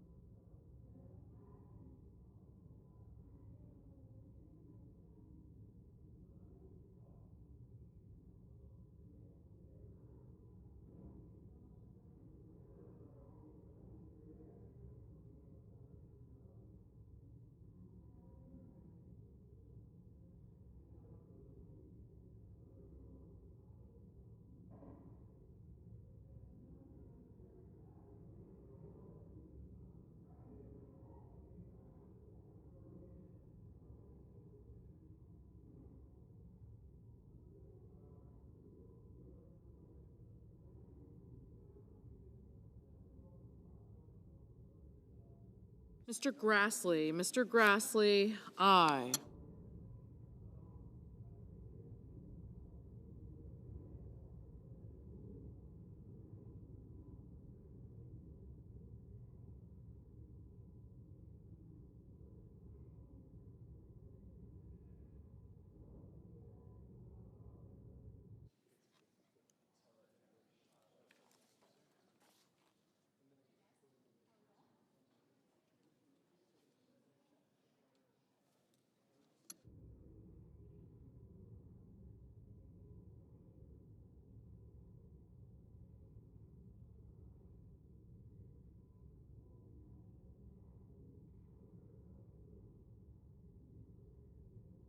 Mr. Lee, aye.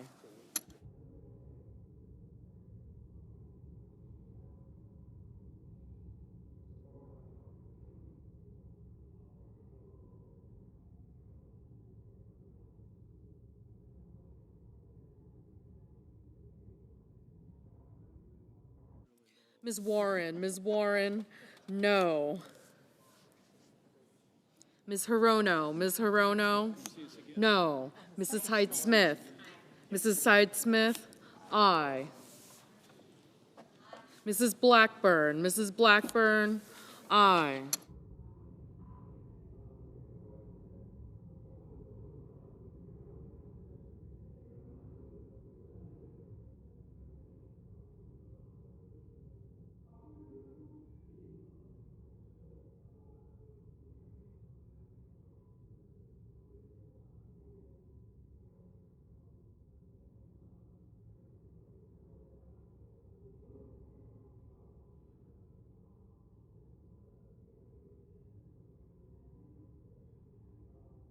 Mr. Justice, aye. Mr. Kennedy, aye.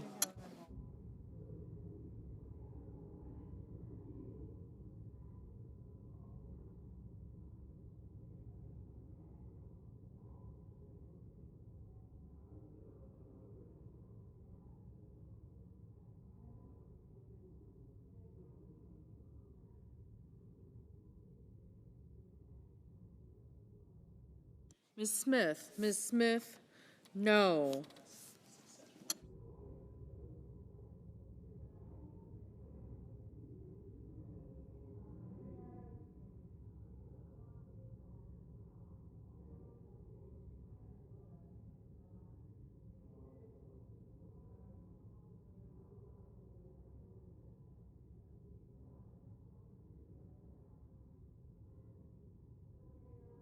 Mrs. Gillibrand, no. Mr. Coons, no.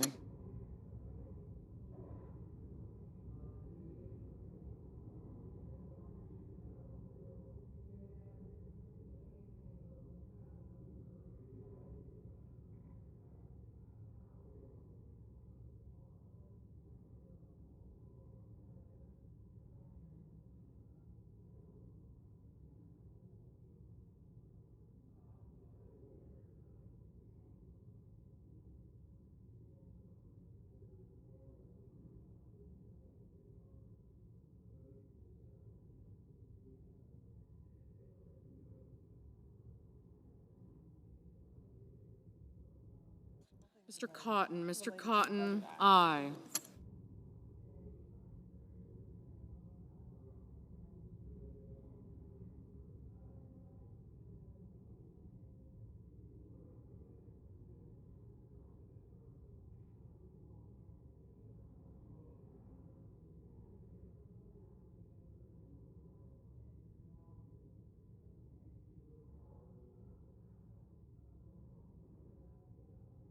Mr. Merkley, no.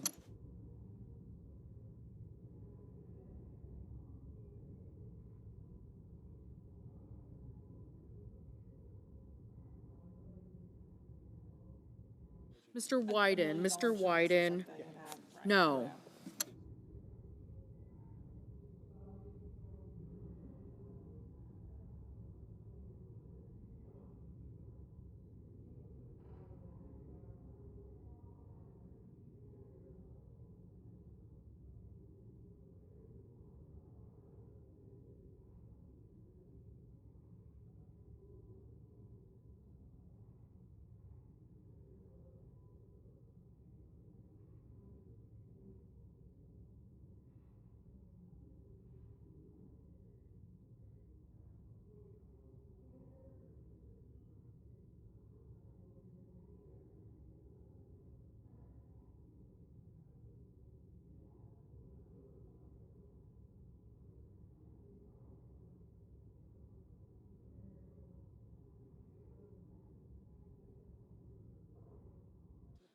Ms.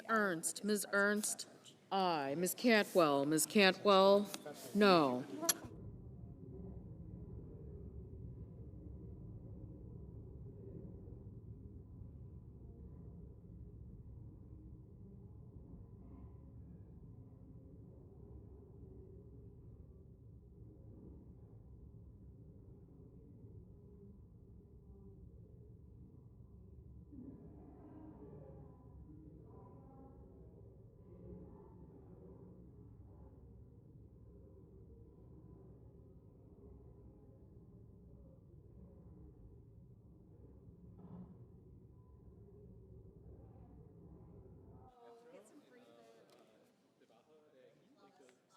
Ms. Lummis, aye.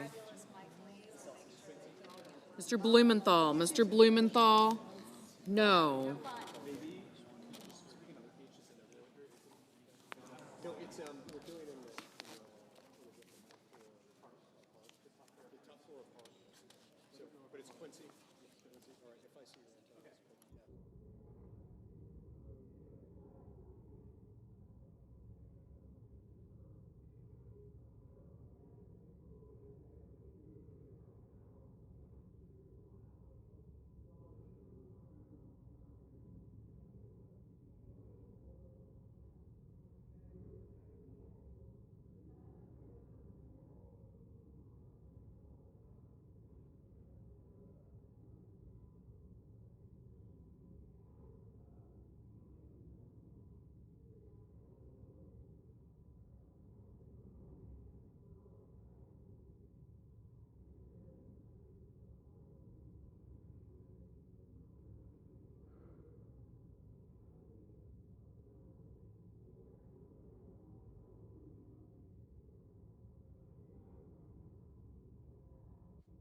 Mr. Daines, aye.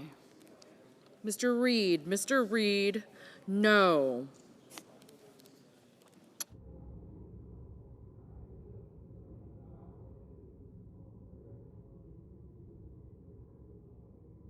Mr. Scott of Florida, aye. Mr. Schmidt, aye.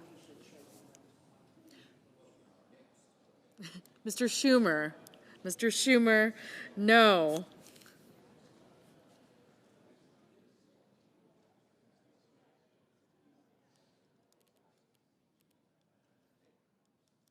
Mrs. Fisher, aye. Mr. Paul, aye.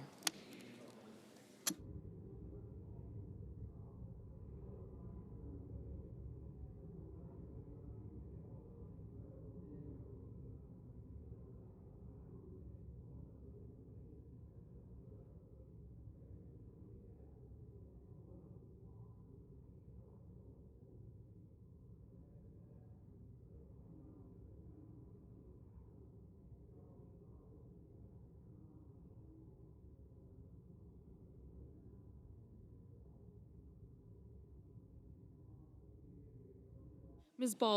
Baldwin, no.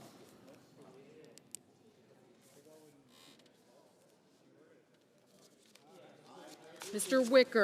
Wicker, aye. Mrs. Shaheen, no. Mr. Schiff, no.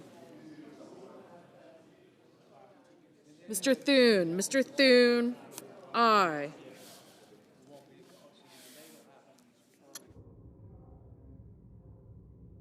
Mr. Warner, no.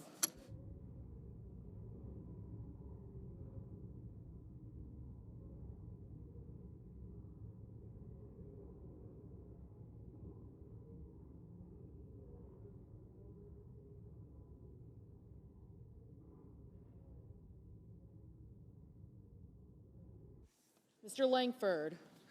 Langford, aye.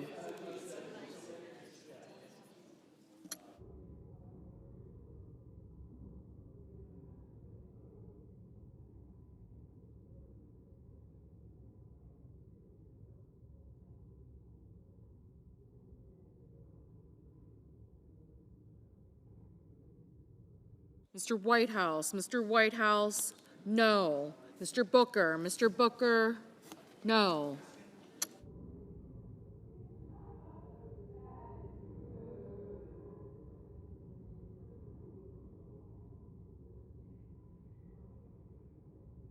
Mr. Ossoff, no. Ms. Klobuchar, no.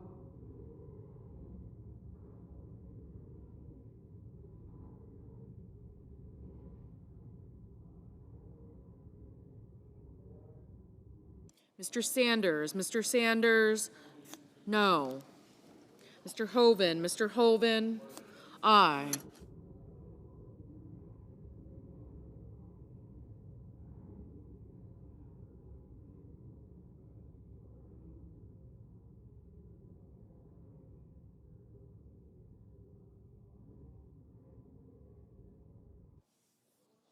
Mr. Johnson, aye.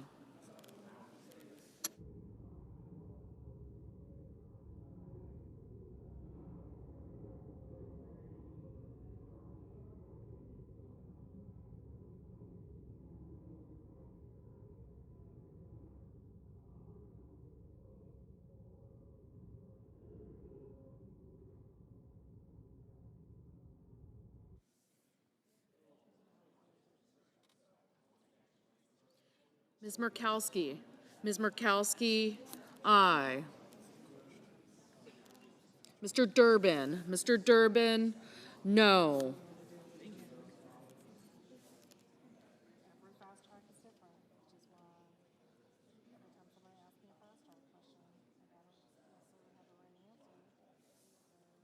Mr. Cassidy, aye.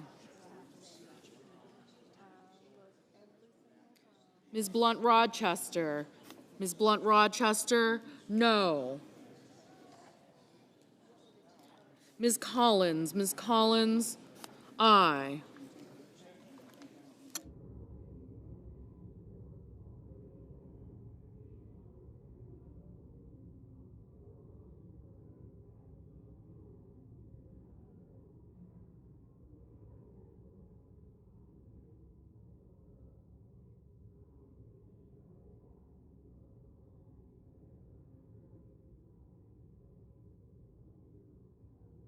Mr.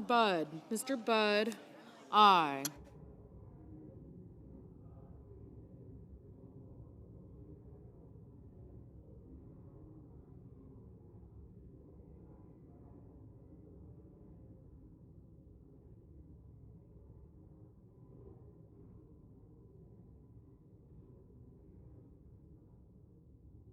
Mr. Ricketts, aye.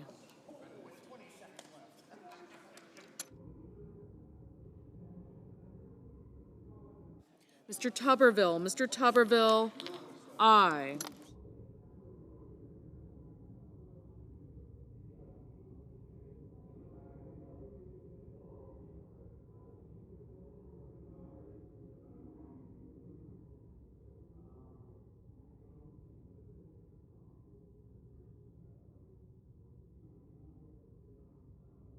Mrs. Moody, aye. Mr. Marino, aye.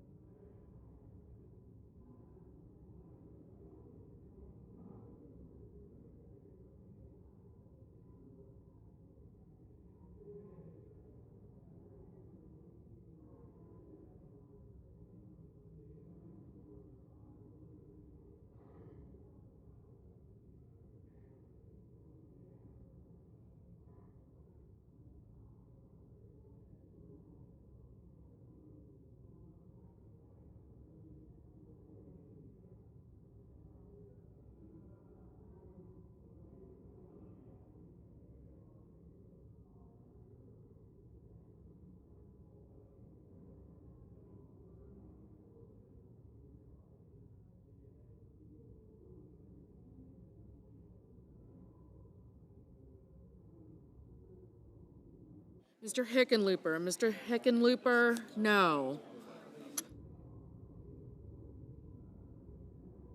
Ms. Slotkin. Ms. Slotkin, no. Ms. Alsobrooks. Ms. Alsobrooks, no.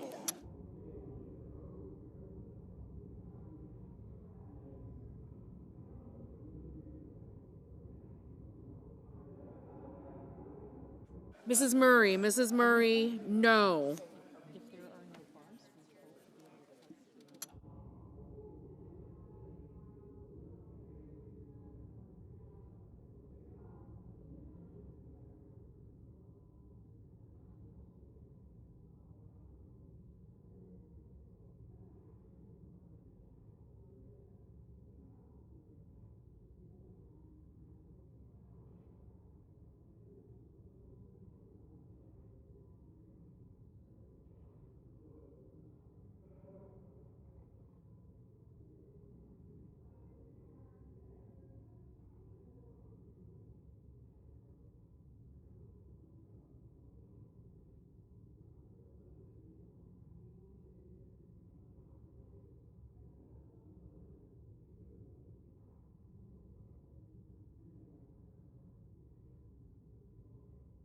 Mr. Markey.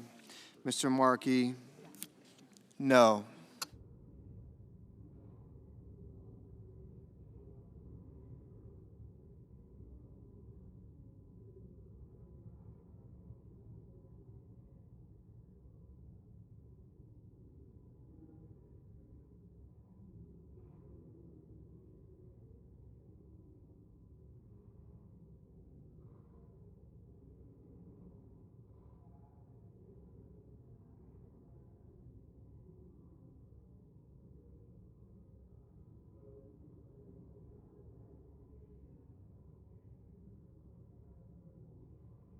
Mr. Risch. Mr. Risch, aye.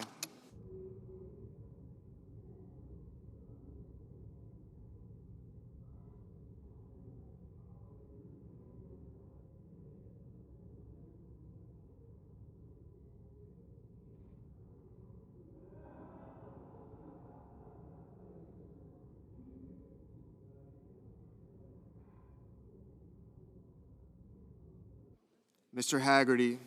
Mr. Haggerty, aye.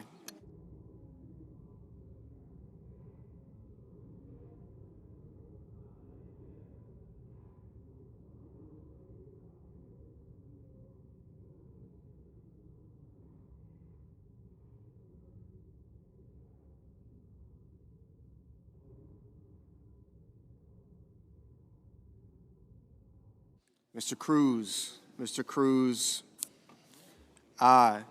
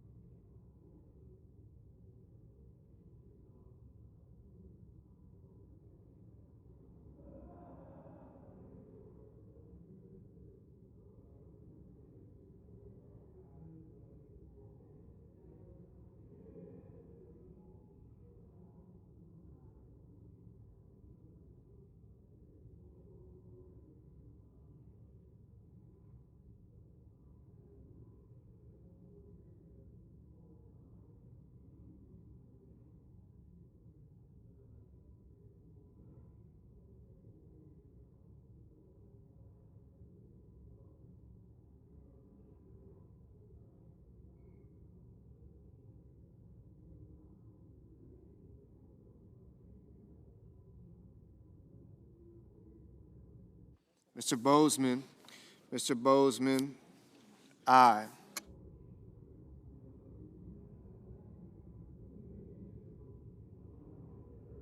Mr. Sullivan. Mr. Sullivan, aye. Mr. Moran. Mr. Moran, aye.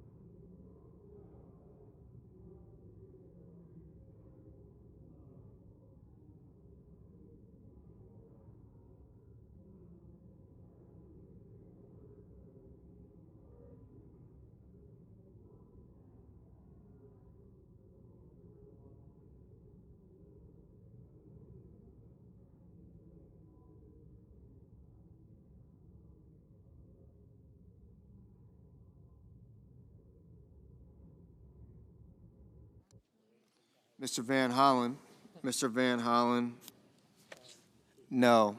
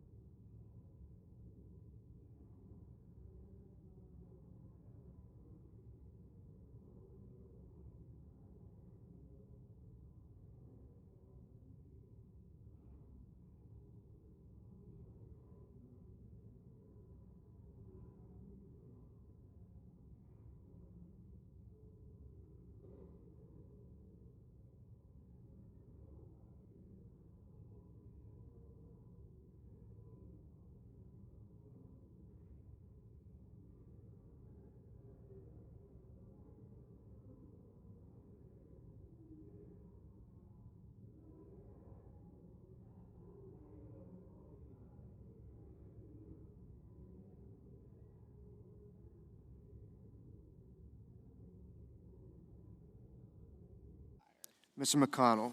Mr. McConnell, aye.